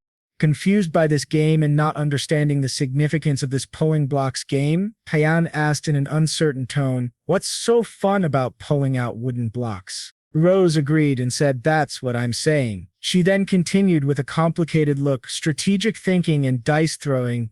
Understanding their misunderstandings, Isu then clapped before smiling. Now, you don't know until you try it for yourself. Besides, anyone can play this game. People will love it at the festival, he said with a spark in his eyes and a dangerous glint, speaking in a mischievous tone, and the one who makes the tower fall will get a finger flick on the forehead. The girls were a bit confused and looked at him dumbfounded. A finger flick, they asked. He knew that no matter how much he tried explaining it to them, they wouldn't understand, so he said, "Go ahead and play it to find out." Rose exclaimed in happiness. "Alrighty, this should be easy." But she couldn't do it, and her bratty personality and pride wouldn't accept defeat. So all of them played again and again, and every single time Rose was the loser, getting the most finger flicks on her forehead. She then screamed out in anger and frustration, "No fair, this doesn't make sense. How can I lose every single round?" She then pointed towards Hyan and spoke in an irritated tone, "Especially you." Hyan spoke in a nonchalant tone, "What about me?" Rose's anger sparked up and her fighting spirit rose as she said, "Your finger flick hurts the most, you know that. Let me give you a taste of my flick too." Seeing this turning into a dispute, Isu interjected, "How about we wrap it up and go eat?" Noticing how Rose's knuckles were turning white, he knew she wouldn't settle for a finger flick. Rose then spoke up in an irritated tone while throwing a tantrum. "I'm pretty good at playing chess. Let's play that after our meal." Isu then replied to her, "I don't know how to play it and chess is boring," as he wasn't interested in playing it. This only infuriated Rose further, and she was about to throw an even bigger tantrum when the Count's personal butler called for her. She then went towards him and asked, "What happened?" The butler whispered into her ear, "There's something I must discuss with you." This caught Isu's attention and he tried to have a conversation but was requested to leave as this was a personal matter of the Medicae Count. Understanding the privacy of the matter, he smiled and took his leave. He was then taken by Lucas to an establishment near the county. He appreciated the beautiful room given by the Medi family and felt even more respect and gratitude for them. He then thought to himself, "For once, I can be alone." He then turned towards Lucas and said in a merry tone, "You may return to the county, Lucas." This terrified Lucas and he overthought the situation, feeling he was incapable of being helpful to Isu. He then spoke in a scared tone, "Did I make a mistake, sir?" Isu replied in a comforting tone, "No, relax. I just want to spend the next 2 or 3 days meditating alone." Understanding the reason for his departure to the Count, Lucas nodded and then spoke up. "Oh, in that case, I'll instruct the servants to prepare the bathwater, sir." Isu nodded and allowed Lucas to do as he pleased. As soon as Lucas left the room and Isu was alone, he thought to himself in an excited tone, "Alrighty, off to the kitchen. Today's dinner is kimchi stew." He then prepared the ingredients he needed and put the rice to cook while he chopped vegetables and meat for the kimchi stew. Unfortunately, the ingredients were only enough for a single person. After cooking it for a while, a familiar scent arose from the stew and Isu said nostalgically, "Yum, I miss the smell of this." While cooking, he was disturbed by some knocking. Confused by this, he thought to himself, "Who could that be? There's nobody to visit me at this hour." The knocking intensified and he hurriedly washed his hands and ran towards the door. While hurriedly opening it, he asked, "Who is it?" There stood a handsome man in his 20s with a beautiful smile. Confused by his sudden arrival, Isu asked, "What brings you here at this hour?" Seeing Kaylee all alone, he was a bit worried for his safety. Kie then replied in a gentle and polite tone, "I bought some cheese and wine." "Oh, not for me, of course. It's a gift for you. Here you go." He laughed nervously and handed the package to Isu. Isu smiled, and then a tasty scent reached Kei's nose. He then turned to Isu and asked in a curious tone, "Say, are you cooking, Baron Bloom?" Isu turned to Kei and invited him to join him for dinner. Kei nodded and entered Isu's establishment. Noticing the kimchi stew, he asked with interest, "Smells quite peculiar. What is this dish called?" Isu laughed nervously and then replied after thinking for some time, "It's pork stew with kimchi, a specialty from my hometown." He then thought to himself, "Gotta act natural in situations like this." He then said, "Looks like the rice is ready as well. Please have a seat and I'll bring them to you." He nodded and then spoke. "That's all right. I'll help you carry the bowls downstairs." After settling down with the utensils and bowls, Isu brought the rice and stew to the dining table. Watching the stew and rice served into his bowl, Kay spoke in an intrigued tone. "This looks appetizing, Baron Bloom." After taking a spoonful bite of the stew and rice, Isu was hoping that Kay liked it. After chewing and analyzing the flavors for a while, Kay then spoke up in a very refined manner. "Indeed, it has a very unique taste, the harmony of cabbage, pork belly, and shallots." And he said, "I can see you've seasoned it with garlic, ginger, and pepper as well. I can taste the flavor of fish sauce as well." Isu thinks, "Wow, he must be one of those super tasters." Clegg said, "Isu." "Isu, yes, sir." And thinking, "What's this? Did he notice something?" Clegg say in funny way, "How about we have wine with this?" He said, "Oh, of course." After some glasses of wine, Isu enjoyingly yelled, "Woohoo, what happened, dude? You started just now," and yelling and blushing. Isu, thinking, "Oops, I let my guard down and acted the same as I did back home." Clegg said, "I'm glad you like the wine." Isu, "Yes, it's delicious, but how did you know all the ingredients?" And the drunk people talking and yelling nonsense, we just ignore. On the first day of the International Market Festival, families from various places exchange welcoming greetings. On the second day, there is a banquet for the nobles, and on the third day, the castle is open to the public, and the entire village enjoys the festival. CV, I am currently preparing to attend the welcome ceremony. Wow, this feels way too tight. He dressed like acrobatic player? Ha ha ha. Someone said, "Sir, that was made by the tailor who sat with love and care of his body." Plain body, what love and care he mixed. Isu said, "All right, I get it." And he said, "It looking good on you, sir?" Isu, "All I have to do today is just greet them and leave, right?" He said, "Yes, sir. The banquet is tomorrow, now a short welcome ceremony. Lady Jeje and Lady Hyen are waiting, so let us proceed there." Azashu, "Of course, let's hurry."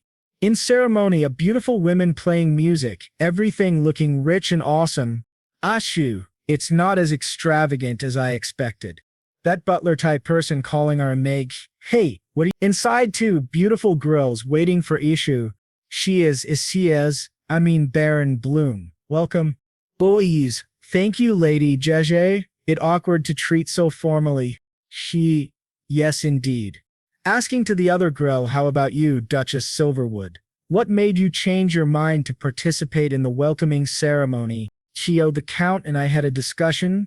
Red Hair Grill, asking with shock, "You did? But father didn't tell me anything."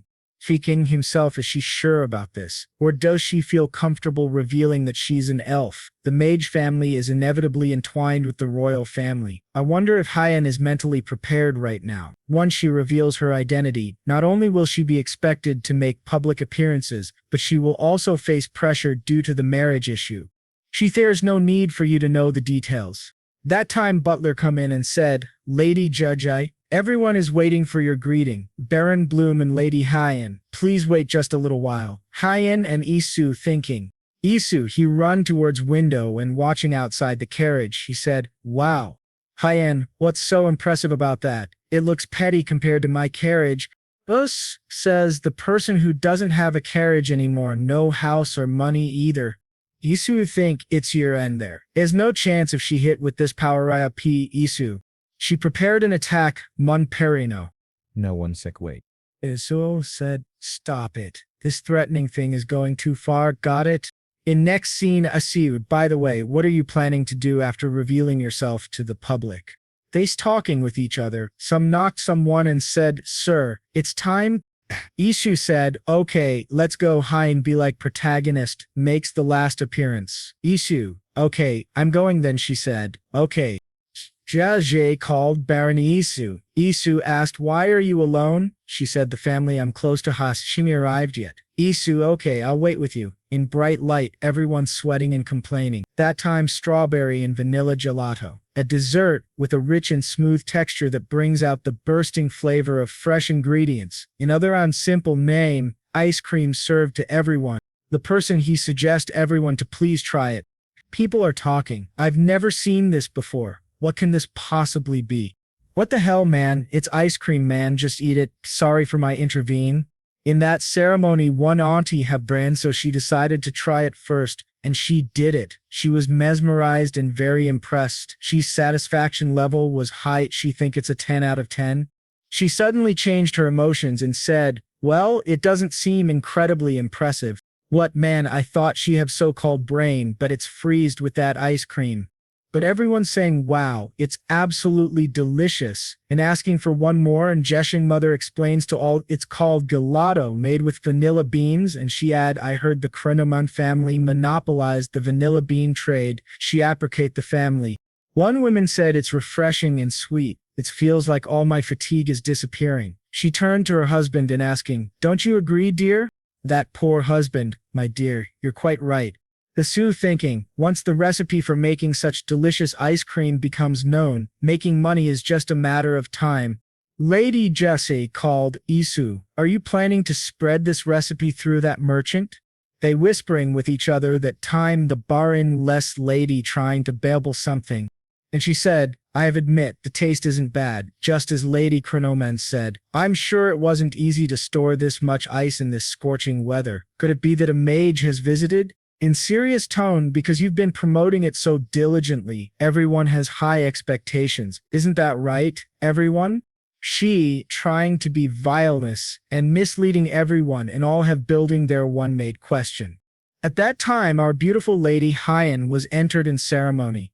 The person announced that, dear guests, allow me to present to you Duchess Hyan Silverwood. That baneless auntie was shocked. Ush! And JJ was to sting their gases. I am pleased to meet you. My name is Hyan Silverwood. Family, you must all be exhausted out here, so please get some rest and let us gather again tomorrow at the banquet. Everyone, it's an honor to meet you, my lady. Hyan, Lady JJ, would you like to go for a walk? She happily said, of course. Duchess. Our Ju thinks, where's the Clegg? Cut to the scene. Ias reached the Clegg house. Butler asking to two, Ease, what brings you here? Sir Baron. Isu, we're Lord Clegg. He said he's still in bed. Isu asked I come in, he said. Of course, sir. Is you trying to wake him up, but Clegg not ready to get up? Finally, they out to the street. Isu and Clegg try buy something to eat, searching for food stalls. They just enjoyed the day. The next day, Isu and Jeje decided to joining the reception. At reception, one dumb-looking guy sitting with his friends and try to approve his superiority. Behind him, one red-haired guy appeared and asking Mandy if I join your conversation. He straightly threatened him join the debate after dinner, and he went. Jajasia, everything from distance. The same red-haired guy welcomed everyone. Sagun whispers to us that the first dish was your idea, right? Isu thinking, I hope it's all right, the dessert was a success, but I hope the dumpling soup isn't too ordinary for the nobles. Everyone enjoying the dish, but one lady that Brima and less lady appear again and insulting the reception and food. Towards the Metzte family, Is thinks to himself in a disgusted manner, wow, what trashy people. Lady Pitt then continues in her sarcastic and taunting manner, saying he put a baron of questionable background in charge of this important banquet. Lady Croman then interjects Lady Pitt by saying, does that mean the food didn't suit your taste? Lady Pitt then replies in a nonchalant manner, no, I didn't mean that. It wasn't as horrible as its presentation. I assume the food was to your taste perfectly, Lady Croman. Lady Croman replies in a gentle and cheerful manner, of course, it was amazing. So amazing that right now it seems as if you're refusing to yield. Listening to these words from Lady Croman, Lady Pitt jumps back and shouts in a flustered and angry tone, not refusing. How dare you? That doesn't change the fact that the food wasn't made by the heir of the Mate family, does it?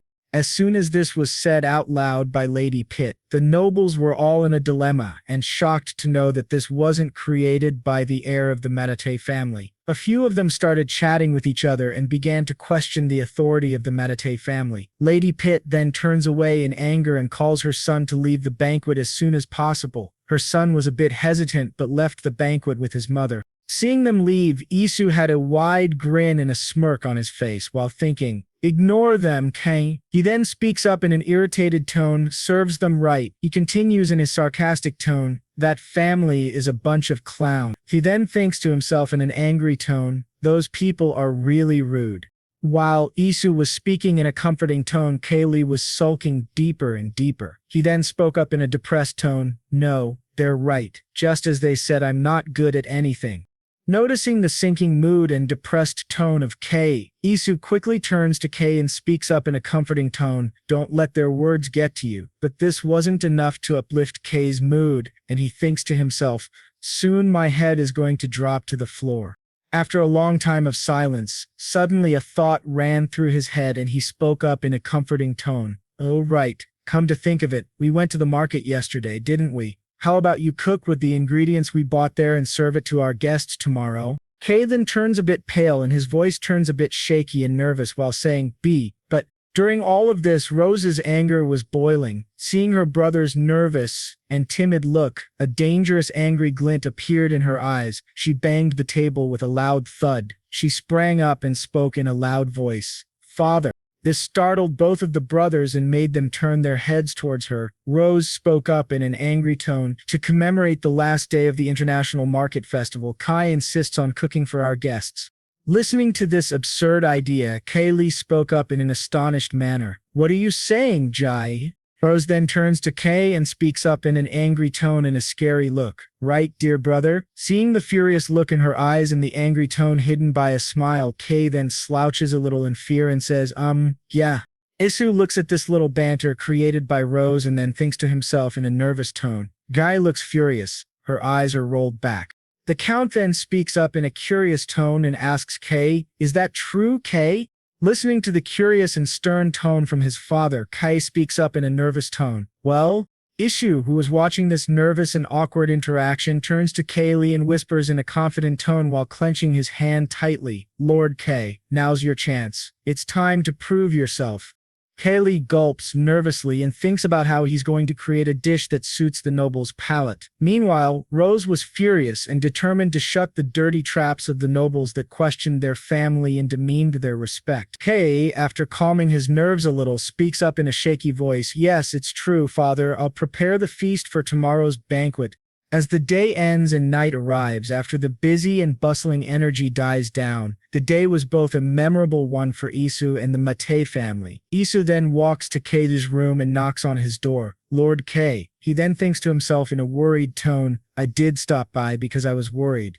After a few moments that pass by, Kaylee's soft voice comes from the door. "Come in." Isu gathers his courage and enters the room while saying, "Pardon me." As soon as he entered the room, a scent filled his nose and he took a few deep breaths to enjoy the flavorful scent. He then speaks up in a curious tone to himself, "This smell." After the eventful day, Ki was deeply immersed in his cooking, and as Isu disturbed Kay and entered his personal room, he was hit with a flavorful smell that made him remember a dish from his old world. Ki then speaks up in a loud voice, "Please, on the first floor, I'll be down in a minute." There was some rustling upstairs, and Ki rushed down with loud footsteps and spoke up in a nervous tone, "Sorry for keeping you waiting." Isu shakes his head and smiles at him warmly while saying kindly, "Not at all, that was fast." Kaylee laughs softly and places the pot gently on the table. He then says in a gentle tone, "Try this. This dish is called the chicken soup of the East." Isu then admires the dish in front of him and takes a whiff of it. His mouth starts drooling, and he speaks in an excited tone. "Looks delicious. Are you going to serve this to the guests tomorrow?" Isu asked. Kay replied in a bit of a nervous tone, "Yes, that's my plan. But since you're the culinary expert, I wanted you to be the first to try it." Listening to this dramatic stretching of Kaylee's words made Isu feel a bit weird and awkward. He laughed in an awkward way and replied hesitantly, "Calling me an expert would be a stretch," but he then scooped up the chicken soup and politely continued, "Don't mind if I do." As soon as the soup entered his mouth, it filled his tongue with extravagant flavors and also reminded him of his original world. He then spoke in his mind in a delighted tone, "This is it. I could tell from the smell, but this is almost exactly like curry." Isu then spoke up in a very delighted and happy tone to Kay, "I've had something similar before, but this is even more delicious than that." Hearing Isu had already tried something similar, this made Kaylee a bit worried, and he asked him in a defeated tone, "You've had something similar before?" Noticing the gloomy and defeated look on Kay's face, Isu replied in a slightly shaky voice, Oh, as you know, I used to be a voyager, so I've tasted various foods from different regions, but I swear I haven't seen or tasted anything like this in the Romanian Empire yet. Kay started overthinking and went into a cycle of depression and self-loathing. He then spoke up in a bit of a hurtful tone, perhaps I should prepare something else? This situation was getting out of Isu's hands and he spoke up in a bit of a nervous and shaky voice, trying to comfort him. No, don't. Trust me, this is quite innovative, Lord Cade, and it tastes even better when eaten with the bread you brought. Kay replied in a bit of mock happiness, while still being doubtful of his dish. Thank you for your kind words. Taking a piece of bread and dipping it in the soup, it soaked all of the soup's flavor in it. After having the bite and being mesmerized by the flavors, Isu asked in a curious tone, no, but seriously, it has a more sophisticated taste than anything I've ever tried. After munching down a bit on the bread, Isu asked in a contemplative manner, the ingredients you bought from the market again? After listening to the doubt from Isu, Kay replied after a thoughtful pause, let's see, turmeric powder, nutmeg, cloves, fennel, ginger, cinnamon, and pepper. As soon as Kay finished explaining the ingredients he bought, Isu was overwhelmed by the hefty prices of these ingredients. After having some time to collect himself and calm his nerves, Isu spoke up in an excited voice, this will be a total success among the nobles. Listening to the kind words from Isu, Kay was happy that someone appreciated his cooking, and he replied in a warm tone, that would be great, but my parents would be very disappointed to find out their heir's only talent is cooking some food. Seeing the degrading tone from Kay, Isu then spoke up in a bold and confident voice, don't say that, the entire world needs to taste this recipe. Kay replied with a doubtful expression, yeah, you really think so?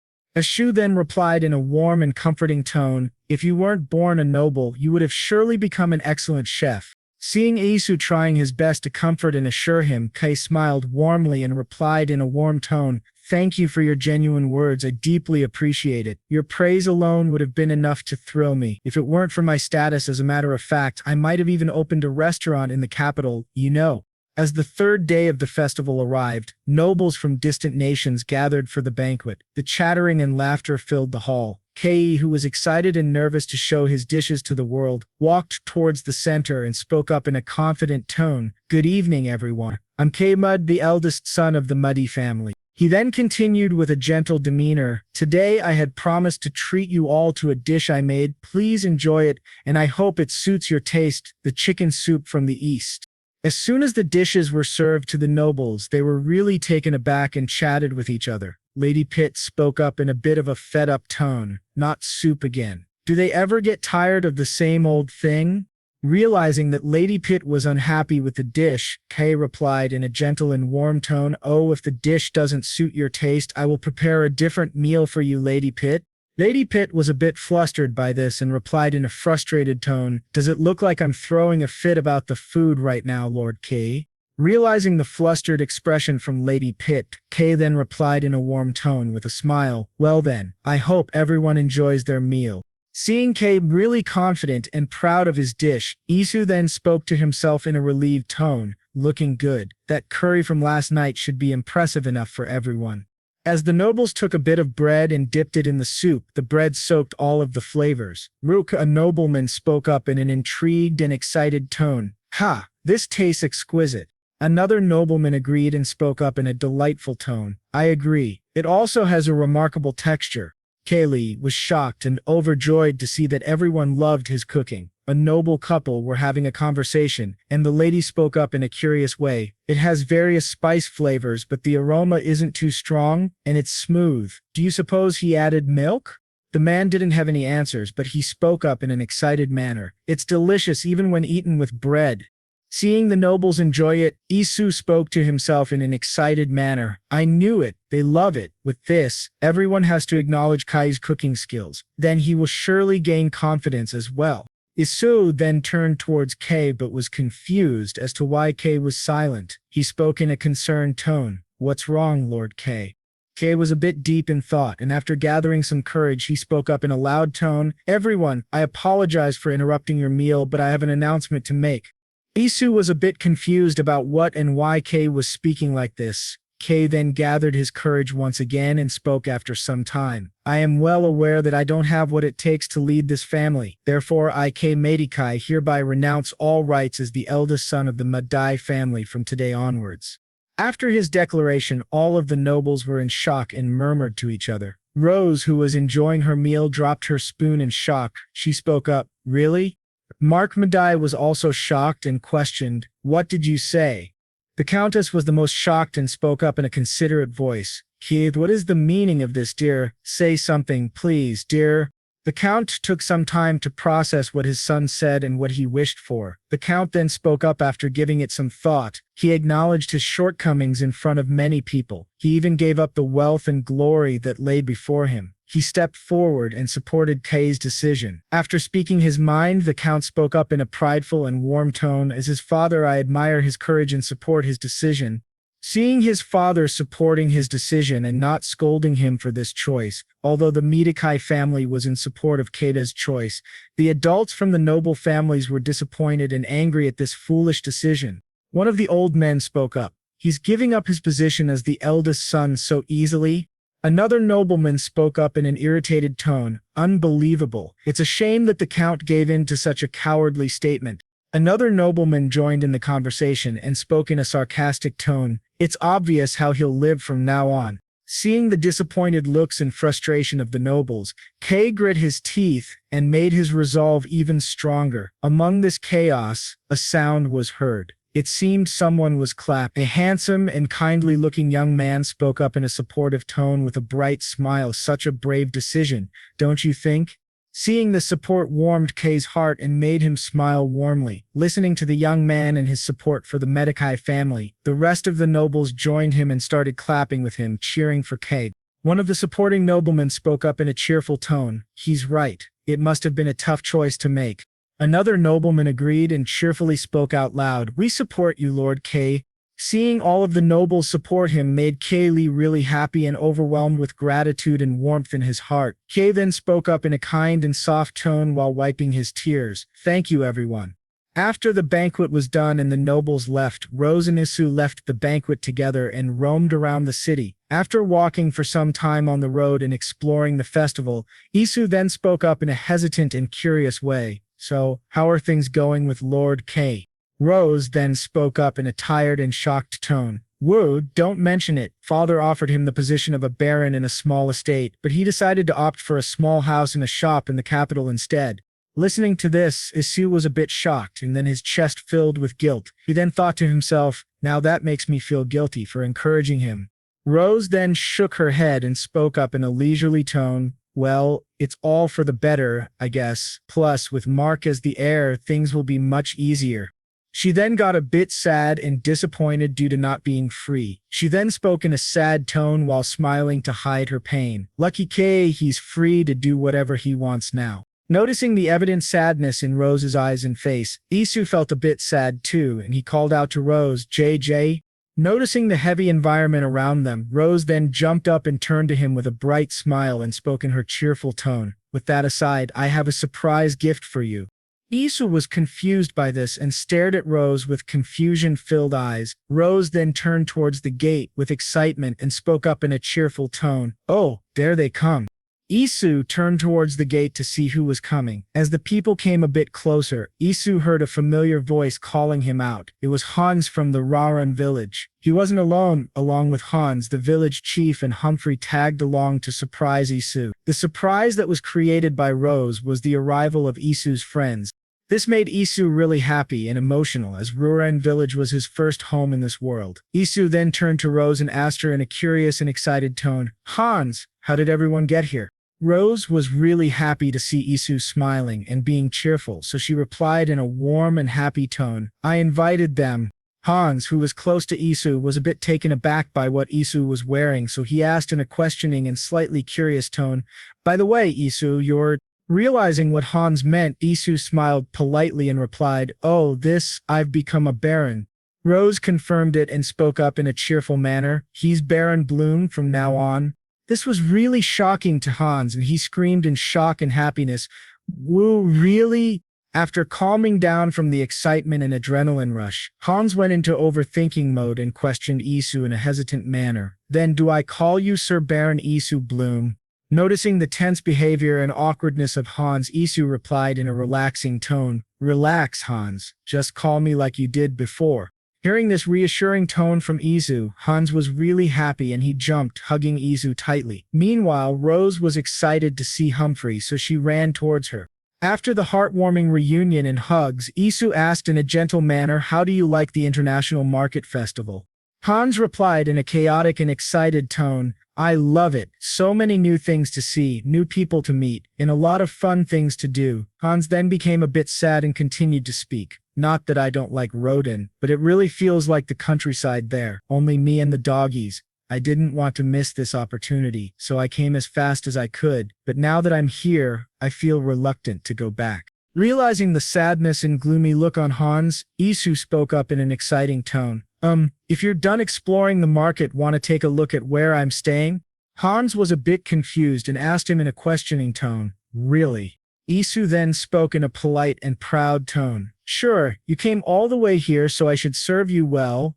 Isu then took Hans to his living quarters. They both roamed around the city, enjoying the people, having fun and getting lost in the excitement. As they reached Isu's temporary living quarters, Isu opened the door for Hans. Seeing the magnificent and beautifully decorated house, Hans spoke up in an excited tone. Wow, do you really live here, you? Great. Isu laughed nervously and replied, It's temporary. But Hans was really interested in this house and was amazed by it. He spoke up in a shocked and amazed tone, This temporary place feels like a palace compared to my house. Hans then started looking around the house, exploring new artifacts and paintings in the room. Meanwhile, Isu had a bright smile and enjoyed Hans being excited like a small child. He then turned around and called, Lucas. Lucas appeared within a few seconds and spoke in a formal tone, Yes. Susan asked him politely, We still have that gelato from last time, right? Could you bring me a bowl of that? Lucas nodded and rushed back to the kitchen. After some time, Lucas arrived with a bowl of 2 flavors of gelato, vanilla and strawberry. He served it to Hans, gently bowed, and took his leave. Isu then turned to Hans and politely offered, Try it, Hans. It's a nice dessert called gelato. Hans was a bit perplexed by this dish and asked Isu in a curious and gentle manner, Isu? Isu then replied after giving it some thought, Yep, I was able to get ice. Listening to Isu say that ice was available to him, Hans was shocked. Hans then replied in a shocked manner, They have ice here? That's unimaginable in Rodin. Hans then took a scoop of the gelato and spoke in a grateful tone. Then, mind if I do. As soon as the gelato settled in his mouth and he chewed on it for a little while, he went silent and didn't speak for some time. Seeing Hans not replying or speaking, Isu got a bit worried and asked in a worried tone, Hans? Isu then got a bit more worried and spoke in his mind. What's wrong? Did he get a brain freeze from trying cold food for the first time? He couldn't bear seeing this anymore and yelled in a worried tone, Are you okay, Hans? Suddenly, tears were dropping from Hans' face. Isu was a bit tense and thought to himself, Is he crying? Hans then wiped his tears away and spoke in a grateful tone, Oh, sorry to startle you. It's just that I've never eaten anything like this before. Boy, I was surprised. He laughed a little at this embarrassing thing and then spoke up in a grateful tone. The taste is so fascinating. It's so squishy and chewy, and yet it's also smooth like the clouds and sweeter than honey. He couldn't control his tears and kept crying while appreciating this dish. It's simply so scrumptious. Isu then relaxed a bit and thought to himself in a relieved tone, he nearly scared me there. Of course, he would be shocked if it's his first time eating ice cream. After enjoying the gelato, Hans spoke up in a slightly nervous tone, You? Isu was a bit confused as to why Hans was a bit serious. After collecting his thoughts and relaxing his nerves, Hans spoke up, Could I travel with you, Isu? Isu was a bit taken aback by Hans' request. After giving some time to this thought, he asked in a worried tone, Why do you ask all of a sudden? Did something happen? Hans then calmed his nerves a bit and spoke up, No, everything's fine. It's just that if I stayed in Rodin, I wouldn't have experienced something like this in my lifetime, nor would I have had a chance to enjoy this festival with so many people. I also want to explore a bigger world, experience different things. I simply can't do it alone, but I have a feeling I can do all that if I'm with you. After listening to Han's explanation and needs, Isu smiled softly and looked at him. Isu then spoke in a comforting tone, Hans. Hans then got a bit scared and quickly spoke up in a nervous and shaky voice. Of course, I'm not saying just take me along without any consideration. I can do pretty much anything with my strength and muscles. And I'm pretty smart from working at the library. He then stood up from his seat and spoke in an almost begging tone. So please, take me with you. Isha then took his time and thought for a long while, but a doubt crept into his mind, and he asked Hans, that's fine with me, but did you ask your parents? Seeing Isu agreeing with Hans, Lucas spoke up in a scared and shaky voice. But sir, he then continued to speak in a gloomy and depressed tone. You have me serving you right now. I can also do pretty much anything you ask for. Are you planning to get rid of me? Lucas fell down and started crying, regretting and punishing himself for not being a better butler for Isu. Lucas was slowly sinking into depression. He was getting scared of being replaced by Hans. Isu then realized that Lucas was getting into depression as he cried. He walked over to him and comforted him, although his voice was shy yet no nonsense. Calm down, Lucas. Realizing that this blunder was getting out of his control, Isu then spoke up after thinking. Both of you can help me out? Lucas and Hans had a bit of a stare down at each other, and there were little sparks between them. This showed a conflict rising between the two men. After a bit of a staring contest, Lucas then turned around and avoided looking at Hans. Noticing the contest and angry glares between them, Isu then spoke up after taking some time to think. Then, how about we discuss this again after Hans talks to his parents about it, and Lucas can help me clean the table. Lucas understood this solution and agreed with Isu. Hans then took his leave after hugging Isu and saying goodbye to him. As soon as Hans left his living quarters, Isu flopped down on the couch and spoke in a tired tone. Woo, finally I can get some rest. After relaxing for a bit, Isu thought about what Hans said and then spoke up, but I didn't expect Hans to have such thoughts. Well, he did say he was bored without peers his age. But first, let's get some rest. As Isu was taking his break, he heard a knocking and spoke in his mind in an irritated tone. Oh, come on, can a guy get a break already? Isu then relaxed his tired form and spoke out loud. Who is it? As soon as the door opened, Rose and Hyan were standing there and they entered his living room. Isu was confused and asked them in a curious way, what are you two doing here at this hour? Rose then calmed her nerves and spoke up in a cheerful tone. Today is the last day of the festival. Join us in enjoying the night view. Isha was a bit tired and spoke in a tired manner. Oh, I'm feeling a bit tired today. How about you two go ahead and enjoy without me? Rose and Hyan didn't listen to Isu's words and dragged him out to the festival. Rose then spoke up while dragging him out. Okay, let's go. The last day of the festival was a more peaceful and calm night. The three of them were walking around the perimeter of the castle. Rose then spoke up in a gentle and warm tone while Isu was gazing at the village. Did you enjoy your first international market festival? Isu then thought for some time before replying. Sure, but overall I had a great time. It's all thanks to both of you, Jieja and Hyan. Hyan and Rose were both a bit flustered and shocked when Isu complimented them. Rose then smacked his back while being flustered, her voice also flustered. Yui, why are you being so cringy? Rose then stopped smacking his back and spoke genuinely. Thanks for your contribution too, by the way, you're a man full of talent. How come you're traveling around the world as a voyager? Listening to this question, Isu got a bit gloomy and started to think about the things he had to go through in his old world. Rose saw Isu being sad and gloomy, so she called out, Isu. Isu then collected his thoughts and spoke up in a sad and gloomy tone. Hyan might already know this since I told her, but both of my parents have passed away. After explaining his parents' death, Isu then had flashbacks of the incident. A dark memory popped into his mind. Car crash sounds and loud honking were heard. Ambulances rushed in to rescue the victim. After taking the victims to the hospital, Isu rushed there after getting a call from one of the nurses. As soon as he entered the operation theater, he saw his parents dead in front of his eyes. At the time, there was only one thing in his mind: why? He opened the door to the mortuary and saw his dead parents lying there with a cloth covering their faces. After a few days of staying in the hospital and the cremation of his parents, Isu filed a case against the driver who caused the accident. After days and nights of hard work and fighting, the judge heard both sides, the prosecution and the defendant. After a long duration of this to and fro from both sides, the judge gave his final judgment.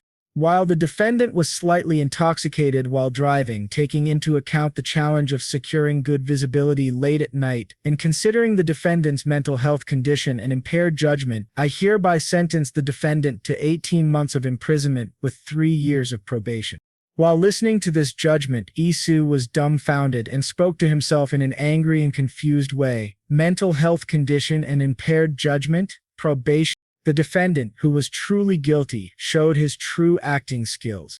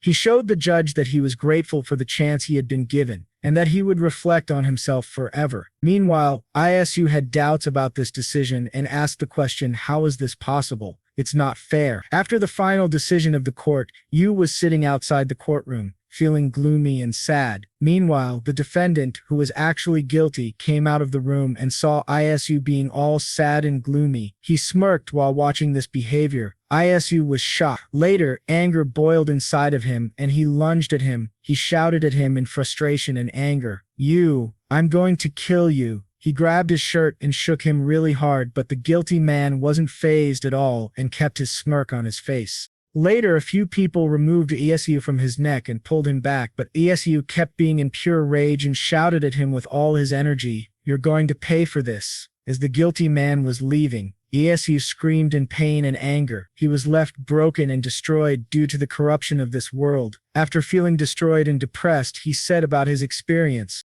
"To overcome this pain, I needed to distract myself from everything, and so I found refuge in the online world." After that, he could not get back on his feet for a long time. He was still gloomy and sad and thought to himself, "Thanks to that, I read a ton of fantasy web novels. Is it a coincidence that the portal opened up in front of me?" He then remembered the time when the portal arrived at his apartment for the first time and how he entered and lived the life he has. He had a last thought. Or could it be that my late parents opened one up for me? As he thought this way because of his parents' early death, they might have felt bad, and maybe they might have wished or begged God to open a portal or bless him with happiness. Seeing Isu all sad and gloomy made Rose really uncomfortable. She slowly called out, realizing he had blanked out and was deep in thought. She continued, "Oh, you suddenly blanked out without finishing your sentence." Yu forgot to continue his story as he was lost in flashbacks of his old life. He then replied in a sad tone while staring at the road, "Anyway, as I was saying, they were both struck by a carriage driven by an intoxicated coachman. Isu lied about his parents' death to not let anyone know where he was truly from." After listening to this sad and heavy story, Rose spoke up in condolence. "Oh dear, I'm sorry to hear that."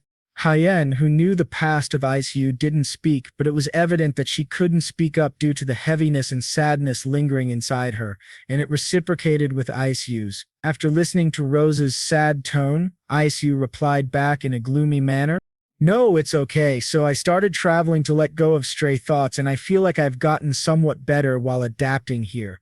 Even though he was speaking with a smile, it was quite evident that he was trying to hide his pain and sufferings from them so they wouldn't feel bothered by it. Realizing the late night and the quiet situation around the city, Isu suggested in a polite manner, "It's late. How about we head back inside?"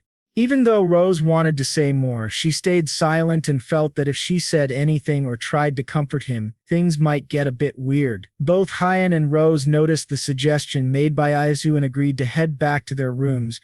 Meanwhile, the Count, in his personal room, was disturbed by his personal butler saying, "A message from the Croman family, sir." As soon as the letter was handed to the Count, he opened the envelope and with a serious expression, read the contents. After reading the letter, he closed it and put it back in the envelope while having a delighted smirk on his face. He then explained to the butler in a delighted tone, "It says that the food served at the festival is trending in the capital. They are thanking us for the surge in sales of vanilla beans and ginger. This was all thanks to the rumor spreading that was requested by ISU, and one more favor indebted to the Medici family." The butler understood the explanation and then asked in a curious tone, "Aren't the Pitt and Croman families at the heart of Central Power, sir? We should take this opportunity to increase our trade volume of vanilla beans and ginger." This indeed was a great idea and a fabulous suggestion by the butler. The Count then spoke up in a happy tone. "JJ told me this was all Baron Bloom's idea." The butler nodded and agreed with the Count. "He is indeed a man of great knowledge, sir." However, the butler was not sure about something and a doubt crept into his mind. After pondering about it for a long time, he asked in a polite manner, "But sir, are you truly considering handing over that land to Baron Bloom?" Confused by this question, the Count spoke up in a formal and stern voice. "You mean the land I'm considering presenting to him? Well, what do you think?" The butler was a bit taken aback by this question and pondered on it. After a long time of thinking, he spoke up in a cautious tone. "Be cautious, sir. He's a foreigner about whom we know very little." The Count thought for a while on this question before answering in a chuckling manner. "Ha, I heard that the Baron is terrible at swordsmanship." The butler replied while holding back his laughter. "Yes, sir, I heard his joints ache whenever he wields a sword." The Count laughs hard and replies while laughing, "Even better for us, don't you think?" The butler was confused by this and asked, "Excuse me, sir?" Realizing the confused tone and the dumbfounded look on his face, the Count replies after controlling his laughter and speaking in a confident tone, "At least he won't threaten me with a sword to my neck." After explaining his reasons, the Count then orders his personal butler, "I have made up my mind, go and fetch the Baron." Meanwhile, Isu was training really hard on this hot summer day, swinging swords one by one with his joints cracking every time he struck with his wooden sword. On the other hand, we see Hyan and Rose chilling in the shade, enjoying watching Isu all battered up and hard-working in his training. After enjoying the cookies made by Isu before his training, Rose speaks up with her mouth full of cookies. You know what they say, nobody is perfect. Hyan, who was in her elven form, agreed with Rose and spoke up in her usual cold tone while munching the cookies. "Good thing he's at least a good cook." Rose then replies in a sarcastic and teasing tone while munching on the cookies, "He's worse than Clay, in my opinion." Hyan felt this was a bit over the top and replied back, "That's a huge insult." Hyan then turned her attention to the plate filled with cookies and noticed that a lot of them were missing. Hyan then spoke in her cold and sharp tone, "By the way, I only ate 4 cookies, yet there are barely any left. Just how much did you stuff yourself?" Rose was in huge trouble because of her binge eating the cookies that were made especially for Hyan. When Hyan questioned her about the fewer cookies, Rose felt a sharp gaze and an intimidating aura from Hyan that made her feel like prey against a strong predator. After some time, the Count's personal butler called out to Rose while bowing gently, "Lady JJ." Rose turned quickly towards the butler and spoke in a shaky voice. "Oh, Peter, what brings you here?" Peter, the Count's personal butler, then replied in a gentle and formal tone, "The master is calling for Baron Bloom." Rose nodded and called out to Isu in a very casual demeanor while waving her hand, "Oh, you, Baron Bloom, father wants to see you."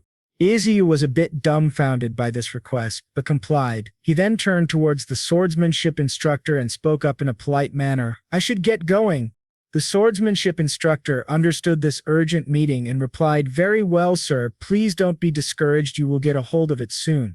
Isu shook his head and replied in a warm and gentle comforting voice, "I'm not worried. If I keep practicing, I'll be able to face a petty thief at most. What do you think? I should at least know how to defend myself when I'm alone." The instructor nodded and replied in a stern voice, "We shall practice with a real sword tomorrow." Isu was shocked and replied in a gentle tone, "Really?" The instructor nodded and took his leave. As soon as Isu left the sparring arena, Lucas reached him as quickly as possible and suggested, "Sir, how about a quick shower before you go?" Isu agreed and replied in a gentle tone, "Good idea, Lucas." After having a proper bath and changing into fresh clothes, he then walked towards the Count's personal room and knocked on his door. The Count agreed and let him in. Isu then spoke up in a cheerful tone while having a polite smile. "Did you call for me, sir?" The Count nodded and replied, "Yes, please have a seat." After taking his seat, Isu then spoke up in a nervous tone, "May I ask what it is you want, sir?" The Count noticed the nervous and shaky voice. He smiled warmly at Isu and spoke up in a cheerful tone, "I have an offer for you, Baron." Isu was a bit confused as to why he was being gifted this opportunity and asked in a curious tone, "An offer?" The Count nodded and quickly dropped his smile. In a serious and intimidating voice, he then replied, "Yes, but first, let me ask you a question." Isu quickly replied in a hurried tone, "Yes, anything, sir." After some time, the Count straightened up and asked in a strict and stern voice, "Why did you help us during the family incident?" Noticing the serious look on the Count's face, Isu then thought to himself while remembering the incident, "He must be talking about the last time we used the lie detector." Isu calmed his nerves and spoke up in a soft voice, "To be honest, I did it all for the sake of Rodin rather than the Medici family. In a way, Rodin is like my hometown. I couldn't bear the thought of it losing its freedom by falling into the hands of the Fini family." Understanding the logic behind why he was helping them, the Count replied in a thoughtful tone, "So that's how you helped us in the process?" Isu nodded and answered in complete honesty, "Yes, sir." The Count then dropped his strict and scary demeanor and smiled brightly at him. "Splendid. Let us leave this discussion for later. Did you say you're still in search of land?" Isu nodded and replied in a confused tone, "Yes, sir." The Count then continued with a gentle tone, "I happen to know a place and I was thinking of giving it to you as a gesture of gratitude." Isu felt a bit uncomfortable by this gesture and spoke up in a worried tone, "Excuse me, sir, but I don't believe I deserve such a grand gift." Noticing Isu's nervous expression and gentleness, the Count replied, "Please, I insist, not only because of the Fane incident, but we are indebted to you for so many things." Isu wanted to reject this offer, but he wasn't allowed to, so he accepted it and spoke in a grateful manner with a bright smile. "I appreciate your thoughts, sir. If that's the case, instead of land, may I take some of your people with me?" After Isu's request was made, the Count was a bit taken aback and went into a dilemma. The Count then thought in a judgmental tone, "Look at how impudent he is. I wonder who he wants specifically." The Count was still in his thoughts when he suddenly felt anger boil within him and thought, "If he dares to take Gya with him, I'll chop his head off." The Count then shook his head, removed all of his torturous thoughts and spoke in his formal and gentle tone, "By people, who do you mean?" Isu nodded and thought for a while about whom to select. After a thoughtful discussion with himself, he replied, "Lucas, sir, he'll be enough." Listening to his request, the Count went silent and didn't speak for a while. This made Isu a bit nervous, and he questioned him in a curious and shaky voice, "Is something wrong?" Noticing the fearful and confused look on Isu's face, the Count then spoke up in a comfortable tone, "Oh, it's nothing. No asset is more valuable than a person. I will inform him of this in advance." The Count then thought to himself in a kind and considerate tone, "Lucas's family has served the Medici for generations. Therefore, he knows better than anyone else about how the Medici family operates." The Count then looked over at Isu and thought in a genuine tone, giving attention and recognition even to someone who might be considered below their class. Such a fine character. After some time, the Count spoke up in a confident and gentle tone, "I'll give you an estate as well." Isu felt a bit uncomfortable and spoke in an uncertain tone, "An estate? I do appreciate your thoughts, sir, but isn't it a little too excessive?" The Count laughed softly and then spoke up with a kind and considerate tone, with a bit of sarcasm. "Are you seriously planning on starting from scratch, Baron?" Thinking about this, Isu's face went pale. Noticing this pale and struggling look, the Count smiled warmly and explained, "If you have enough money, building a mansion and buying land is no big deal, but how do you plan to attract people to live there?" Listening to this obvious and important question, Isu was a bit overwhelmed. He felt that he had no idea and spoke in a hesitant voice, "Oh, well, Seeing Isu being frozen and not able to answer, the count then explained in a delightful and confident tone, "The land that I'll give you includes livestock, mansions, and the people living there. Will you still refuse even if I offer this?" After listening to this genuine offer and kindness from the count, some doubts crept into Isu's mind. He asked him in a confused tone, "Then may I ask you just one thing? What's the reason for treating me so well?" Seeing the genuine doubtfulness and curiosity, the count explained in a gentle and reassuring way, "Think of it as an investment, Baron. Anyway, let's plan to look around together soon." Isu nodded and agreed to this decision, then left the room, leaving the count all alone. After some time, Isu went to the kitchen and made a new dessert. He then placed it on the table and called for Lucas. After Lucas arrived at the living room, Isu then gestured at the dessert and spoke to him. "Here, try this." Confused by this new dessert and cold treat in front of him, Lucas asked in a curious tone, "Is this another iced dessert, sir?" Isu noticed the curiosity and nervous expression and explained in a gentle manner, "It's called a chocolate shake made using the leftover gelato from last time." After understanding the explanation, Lucas nodded. He then turned to Isu and questioned him in a shocked manner, "Did you make this for me, offering such a fancy treat to someone like me?" Seeing the excitement and nervousness on Lucas's face, Isu tried to calm him and replied, "Yes, so please have a seat and enjoy." Lucas felt a wave of gratitude and happiness rushing through him and thanked Isu for this fabulous and tasty treat. As soon as Lucas sat on the couch, he took the glass and admired the chocolate shake decorated in the glass. After admiring and expressing his gratitude, he took a huge sip of the shake. After savoring the drink, Lucas's cheeks turned pink with excitement and enjoyment. He then turned to Isu and replied in a grateful tone, "This is so good, sir." Isu felt a bit overwhelmed by Lucas's gratitude. He collected himself and spoke up in a shaky and nervous tone, "I'm glad you like it. Now, Lucas, I have something to tell you." Lucas was a bit confused, and he asked him in a curious tone while scooping the ice cream, "What is it, sir?"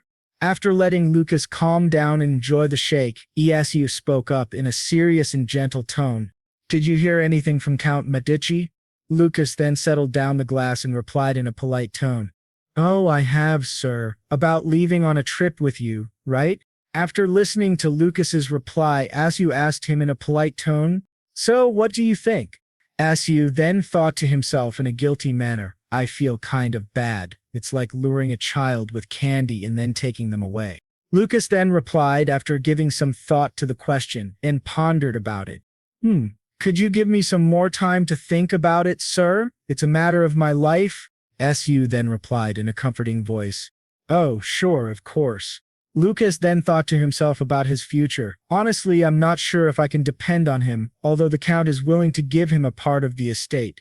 He then shook his head and strengthened his will, "But my goal is to become the head servant of the Medici family." While being all serious and determined, Lucas started stuffing his mouth with the shake. Seeing this hurried eating, Isu then spoke up in a considerate tone, "Take it easy." Lucas then noticed that he was being improper while enjoying the dessert, which made him blush slightly. He then slowed down and placed the finished glass down on the table. Lucas then spoke up in a grateful tone, "Thank you for such a delicious dessert, sir."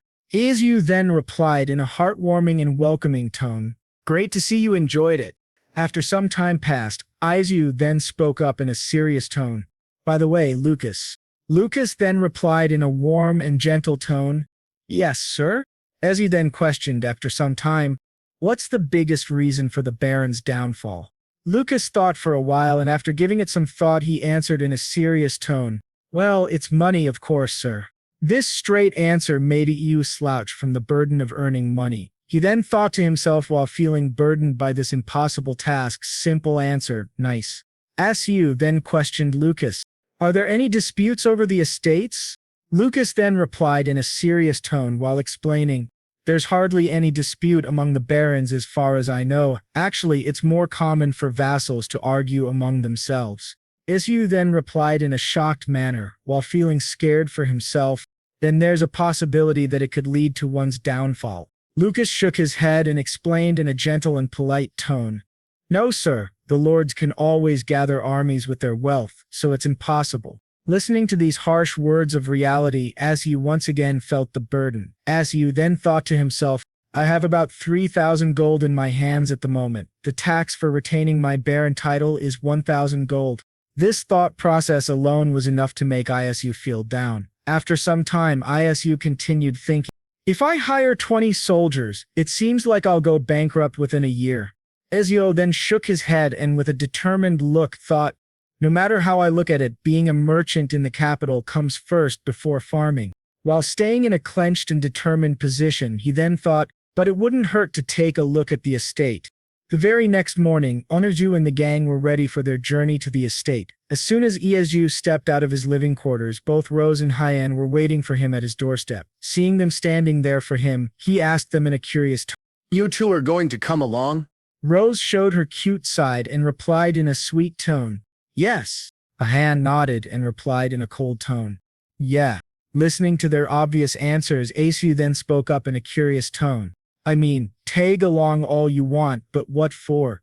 Rose then answered in a serious tone, well, first and foremost, we're bored, and there's an enchanted valley on that land, so we can take a look while we're at it. That place is said to have been inhabited by elves once. This intrigued Hyan the most, and she turned to Rose while asking her in a curious tone, are there any traces of elves there? Rose listened carefully to Hyan and then replied in an uncertain tone. Not sure. The only time I've been there was when I was young. All I remember is the gorgeous color of the water. The Count then disturbed the long discussion between the three of them with loud claps and spoke up in a stern voice. Now that everyone has gathered, let's start our journey. All of them nodded and entered the carriage that was supposed to take them to the estate. As they crossed many fields and villages, Isu was stuck in this long and torturous trip as he was getting motion sickness from the movement of the carriage. He then thought to himself, the atmosphere feels awkward, and it's been a while since I rode in a carriage. I feel so nauseous.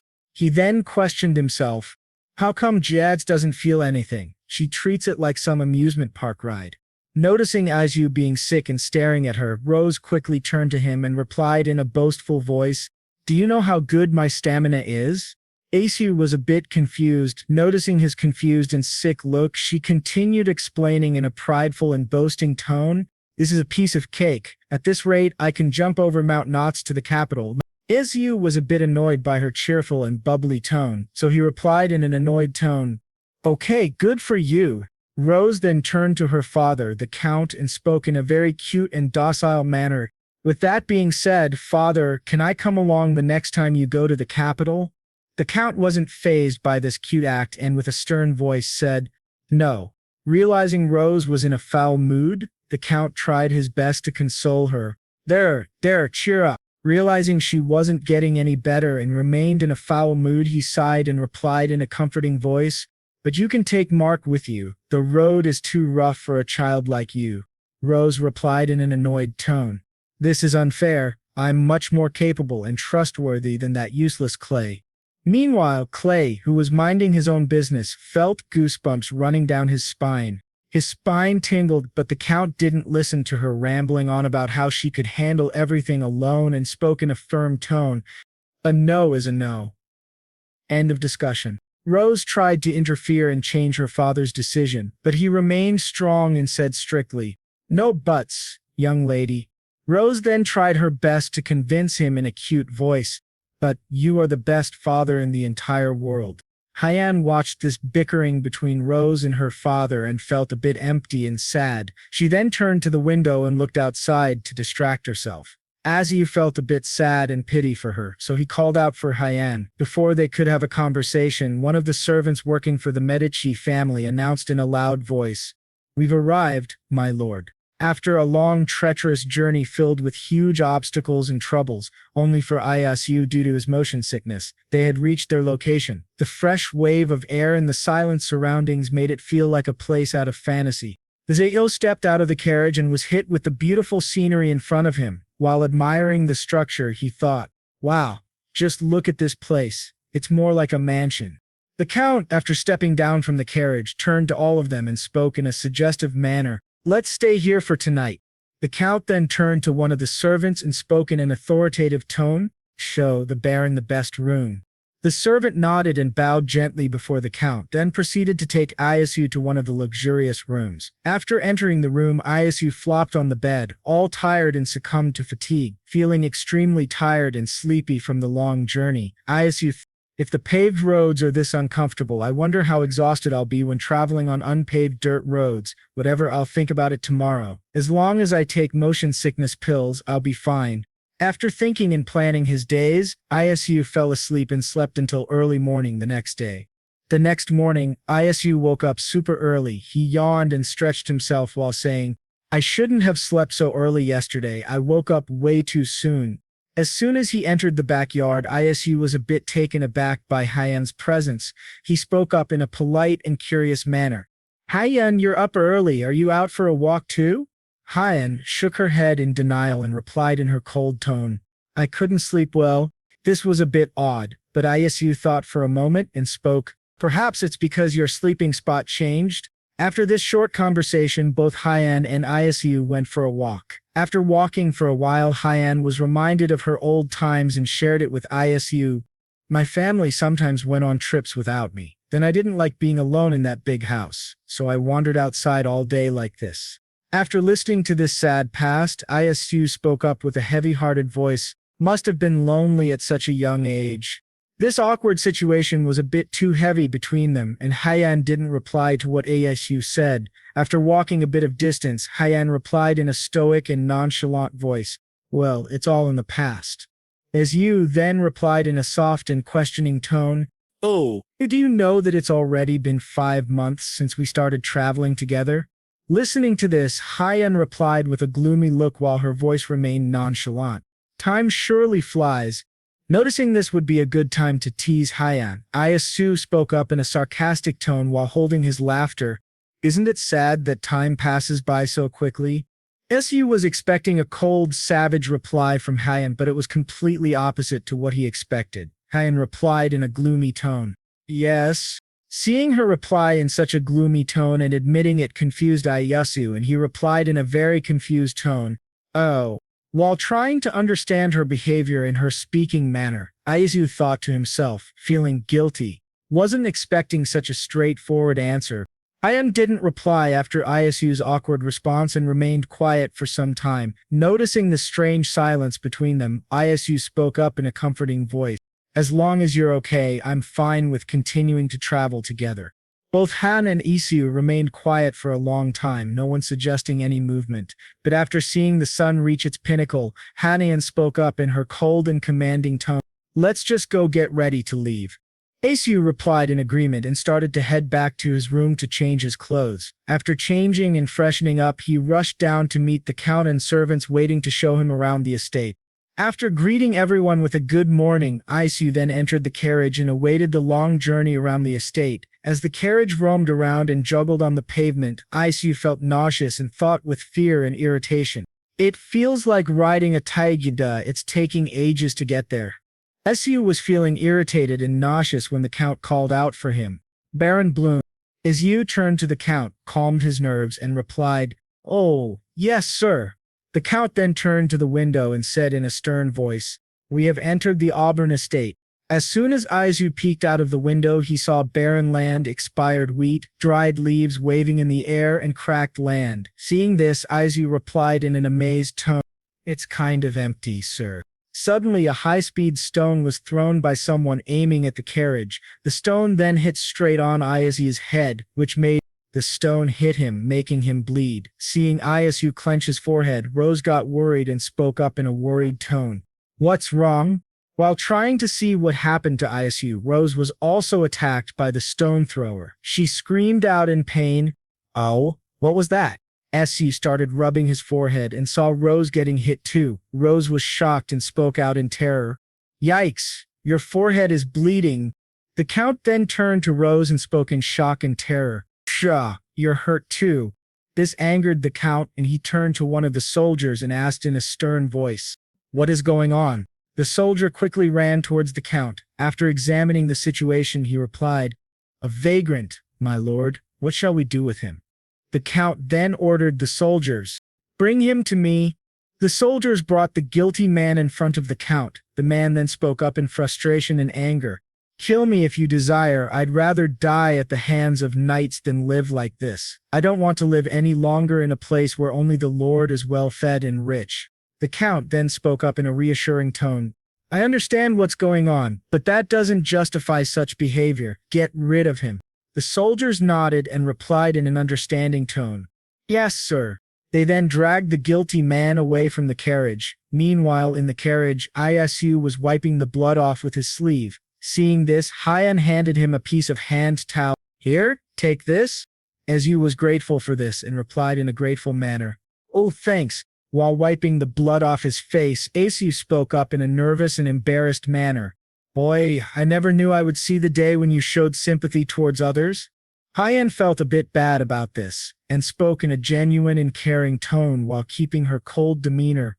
I also don't like seeing the people I care about getting hurt, and stop talking as if you've lived for 1,000,000 years. As Isu continued to wash the blood off with the handkerchief, Rose was trying to find the perfect moment to tease Hyan about this situation. After a while, Rose turned to Hyan and asked her in a cute voice, Where's my handkerchief, Duchess? Seeing Rose trying to irritate her, Hyan spoke up in a cold tone while being irritated. You sound fine to me. Later, both of the ladies calmed down and sat in their respective seats. The Count then turned to Isu with a worried expression and said, Are you all right, Baron? Isu then gave a warm smile with genuine appreciation.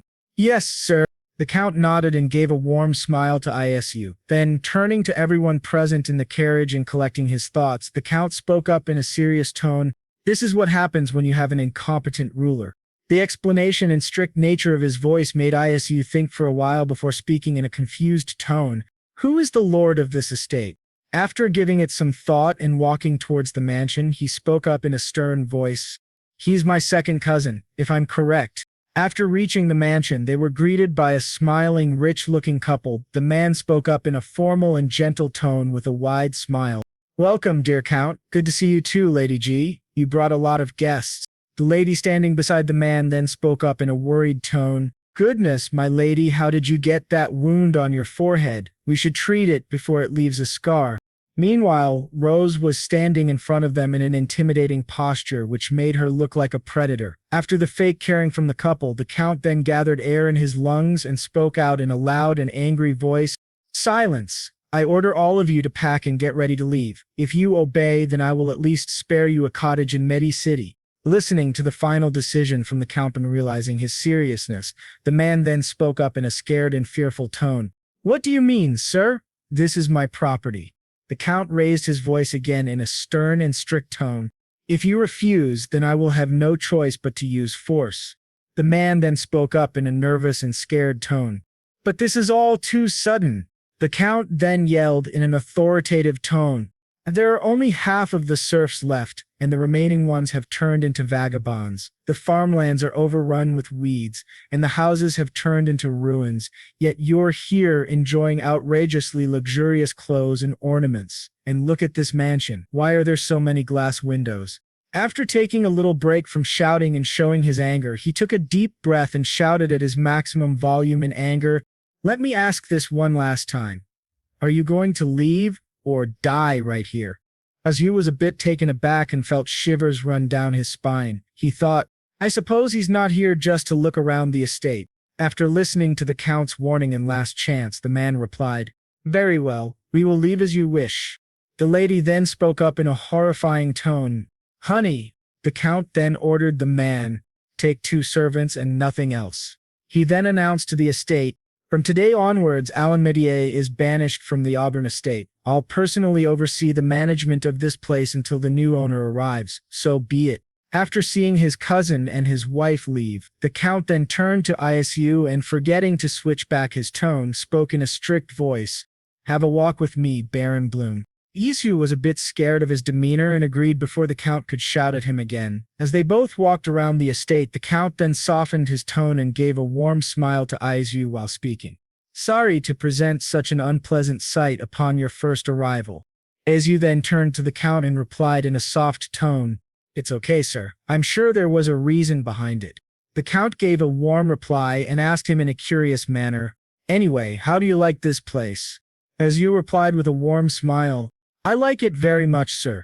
The Count nodded and gave a warm smile to Isu. Both of them walked around the estate for a while. After walking around for a bit, the Count spoke up in an informative tone. If you travel west for 3 days, you'll come across a small port called Inch.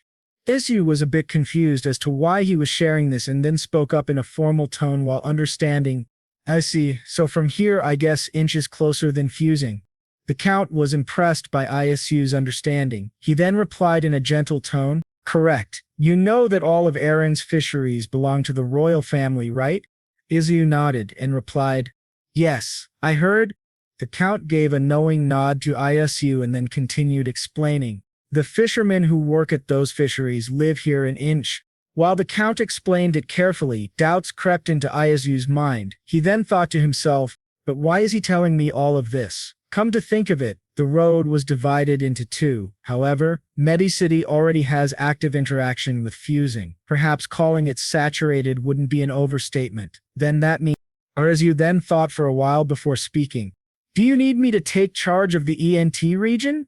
The Count smirked widely after knowing that Isu understood what he wanted and the future developments that the Medi family would have due to Isu's help. After the discussion of Isu's need to take over Auburn Estate, the Count was pleased to know that Isu guessed his reason for bringing him to this estate. The Count then explained in a gentle tone. As you can see, Medicity is at full capacity. There aren't enough lodgings for merchants to stay. After understanding the reasons and ideas for the redevelopment of this estate, Isu spoke up after careful thinking. So you're hoping to revitalize the route from Auburn to Inch, which is close to Medicity but hasn't developed yet. The Count nodded and explained in a genuinely interesting tone. If this place is developed and the roads are well maintained, it will only take half a day to travel back and forth from Medicity. The Count then turned to Isu with a genuine smile. What do you say, Baron? Does it intrigue you? Seeing the genuine trust and anticipation on his face, Isu was speechless and thought in a nervous manner. Count Medi is a tycoon beyond imagination. He is acquainted with many other nobilities too. He then doubts himself, but am I qualified to take part in this endeavor? I am not sure. He continued to doubt himself and kept questioning his worth. After gathering his thoughts and thinking about it, Isu spoke in a nervous, self-doubt-filled voice. Sir, thank you for your generous offer, but I'm afraid I lack the experience and would prefer to gain that before proceeding. The Count laughed nervously and spoke in an understanding tone. Oh dear, I didn't mean to rush you. As I get older, my mind keeps feeling more impatient. Take all the time you need, Baron. I'll give you 3 years. Listening to the reasons behind the Count's excitement, Isu had a doubt in his mind and asked, May I ask you a question, sir? The Count was a bit confused about what he wanted to know. After collecting his thoughts and calming his nerves, Isu asked in an uncertain tone, What potential did you see in me? The Count then turned silent and took his sweet time to think on this. After thinking for a while, the Count spoke up. It's hard to put into words, but there's something about you that feels different from others. Isu then thought about this and said to himself, He's not completely wrong. I am from another dimension after all. The Count then asked him in a curious and clarifying tone, Besides, you're not from Arman either, correct? Isu sighed in relief and spoke up in a nervous tone. That's right, sir. The Count then asked in a clarifying tone, And you mentioned that both your parents have passed away, is that correct? Isu replied in an understanding tone. Correct, sir. Isu then thought to himself, Jade must have told him. The Count gave an understanding nod and continued with his explanation for his question. And the fact that you have no association with the nobility makes you the perfect candidate. When you're involved with many people, it's easy to get swayed. After understanding his reasoning and the Count's need for him to take over this estate, Isu felt a bit sad and thought, He likes me for being a commoner, now that hurts. He shook his head, clearing his sadness and depressive thoughts. He then thought to himself in a positive and uplifting mood. But I'm not going to rush things from here. I'm going to slowly settle down and establish myself. After all of the terrible experiences and having a depressive and horrifying reality, I am ready to move on. For this life that I am granted by the heavens, I am going to do my best to live the life I want. After a long walk around the palace and discussion, all of them settled down in their rooms in the palace. After a while, Hyen and Rose took Isu with them to the stream Rose used to visit when she was a child. After some time, while riding the carriage on the way to the valley, Rose spoke up in a relieved and childish manner.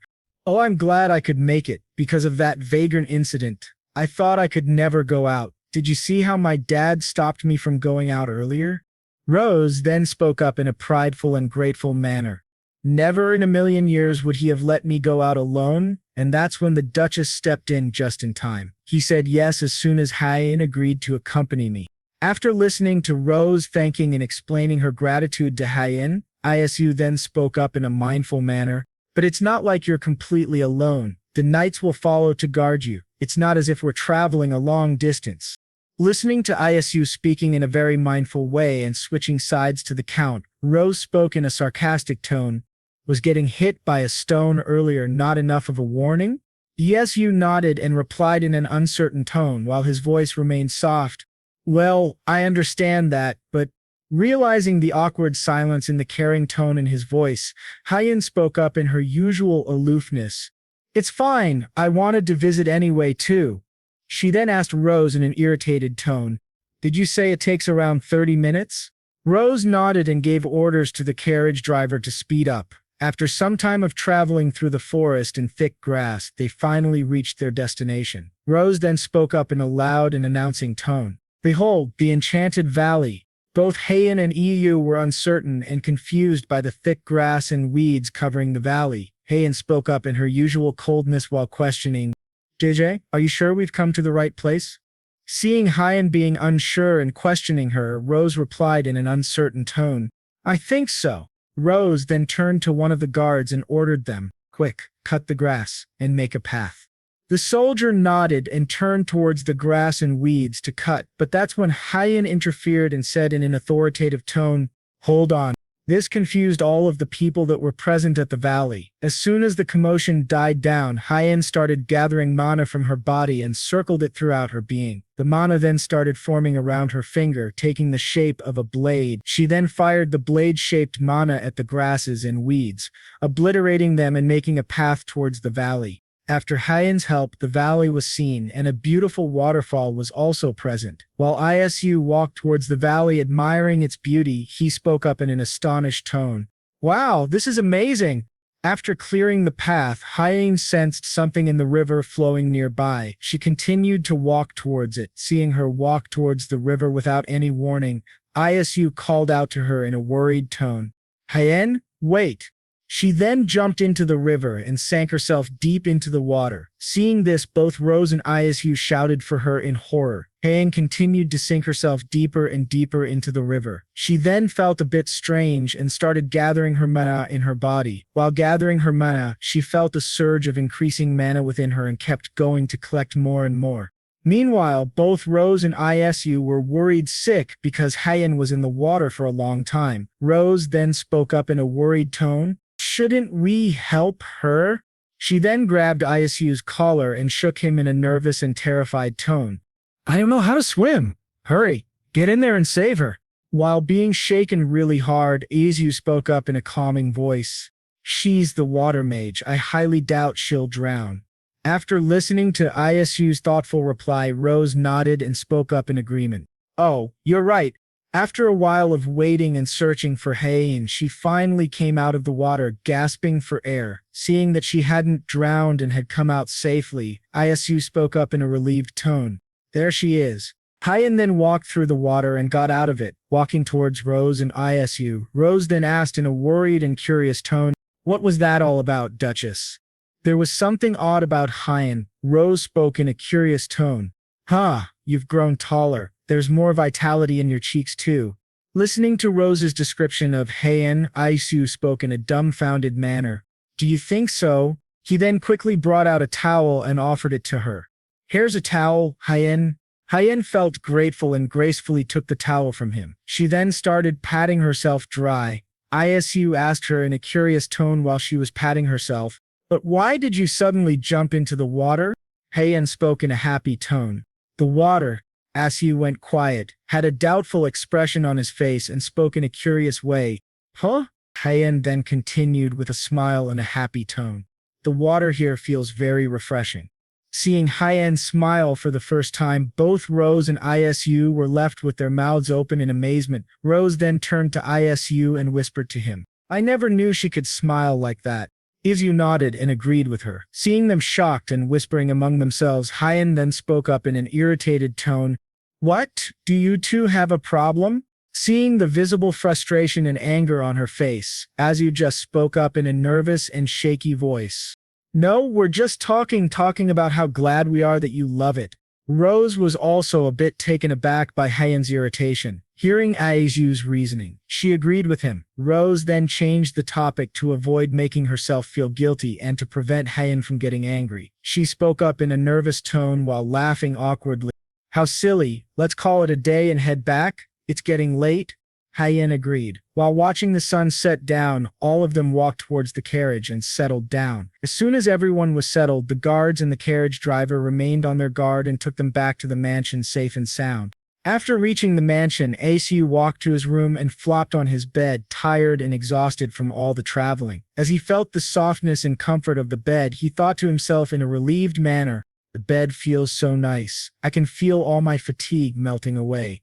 But the moment he tried to fall asleep, suddenly a knock was heard on his door and a familiar, cold and aloof voice spoke up. "Isu, it's me." Isu continued to speak in his mind in an irritated tone. "She'll come over." Not wanting to get up from the comfort of the bed, he reluctantly got up and opened the door. He then let her in and spoke in a curious manner. "What brings you here at this hour?" Noticing his curiosity and tiredness, Hyen spoke in her usual cold tone. "I have something to tell you." Isu was a bit taken aback, wondering what she had to tell him. He then noticed something different about her and thought in approval, "She has definitely gotten taller." Hyen then walked towards the bed and flopped on it, sitting with nobility and grace. She then asked Isu in a curious tone, "Is the Count planning to hand over this estate to you?" It seemed as if Hyen was interested in something and wished for it dearly. Seeing this awkwardness and desire in her eyes, Iya spoke up in an understanding tone. "Oh, is that why you're here?" He paused for a while to see Hyen's reaction. As she didn't react and waited for his answer, Isu spoke up in his gentle voice, "But I plan to go to the city and earn some money first." After listening to Isu's reasoning and his plan, Hyen spoke up in her cold tone with something else in her voice that seemed like a request. "No matter how long it takes, you must take possession of this land." Realizing the way Hyen was speaking, Isu spoke up in an amazed and sarcastic tone. "This is quite sudden. You must have really liked that puddle earlier." Hyen was irritated and spoke up in frustration. "That's not an ordinary puddle, it's Elfon." Confused by this new term and irritated look on Hyen's face, he spoke in a dumbfounded manner. "What's Elfon?" Hyen then calmed her nerves and explained properly to Usie. To put it simply, it's a mana spring. With Elfon, an elf could survive a lifetime without eating. Listening to this, Isu was surprised and felt amazed by the shocking revelation. Hyen waited for a bit of time to let Isu calm down and then continued. After calming his nerves, he waited for Hyen to speak. Hyen then continued to explain her experience. "It was a feeling I had never experienced before, a feeling of energy coursing through my body and a calming of my mind." Isu took his time to understand this experience and he had a question in his mind. He spoke up in a doubtful tone. Hyen didn't listen to him calling her name and continued to explain. "There are a total of 5 elfin Inomen. Since you can obtain limitless mana from them, they are a rare find." She then spoke up with a determined and requesting tone. "I need that Elfon, so I want you to claim this land at all costs." She then spoke up with fury and bloodshot eyes. "If someone else takes it, I'll crush them and snatch it away." Seeing the seriousness and the fury in her eyes, Isu spoke up in a scared tone while laughing awkwardly to hide his fear. "That's quite a threat." He then replied to her in a calm and collected manner. "The Count said he'll wait at least 3 years for me to settle down." After listening to this, Hyen's anger calmed down and she relaxed. Seeing her seriousness and need for it and hearing her reasoning, Isu spoke up in an uncertain and doubtful tone. "But is it okay for you to tell me something that important? If you look at it without knowing, it's just a beautiful lake. But if people discover that it's a mana spring, couldn't it potentially harm the mages?" Heian understood what he meant by saying all of this and replied to him with full confidence and trust. I'm saying it only because it's you. You're someone I can trust. Listening to Heian say this confused Isu, and he spoke in a curious manner. Huh? Trust me? Heian continued explaining why she had immense trust in him. Being with you has brought about a lot of good things. After hearing this, Isu remained silent and did some thinking before speaking in a gentle demeanor. Maybe it's because you're the goddess of luck. Heian was a bit taken aback by what Isu said, and she repeated his words, I'm the goddess of luck. She had her doubts and was really confused because of her past and the losses she had experienced. The sad past and the things she had to go through all made her feel confused, but she also understood that after going through all this, she might actually be lucky. She then smiled warmly at Isu before speaking in a grateful manner. You really are different from me? She then also explained, oh, and you can use as much mana as you want while swimming in the Elfon. I'm sure you know what that means, right? Izu understood what she meant and nodded at her. Seeing that Izu understood what she wanted to say, she got up from the couch she was seated at and spoke in a tired yet aloof manner. Then I'll be off to my room. She then turned towards the door and took her leave to go to her room to rest. After having this conversation with Heian, Izu thought to himself and decided perhaps it would be best to keep it a secret from others. He then turned towards the bathroom and changed his clothes into something comfortable for the night. After changing, he flopped down on the bed and slept soundly throughout the night. The next morning arrived with birds chirping in the estate. A beautiful visual was blessed upon them. After some time, the trio were laughing and giggling, having fun talking with each other. Rose then spoke in her cute and clumsy manner. Are you sure you're okay being here alone? Heian then replied in her usual cold manner but with a confident voice. Yes, I'll stay here a bit longer. Rose then offered. How about just living here with me then? Let's send Isu alone to the city. Heian replied in a cold and harsh tone. No thanks. Seeing the girls bickering and irritating each other, Isu laughed nervously. After Rose calmed down, he got a funny idea. Isu then spoke up in a sarcastic manner to tease her. Okay then, off to Riren I go. I'll be back shortly. Don't cry because you miss me. This really irritated Heian, and it seemed that she was going to use her magic to teach Isu some lessons. Seeing the anger in her eyes, Isu replied back with a nervous laugh. I'm just kidding. He then smiled warmly at her and spoke in a concerned tone. Stay safe while I'm gone. Both Rose and Isu then settled in the carriage and headed out on their journey back to Reran. On the way back, Rose was a bit gloomy and spoke in a sad tone. Once you're back, I suppose you'll head straight to Adrenia City. That's a bit sad. Seeing this as the best opportunity to make her laugh, Isu spoke in an irritating, sarcastic tone. You're quite sad? I'm extremely sad. Listening to this, Rose was a bit irritated and wanted to get back at him for it. She then spoke in mock seriousness while hiding her menace behind a smile. Maybe I should tell the instructors to not issue your certificate. Noticing the seriousness in her eyes, Isu spoke in a nervous and submissive tone. I wouldn't want that. After laughing and giggling with each other, their laughter died down and they both stayed silent for a while. Rose then spoke up in a questioning tone. Did you say it'll take 3 years to return to Alberta State? After listening to her question, Isu replied, Yes, I believe it should take about that long. Rose nodded and understood his duration. She then spoke up in a polite and happy tone. I see. He asked father to write a property title under his name. Listening to this response, Isu felt that this was a bit too much of a favor. He then replied in a polite manner, you didn't have to. Rose then laughed menacingly and replied with a coy and cunning voice, With those documents in place, I'll know for sure that you'll return. Listening to this master plan of Rose, Isu felt a bit intimidated by her. He then spoke up while laughing nervously. Trust me, I'll be back. It seemed that Rose had some trust issues regarding Isu. Isu then spoke up in a calm and polite manner. It would be nice if you could come to the city with me. A question crept into his mind and doubts arose about whether to ask or not. However, curiosity got the better of him, and he asked, By the way, why are you and Heian always not on good terms? Rose was a bit confused by this question. She then understood his viewpoint and explained in a jolly mood, What do you mean, we're best friends?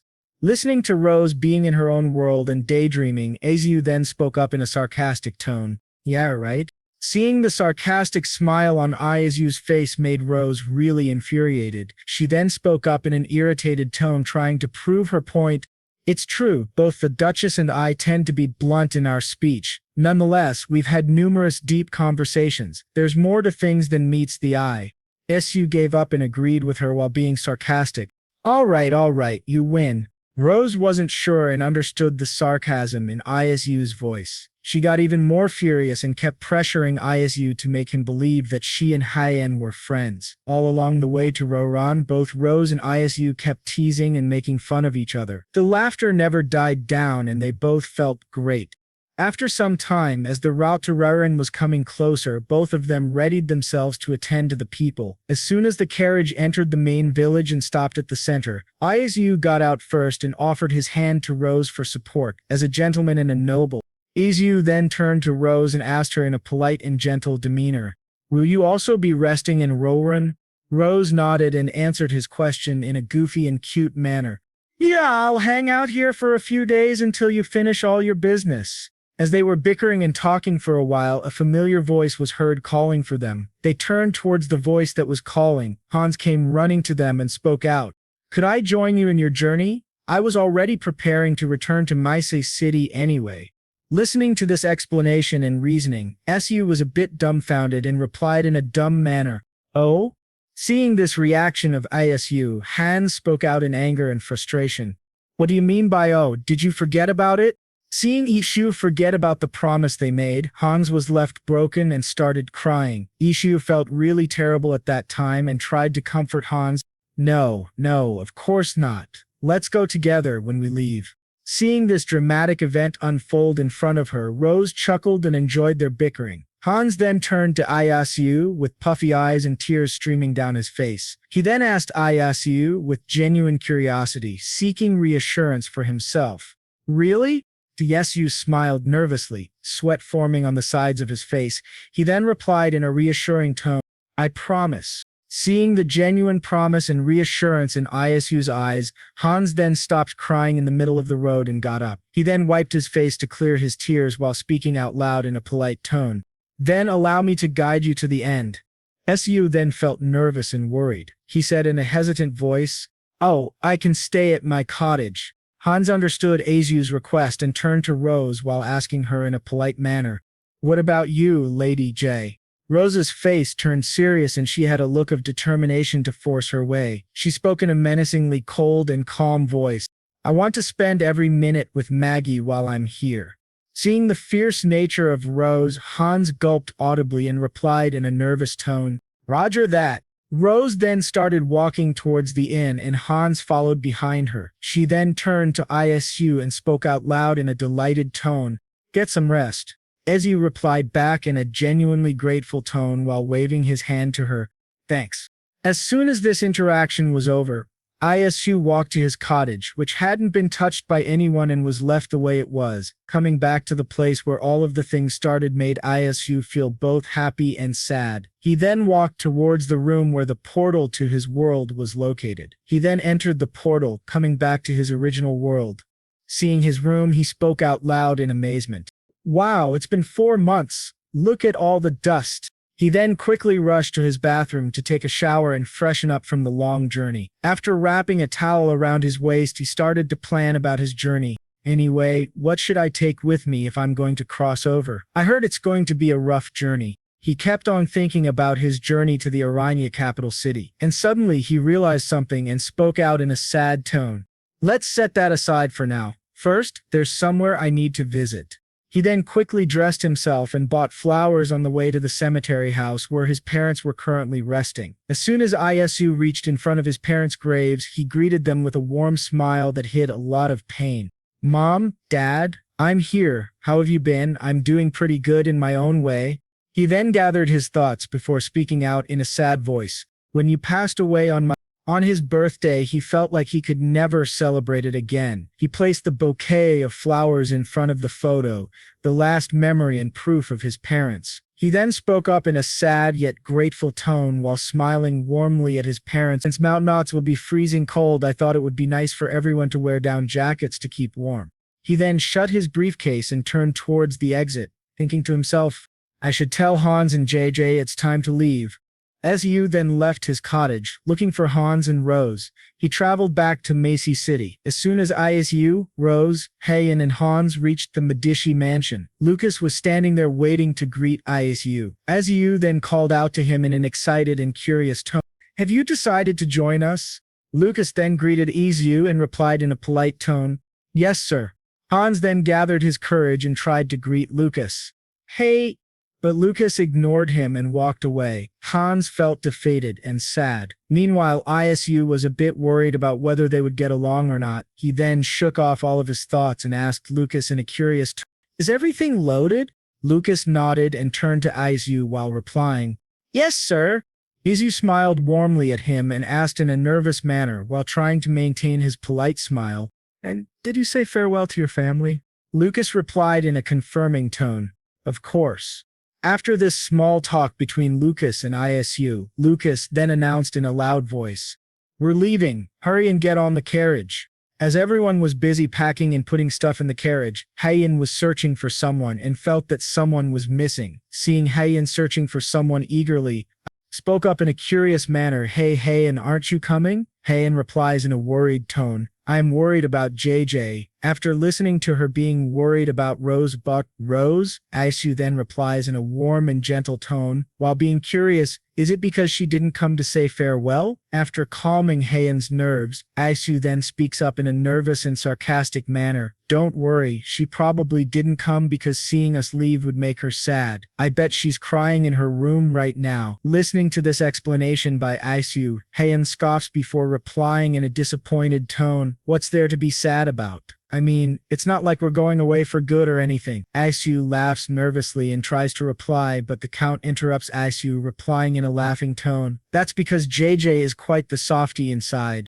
After having fun bickering with each other, the Countess replies in a soft and gentle politeness, Have a safe trip. The Count then speaks up in a warm tone, Please be careful. Hans then replies in an excited tone, We will, sir. Thank you for everything. Everyone bows in front of the Count in gratitude for his help. Everyone then settles in the carriage, setting off on a journey awaiting new challenges and new experiences for them.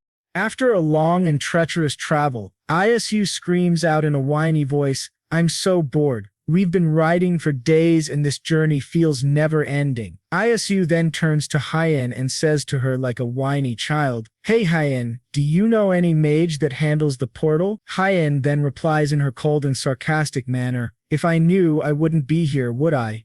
This fun and teasing conversation ended soon when a soldier shouts out, Halt! Seeing the sudden halting of all the carriages, Isu was a bit confused and also had some guesses. Then he calls one of the soldiers' captains and asks him in a curious manner, Are we staying here for today? The captain gently bows before Isu and speaks in a serious and gentle tone. Yes, sir, we usually stay at designated bivouac sites. We've already cleared the trees and prepared the ground. If you will excuse me, sir, I need to go and build the barracks. Noticing the urgency and the need for the captain's supervision, Isu spoke in a polite tone. Oh, go ahead. Hans then pokes his head out of the carriage and speaks in an excited tone while admiring the nature around. Are we camping out here? Isu then laughs in a polite and nervous manner while speaking. Looks like it. The soldiers had finished building the barracks and resting station for all of them and also built a special resting station for Isu and Heian. After spending early morning to their noons and most of their evening, everything was built properly and ready.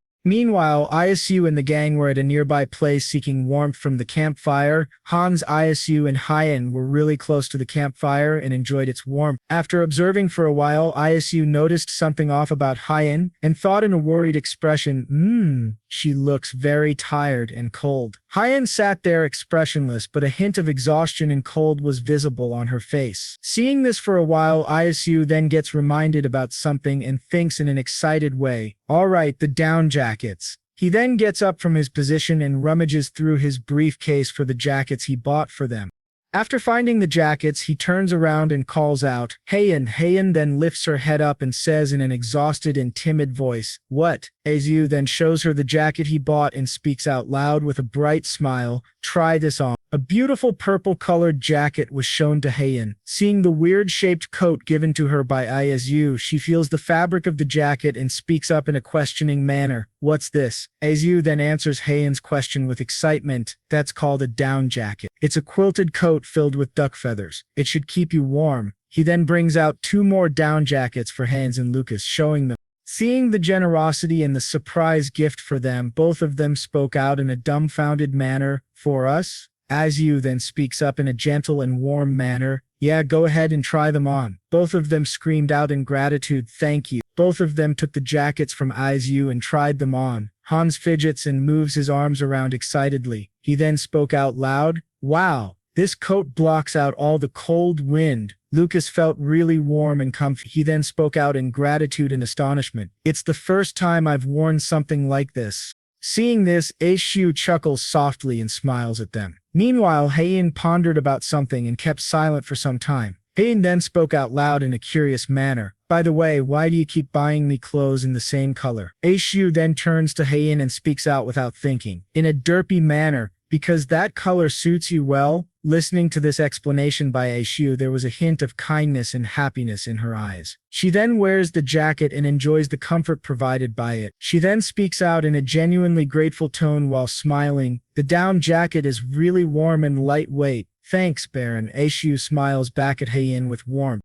Hans then interrupts both of them and stands in a pose while asking Isu in a curious manner, "How about us? How about us?" Meanwhile, Lucas stood there in awe and embarrassment. Called out by Hans, Isu turns to them and says out loud. In a genuine complimenting manner, Isu said, "You guys look good too." Isu then turns to Heian and asks her in a requesting manner, "Oh, and could you get me some water?" Heian was a bit confused and asked, "What for?" Isu then smirks in a menacing manner and spoke out loud with excitement, "Let me prepare one of the finest dishes from my hometown. Why don't you go lie down and get some rest while I cook?" Heian understood his words and took a rest to recover herself. He then turns to Hans and Lucas and said out in a gentle demeanor, "You guys can take a break as well." Seeing the insistent look on Isu's face, both Hans and Lucas felt awkward. Lucas spoke out in a nervous tone, "But sir," seeing the uncomfortable and nervous look on both of them, Isu spoke out loud in a very gentle tone, "No, really, I insist." Lucas then gives up and speaks in a hesitant tone, "If you say so, sir."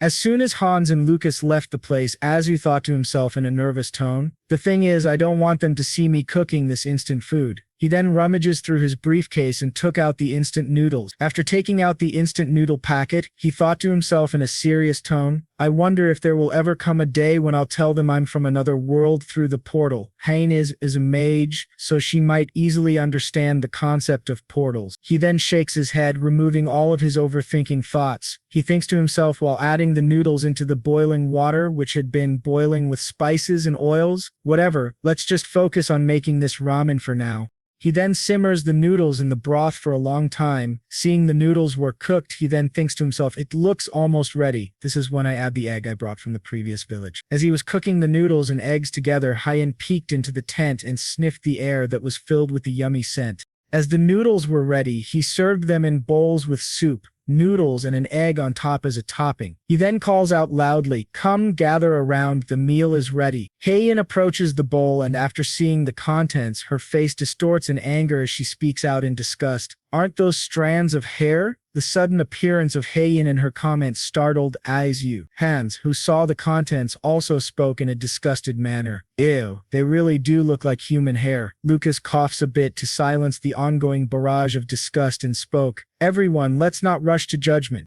Heian then spoke out, confirming her suspicion, "But it does look like strands of hair." Irritated by their attitude and complaining, Lucas spoke out loud, "These aren't hair." This Daiju then calms everyone down and explains, "These are noodles made by kneading flour dough and stretching it into long strands." Hans, you've seen this before, right? Hans was a bit taken aback and spoke out loud in confusion, "I have?"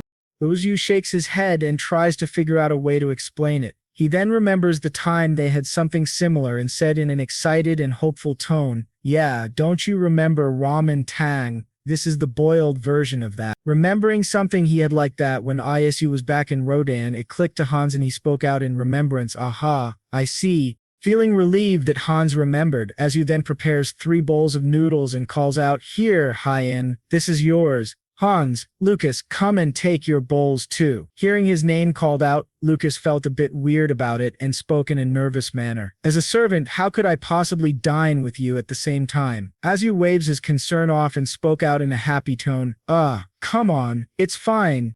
After distributing everyone their bowls of ramen, he took his bowl and sat with all of them. Hailen continued to stare at her bowl in confusion and spoke out in an almost doubtful manner.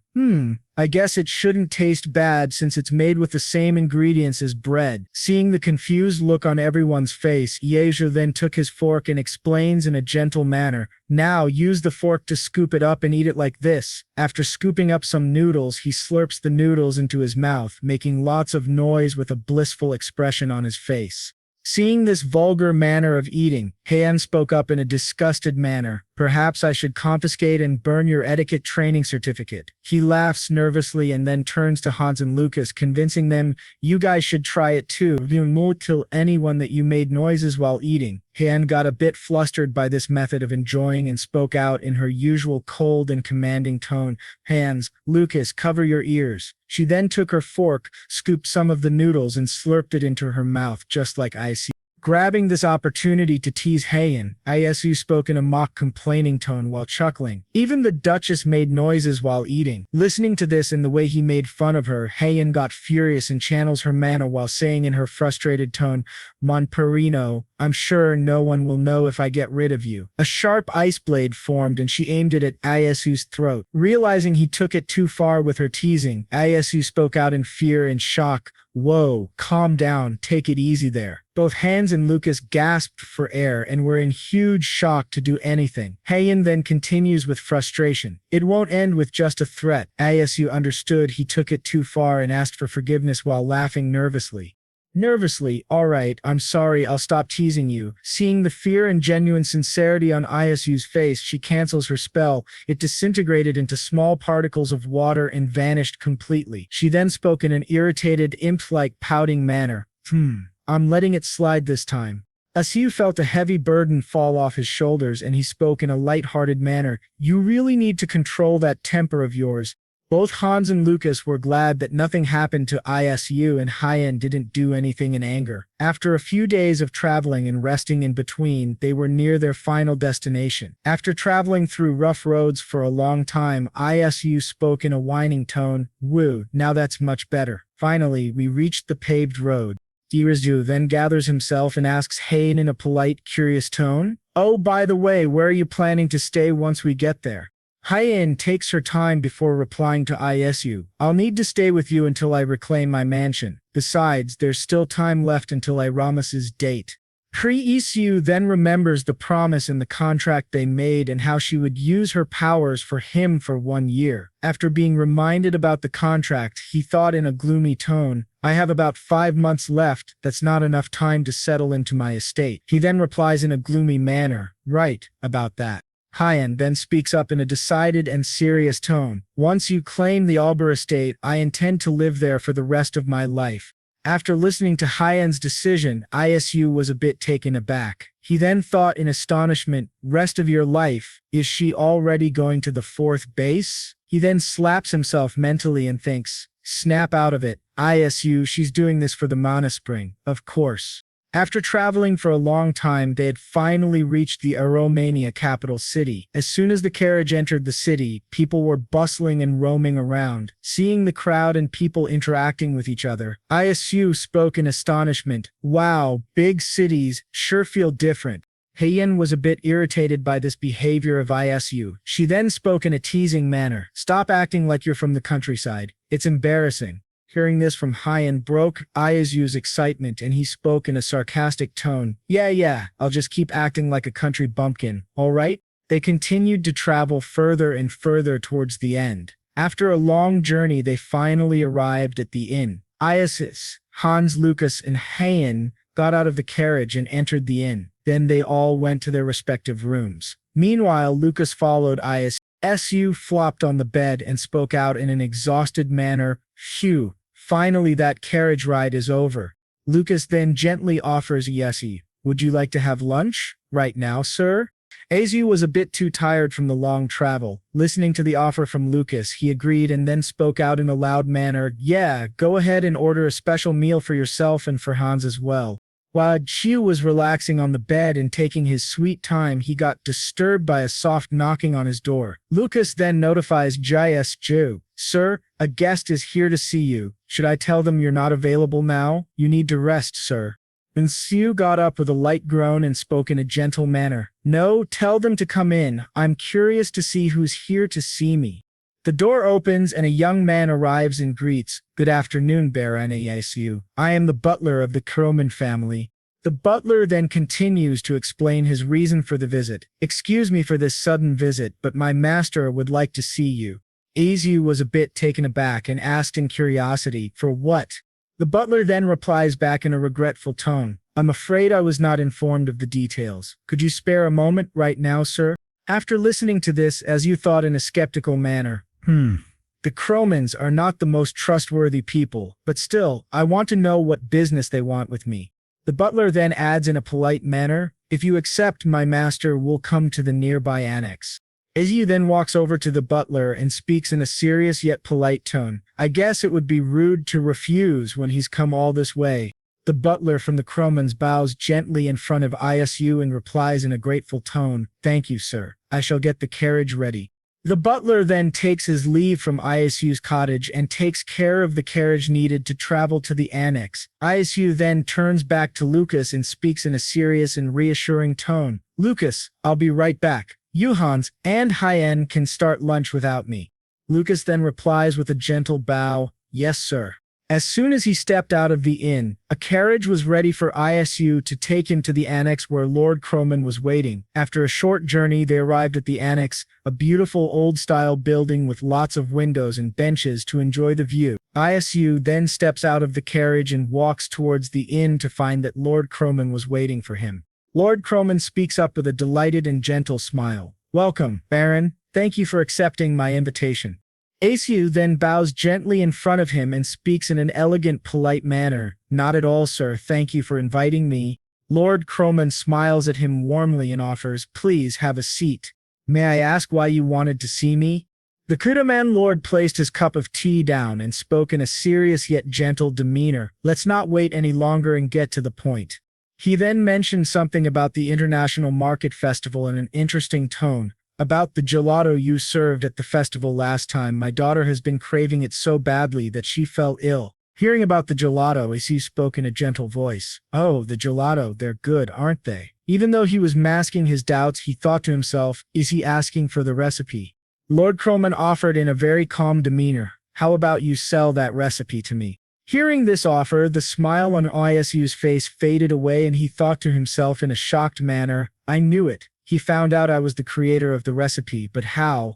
Seeing the shock and astonishment on Isu's face, Lord Kroman replied with a smirk and pride while picking up his cup of tea, "Our family's informants are renowned experts." After listening to this explanation by Lord Kroman, Isu's smile faded completely, and he stared at the table while thinking to himself in a very disappointed manner, "Is this what being a noble means? The last thing I expected was for them to sneak my information behind my back." He then decided in a determined manner, "I should be more careful next time." After thinking about the proposal, Isu came to a conclusion, "But I'm not ready to sell that recipe just yet." He spoke up in an uncertain voice. Frankly, sir, it's causing me concern. You see, I was thinking of doing business in the city." Seeing Isu being a bit hesitant about selling the recipe, Lord Kroman thought for a bit before offering in a guaranteed manner, "How about I give you 20,000 gold?" Hearing the shocking amount of money offered, Isu thought to himself in a calculative manner, 20,000 gold, that's 2 billion won. After taking his sweet time to recover from the shock, he then thought to himself in an excited manner, "This is definitely a go." He took a few breaths to calm his nerves and wiped away his sweat. He then spoke out in a serious tone, "Very well, sir, but let me remind you that you'll need ice." Listening to the obvious need and requirement, Lord Kroman laughed a little before replying, "The need for ice is obvious for ice desserts." Isu felt a bit shy and blushed at this conversation. Lord Kroman then asked in a very polite and warm tone, "So then, are you accepting my offer?" Isu nodded and replied in an affirmative tone, "Yes, sir." Seeing the quick reply and the confirmed look on Iozu's face impressed Lord Croman, and he spoke in a delighted manner. I appreciate your quick decision. Here, sign this contract. He then pushed the contract papers towards Isu to sign. While taking the contract in his hands, Isu thought to himself in a very proud manner, all right, this is my chance to use what I've learned about the Aranon language. After thoroughly reading the contract and not noticing any major flaws or deception, Isu took the pen and signed the papers. After checking the papers again, he passed the signed papers to Lord Croman. While giving the papers, he thought to himself in a doubtful manner, I hope I'm making the right decision. Lord Croman checked and verified the paperwork. After seeing all the important areas signed, he then said in a polite manner, then, let each of us have a copy. Isu smiled and replied in a gentle demeanor, sure. While he was checking his part of the paper, Isu thought to himself in a cheerful tone, at this rate, I might as well make a living just by selling recipes. Lord Croman then explained to Isu, you can withdraw the 20,000 gold from the Media Bank in a Romania city. This seal is the key to our private safe. Please keep it safe.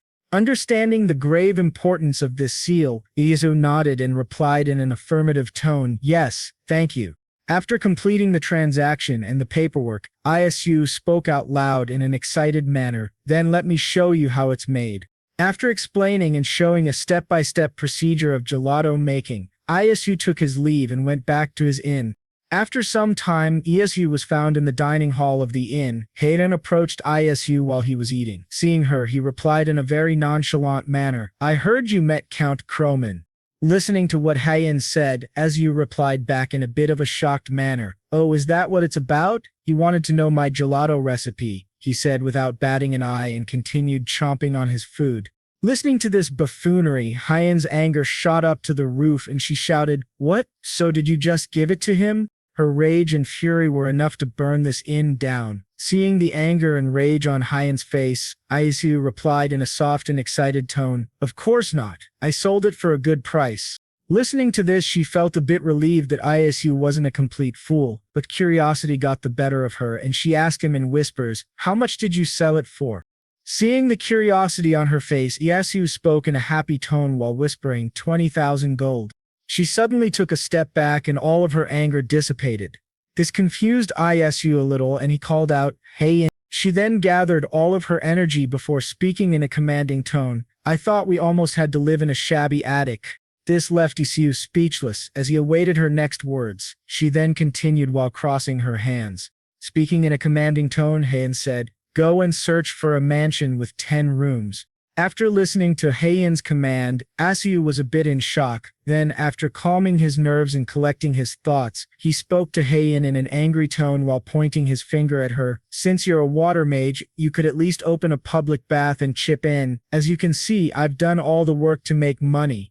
To Isu being a brat, Hayan replied in a disgusted and cold voice, you're so cheap. She then relaxed herself and reminded Isu in her cold and distant tone, keep in mind our promised time is almost up. Shouldn't we at least try to remain amicable after that? Hearing this, Isu was a bit startled and remembered that they had less time together. He then dropped his anger and started smiling at her while speaking in a gentle and polite tone. Why don't we bake some bread together and get along? Seeing his desperate attempts to calm her anger, Hayan spoke in a dismissive manner, I'll think about it. After this mini-fighting situation, they both went to their respective rooms and slept for the night. The very next morning, Isu had left his room and gone to Mai Bank. After exiting his carriage, he entered the bank where he was greeted by a female employee with a polite smile. Welcome to Mutt Bank. How may I help you, sir? Isu then replied back in a gentle and polite demeanor while handing over some papers. I would like to withdraw some money. She gave a polite smile and replied, of course, sir. Wait a moment, please. After checking all of the papers and the seal, she then asked Isu to wait for some time. After ordering some of her subordinates, they brought the money outside. Seeing the heavy chest filled with gold, Isu thought to himself in awe, that looks really heavy. He then politely asked the female employee, can I open my own vault here? She replied in an affirmative tone while checking some papers. Absolutely, sir. She then continued to explain in a calm and gentle voice. When you open a vault, a personal seal will be issued. You will also receive a contract for making transactions with other people. After listening to this explanation, Isu nodded and requested, "Then please deposit the entire 20,000 gold into the vault and also issue me 10 contracts." The employee nodded and rifled through the papers, finding the contract. She then slipped it onto the table towards Isu while replying politely, "Please sign here and be careful not to lose the contract. It's difficult to forge the personal seal, but there are criminals who forge signatures." Understanding the importance and the threats of forging, Isu nodded and replied, "Got it." After the procedure of signing and getting his personal seal, Isu smiled and thought to himself in an excited manner, "Awesome, this money is more than enough." He then spoke to himself in an excited tone, "Finally, I get to purchase my house." After getting the money transferred to his personal vault, he took his leave from the bank and started searching for a good 10-room mansion. After finding the perfect one, he paid the money for it and did the paperwork that was required. As soon as the ownership was given to him, he took Lucas, Hans, and Hyen to the beautiful and magnificent 10-room mansion with their luggage. Looking at the beautiful mansion, Hyen spoke in a shocked and astonished manner, "You actually bought a 10-room mansion. At this rate, you won't need any of my help." Hans, who was looking at the mansion, spoke up in an excited tone, "Are we staying here from now on?" Seeing this naive and excited boy, Lucas replied in an irritated tone while sighing, "Of course not. We'll be staying in the annex next to it."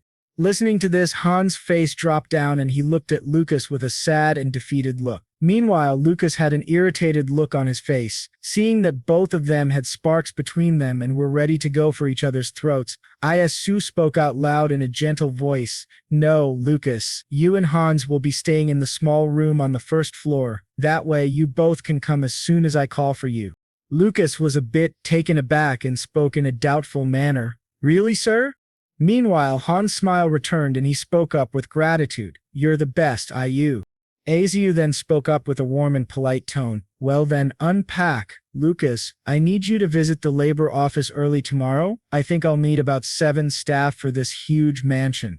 Lucas understood the request and bowed politely before speaking in a curious tone to Hyen, "Yes, sir. Shall I ask for a maid for you, Duchess?" Hyen replied in her usual nonchalant manner, "Yes."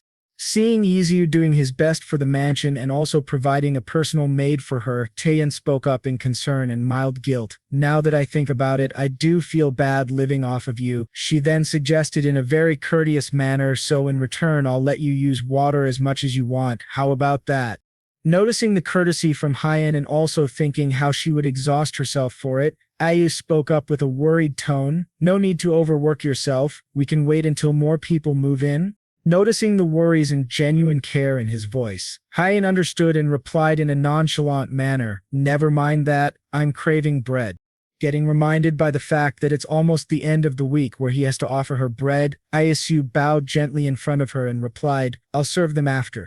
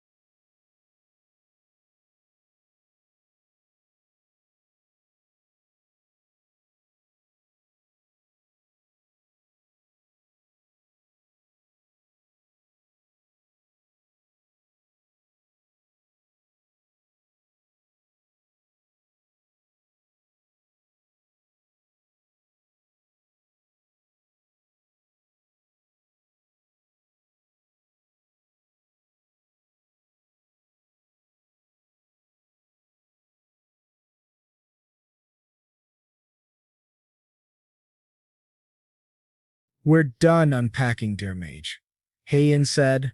Isu then turned to Lucas and Hans and spoke to them in a gentle tone. Lucas, you and Hans can take the day off. Lucas couldn't control the happiness in his voice and said out loud in an excited voice, thank you, sir.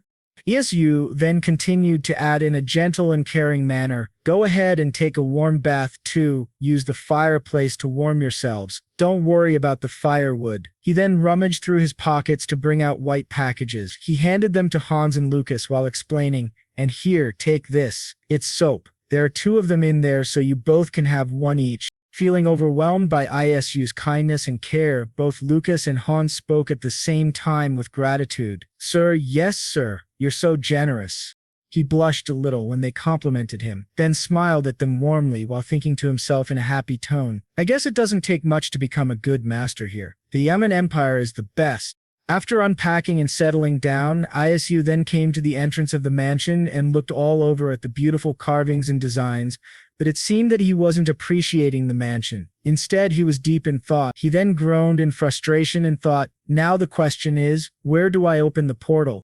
He then thought to himself in a condescending manner, I can only move the portal twice in each dimension. My plan was to open it in the capital once, then open it again after I own an estate. He kept on pondering about where to open the portal and where it would be safest from others. After a long time of thinking, Isu came to a conclusion. I guess my room will be the best place to do that, out of everyone's sight.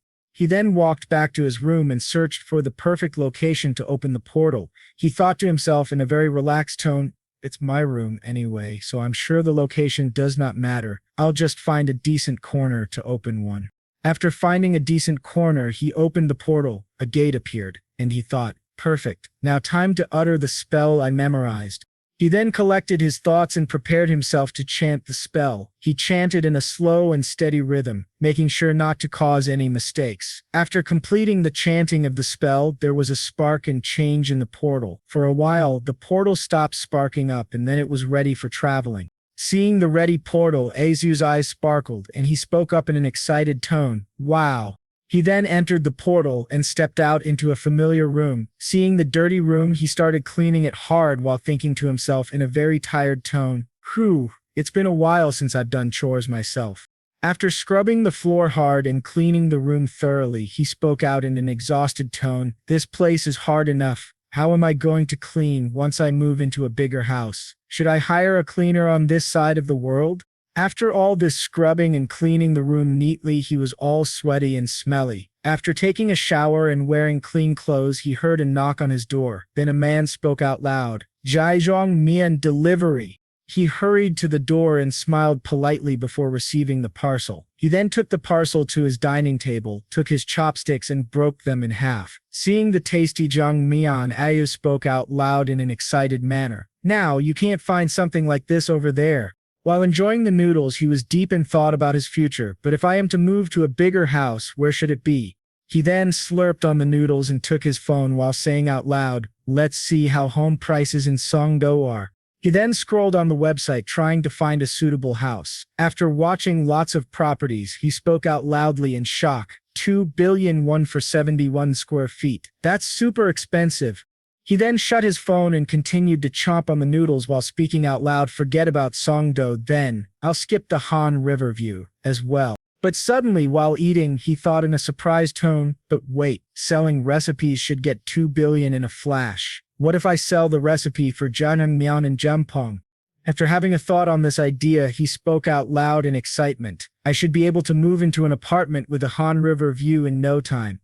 He then stopped daydreaming about buying a house and thought to himself while having the noodles, but no need to rush. I've got all the time in the world. For now, let's do some exploring like doing business and so forth. While he was enjoying his noodles, he was disturbed again by someone knocking on the door. He then quickly finished the noodles and cleaned his hands before heading out to his door. He opened the door to find a box placed in front of it. Realizing what it was, he spoke out in a shocked tone. Oh, it's the delivery I ordered yesterday. The delivery times in Korea are so impressive. While thinking about the delivery speed, Asu then got an amazing idea and said out loud, perhaps I should start a delivery service in a Romania city. I think it'll be a smash hit. He then quickly opened the box and removed a pair of beautiful shoes which were lined with feathers to keep the feet warm. After having a tasty meal and experiencing the quick delivery format from his old world, he decided to head back with the shoes he bought. After hurrying back, he dressed himself properly and ran to Hyein's room. Reaching Hyein's room, he knocked on her door and called out in excitement, "Hyein, are you in there?" After a short while, Hyein peeked out of the door and asked in a curious tone, "What do you want?" You see, he couldn't control his excitement and spoke in a happy and excited tone. "Today, I got a present for you." Listening to Isu saying he had a gift for her sparked excitement and curiosity in her behavior. She quickly took the box from him and started tearing the cover like a child, asking him in an excited manner, "Is it bread?" Seeing her fast reaction and super speed in unwrapping his gift, Isu spoke in an apologetic tone, "Sorry, but no." After disposing of the wrapping paper and ribbon, a beautiful pair of shoes quilted with feathers were present in the box. Looking at the pair of shoes, Hyein spoke out loud in a curious and mildly disappointed tone. "A pair of shoes?" Seeing Hyein confused and sad made Isu feel a bit bad. He then calmed his excitement and explained, "It's to keep your feet warm in this chilly weather." He then gestured to Hyein to take a seat. After she took the seat, he took out the shoes from the box and slipped them on her foot gently. After doing the same with the other foot, he got up and took a few steps back. Seeing the shoes fit perfectly, he asked Hyein in a curious tone, "What do you think?" After clicking the heels of the shoes and taking them for a light walk, Hyein nodded appreciatively and replied to Izu with a wide and warm smile, "It's warm and pretty." Seeing Hyein smile at him in gratitude, with genuine happiness in her eyes, Iju's cheeks flushed pink lightly, and his heartbeat started beating faster. Meanwhile, he looked at her smile with a newfound expression. Seeing this look on Iju's face, she then spoke in a worried and teasing tone, "What's with that face?" Hearing Hyen's voice, Izu snapped out of his daydreaming and spoke in a flustered voice, "Nothing. I bought pears for others too. Since you like it, I guess I made the right choice." He then quickly took his leave. The very next morning, what awaited Isu was a long and hard day. Lucas then summarized the people he found for the mansion: one chef, one experienced butler, one handyman and attendant, and a maid. He then took a more professional and serious tone while explaining, "With this, I have interviewed and hired 7 staff, sir." Meanwhile, Han smiled politely and said, "Call me if you need me." Izu felt a bit overwhelmed by the new addition of members and their introduction. He then spoke out in an exhausted tone, "I never knew hiring people would take up so much energy and time." He was grateful for what Lucas and Hans together did. He appreciated them in a gentle and warm tone. "Nice work, you two." Hearing genuine appreciation for his hard work, Lucas smiled at Isu and replied in a warm tone, "Thank you, sir. Now that we have staff, we should also move to the annex." Hearing this, Hans groaned in sadness, but Lucas then spoke in a strict tone, "Hans, stop whining. It's something that we must do." Listening to this explanation, Hans felt really sad about leaving the mansion and sobbed softly. Seeing this, Isu felt bad and suggested, "I would prefer to have both of you stay in the main building." Lucas shook his head, indicating disagreement with Isu. He then explained in a gentle and warm tone, "We must avoid giving the impression that we are being favored over other staff. The rule is that only official butlers can stay in the main building, sir."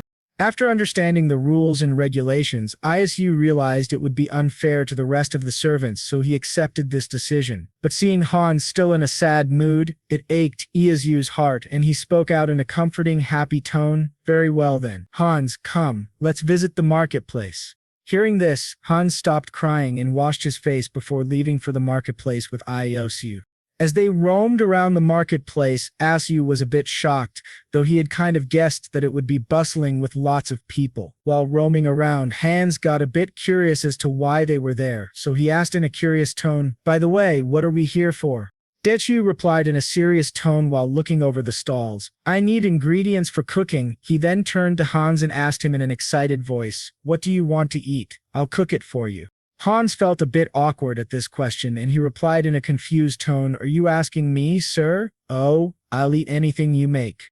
Noticing the hesitant look on Hans's face, Isu kept pressing and spoke, "Come on, tell me." Getting pulled by two sides, Hans' face turned gloomy, and he spoke in a regretful tone, "But Lucas will kill me if I say it." Seeing the gloominess and sad sighs, Isu then comforted Hans. Don't worry, I won't tell him. Hans knew how Isu was, and he trusted him completely. So after thinking for a while, Hans spoke in an uncertain tone while fidgeting with his fingers and laughing nervously and awkwardly. Nothing specific comes to my mind, but I do feel like having a nice warm bowl of soup now that the weather is getting chillier. After thinking for some time about Hans's request, Isu got a brilliant idea and spoke in an excited and mischievous tone. Then I know just the dish for you. After figuring out what to cook, he then ordered, Hans, follow me. Hans followed him, but he was a bit curious and asked, wait, but what are you going to make? Isu replied back in an excited and thrilled voice, it's a secret. At the marketplace, they looked for the ingredients Isu needed for his new recipe. After buying tons of ingredients, they went back to the mansion and entered the kitchen. He asked Hans, who was carrying the bag, to leave those there. Hans smiled at Isu and placed the heavy bag on the table. Seeing the heavy and huge bag, Hans got a bit curious about what Isu bought and asked him, you've been busy shopping for various things, what did you buy? After seeing the curiosity and excitement in Hans's eyes, Isu replied in a gentle voice, some pork bones and appendages. I'm going to make tomorrow's meal with these. Hearing someone enter the kitchen, a man in his mid-20s walked in and greeted them in a formal and polite manner. Welcome back, sir. This startled Isu a bit, and he turned to the voice. The man then bowed gently and introduced himself. I'm the chef in the kitchen. Leave the cooking to me. The man standing in front of Hans and Isu was Seth. After the clear reintroduction, Isu greeted him back and spoke in a requesting, serious yet gentle tone. Then I'll leave this in your care. First, drain all the blood from the pork bones. Then prepare the intestines for me. I'll give you specific instructions after that. Isu waited for a while for Seth to understand his words. Seth then nodded and agreed to his clear instructions. Seeing this, Isu smiled at him in a very warm and gentle way. Suddenly he realized he didn't mention an important thing, so he quickly said, by the way, this will be tomorrow's menu, so prepare something else for dinner tonight. Seth nodded and spoke out loud and proud, yes sir, please go and get some rest. You can leave the kitchen to me. Isu nodded appreciatively. He then took his leave and entered the living room. Meanwhile, his personal butler, who was waiting for Isu, spoke up in a gentle way. Your bath water is ready, sir. The personal butler who was introduced was named Corky. After listening to this announcement, Isu said, okay. Corky nodded and took his leave first to the bath. Meanwhile, watching the stern and elegant man walk away, Isu thought in a nostalgic manner, he reminds me of Peter. I wonder how capable he is. Isu then followed Corky to the bathroom. Seeing the bath water ready, he stripped all his clothes and stepped into the bathtub. He then relaxed even more, laying in the bathtub and spoke in a relaxed tone. Ah, so refreshing. Seeing Isu feeling relaxed, Corky then asked in a suggestive manner, should I add more hot water for you, sir? Hearing this suggestion, Isu politely waved his hand and said, no, it's fine, the temperature feels perfect. Corky nodded in agreement. He then spoke up in a concerned tone. This mansion has been vacant for a long time, so there's a lot to renovate, sir. Isu understood the concern and knew that the mansion hadn't been renovated for years. He then spoke up in a gentle tone. Don't worry about the money. Just repair everything thoroughly. I'll also install a fireplace in the servants' quarters. Corky nodded and felt gratitude towards Isu. He then suggested, after thinking for some time and noting down his thoughts, excellent, sir. And I noticed the barn was empty. May I suggest raising chickens and cows there? After hearing this idea, Isu was impressed by Corky's perception. He then spoke up in a happy tone. Good idea, let's do that once everything is repaired. After saying this, he took a bit of a break and thought about some things that needed to be done in the mansion. Isu then spoke up in an excited manner and call in a skilled glass artisan, a construction worker, and a tailor. I want to build a swordsmanship training ground on one side of the courtyard. Corky nodded and kept jotting down the requests Isu made. Isu then stopped for a while to think about something he needed. After remembering his need for someone, Isu then requested Corky. Oh, and I need someone knowledgeable about the market prices of items in Romania. Find someone who is well versed in that area. Listening to this specific request made by Isu, Corky spoke up in a reassuring tone. In that case, there might not be a need to hire someone, sir. I have notes from my time working as a butler that include information about it. After listening to this, Isu felt a bit proud of Corky. He then thought to himself, I think we hired the right person. I can rest well today. Meanwhile, Corky was jotting down all the requests in great detail. After enjoying the bath for a while, Isu took his leave and changed into something comfortable for the night. The next morning arrived, the sun shone on the mansion, illuminating it with its warmth and might. Cold air moved in the environment that felt chilly, and the chirping of birds indicated a fresh start to a new day. As soon as Isu woke up, he rushed to the kitchen with excitement and eagerness. As soon as he reached the kitchen doors, he opened the door with a loud bang, making a flashy entry. Meanwhile, Seth, who was in the kitchen, got startled by this drama and felt a bit scared for himself. He then gathered courage and calmed his nerves before speaking in a formal and curious tone. "Good morning, sir. What brings you here so early in the morning?" After listening to the genuine worry and concern in Seth's voice, Isu spoke up in a reassuring tone. "About the pork bones I asked you to drain the blood out of yesterday. Could you place them in a pot and boil them thoroughly?" Seth understood his instructions and did as he was told. He then stirred the pot in between to make sure it didn't stick at the bottom. Seeing Seth doing exactly as he was instructed, Isu then added to his instructions in a gentle and polite manner. "Leave it to simmer until dinner. Make sure you stir it in between so it doesn't stick to the bottom." Seth then nodded and spoke up in a noted tone. "Yes, sir." After hearing Seth's accepting manner, Isu then spoke up in a grateful tone. "Keep up the good work." As soon as Isu left, Seth started stirring the pot while thinking to himself in a confused tone, what would he use pork bone broth for? I mean, I'm just taking orders here, but what is he planning to cook with this? He shook his head and continued to stir the pot. Isu then roamed around the mansion, checking it out. He saw Hyen walking out in the fields. He then rushed out to the field, calling out for Hyen. "Hey, Hyen."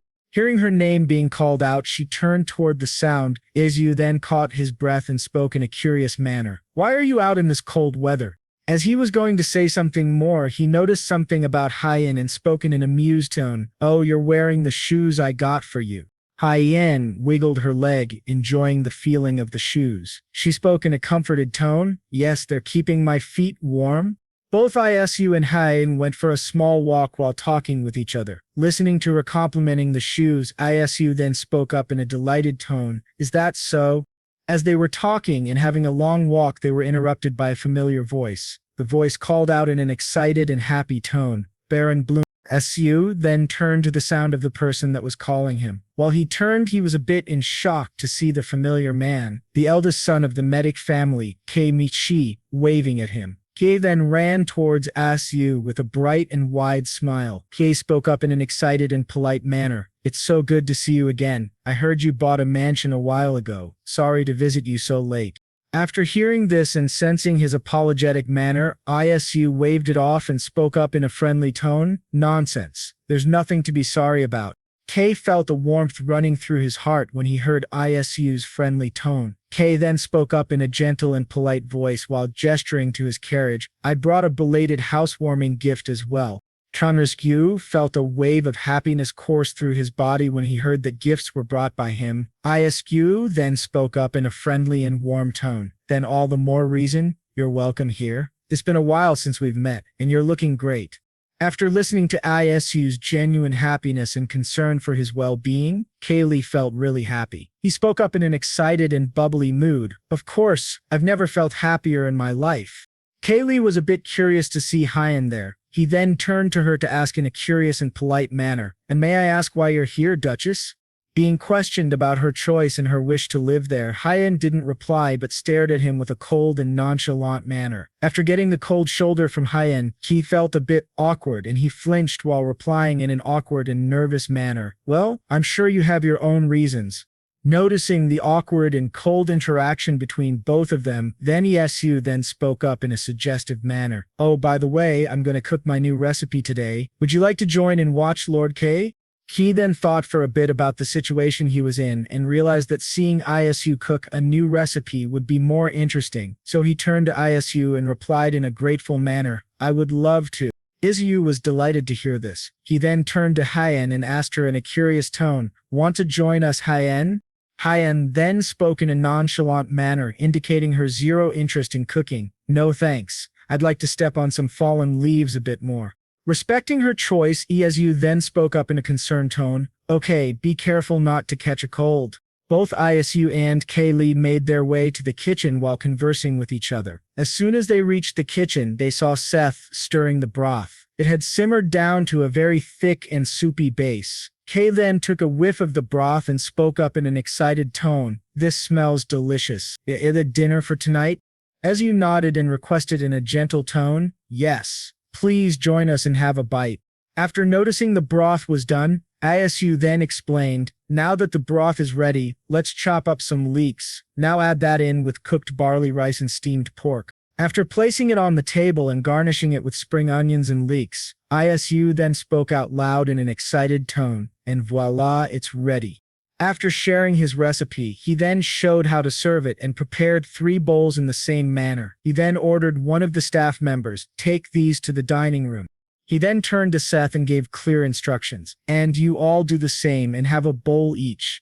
Listening to this, Seth was a bit taken aback and got startled. He then asked in a confused tone, "Are we allowed to eat the same food, sir?" Seeing the shocked look on Seth, Izu then smiled warmly at him before speaking in a comforting tone, "Of course. It's my favorite dish. It warms your body in cold weather. Consider this my hometown cuisine as a celebration of becoming a part of my staff." Seth then smiled, accepting that this was Isu's intention, generosity and kindness. He then called all of the staff working for Isu. All of the staff arrived in the kitchen one by one, anticipating why they were called. Seth quickly prepared the bowls the way Isu instructed and placed them on the table. One of the maids spoke in a curious manner while tapping her chin. "What's this? Some kind of soup?" After watching everyone's confused looks and curiosity, Seth explained in a gentle voice, "It's a pork bone soup with other pork meat in it." After listening to this explanation, many of them talked and gossiped with each other. Noticing the food, one of the male butlers spoke out in a disgusted manner, "Pork bone broth? Sorry, but I don't think I'll be able to handle the gamey smell." Seeing his disgusted look and unwillingness to try, Seth spoke up while defending Isu. "What you had before were uncleaned intestines. How can you compare that with his dish?" He then continued to speak in a disgusted manner due to his colleagues' childish behavior of complaining about food without even trying it. "You might as well starve." Noticing the heated conversation between the staff, Lucas interrupted them with a prideful and confident voice, "This is Baron Bloom's recipe, correct? Then trust me. It'll be delicious." He then continued to boast about Isu. His culinary skills are approved by the Medikai family. After seeing all of them go silent, Lucas then took his spoon and dipped it in the bowl while speaking in awe. "Let's see." After scooping the rice soup and the pork that was garnished with leek, he blew over it to cool it down a little. After it cooled down, he took the bite. He chewed on it for a while, examining the flavors and taste of this recipe. After taking his time, Lucas then spoke out loud in astonishment. "Goodness, how can pork bone broth taste so good?" One of the staff members spoke up in a delighted manner. "It's so savory and pleasant to eat." Another staff member replied in a defeated and sad tone, "I guess I should have brought the pork bones that the butcher was going to throw away and tried boiling them." Meanwhile, Seth ate the food while thinking really hard about the consequences. Where did he get the idea to make broth out of pork bones? Broth that could have been greasy, but the leek makes up for it. All of the staff members enjoyed it and were in a really happy mood. Meanwhile, in the dining room, Kay took a bite of the dish and spoke out in an amazed tone, indicating his compliments for Isu. "What a stroke of genius, your recipes are truly extraordinary." After enjoying the recipe, Kay then went silent and thought about something. He then spoke up in a warm, gentle tone. "How about selling the recipe to the Inn Association? With such affordable ingredients, it will yield a substantial profit, which will attract vendors." After listening to this suggestion, Izu thought for a while before asking in an uncertain tone, "Do you think it would sell well?" Noticing his doubts and concerns, Kay smiled brightly and said in a confirmed and gleeful tone while giving him a thumbs up, "Take my word for it, I think it would be a huge hit." As the two men were busy talking about business and how it would be beneficial for the Inn Association, their talk was interrupted by a loud slurping sound. Both of them turned to the sound and saw Hyen slurping the soup like a child and enjoying it well. Seeing her enjoy the dish and her slurping sounds, as Yu chuckled lightly and said out loud in a joyous manner, "Looks like even Hyen approves." Kay noticed this and joined in the fun, laughing along with Isu and enjoying this lively environment. After eating their fill and feeling the warmth of the dish course through their bodies, Isu, Heian, and Kei were seated in the living room while enjoying tea. Kiev had an interesting doubt and asked Heian in a polite tone, "How come you don't engage in business or trade?" He then continued with an affirmative look, "I'm sure selling water during winter could earn you a considerable amount of money." Heian understood what Kei wanted to say, but she had a gloomy look. She then started to lower her cup of tea and spoke in her usual cold tone. "A mage needs imperial approval to do business." After hearing Heian's response, Kei responded back in an astounded manner. "Is it a complicated process?" Heian then placed her cup of tea on the coaster and turned to Kei, responding in a very calm and gentle manner, "Not really, but I have no intention of doing any business." Kei was a bit taken aback by her nonchalant response, and spoke back in a worried tone, "It's just that I feel it's a shame you're wasting your talent." Feeling his genuine concern and worry, Heian then spoke up in a reassuring tone, "If it's water that you want, we have plenty, so take whatever amount you need." While both of them were in conversation, Isu had a pleasant smile and enjoyed his tea in the conversation. After hearing the genuine offer from Heian, Kei stood up in a hurry and spoke in a stunned, worried manner. "Are you sure about that, Duchess?" Heian nodded and replied in an encouraging and comforting tone, "I'm only doing this because you're an acquaintance." Listening to Heian's words and her selfless attitude, Isu thought to himself in a proud manner, "One like a parent? Heian has finally learned to give. I'm so proud of her." After this fun bickering, they all continued to enjoy their warm evening together and laughed. Kaylee noticed something interesting about Heian's shoes. This really intrigued him, and he asked in a curious tone, "By the way, Duchess?" Heian looked up and replied, "Yes?" After her response, Kay continued in his intrigued and curious tone, "May I ask where you got those shoes from?"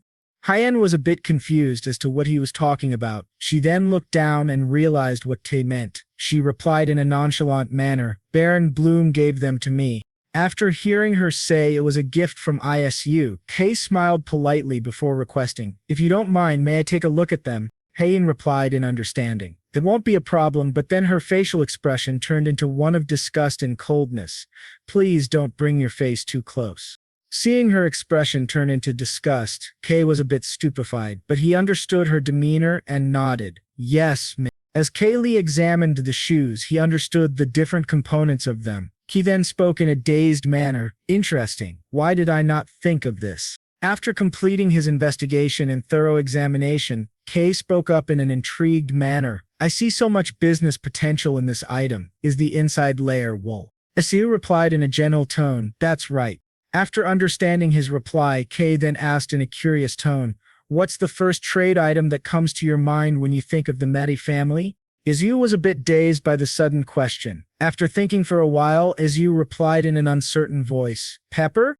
Hearing his response, Kay then tried to hint to Isu that too, but after seeing the push from Kay, Isu then thought for a while, trying to find the correct answer. Suddenly, an answer struck his brain and he spoke in an eager tone, "Oh, woolen fabric is your family's main trade item."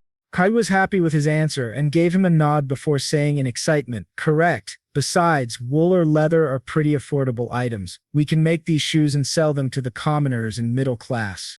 After listening to the genuine and healing offer from Kei, Isu thought in a joyful manner, "Yes, this is my chance to benefit from personal connections." He then spoke up in excitement, "That's an awesome idea. I should suggest this to Count Medi when I meet him again." Listening to the business proposal between Isu and Kai, Heian jumped in with an affirmative tone. "Then I'll help you convince him. If that happens, 3 people are better than 2 to persuade someone."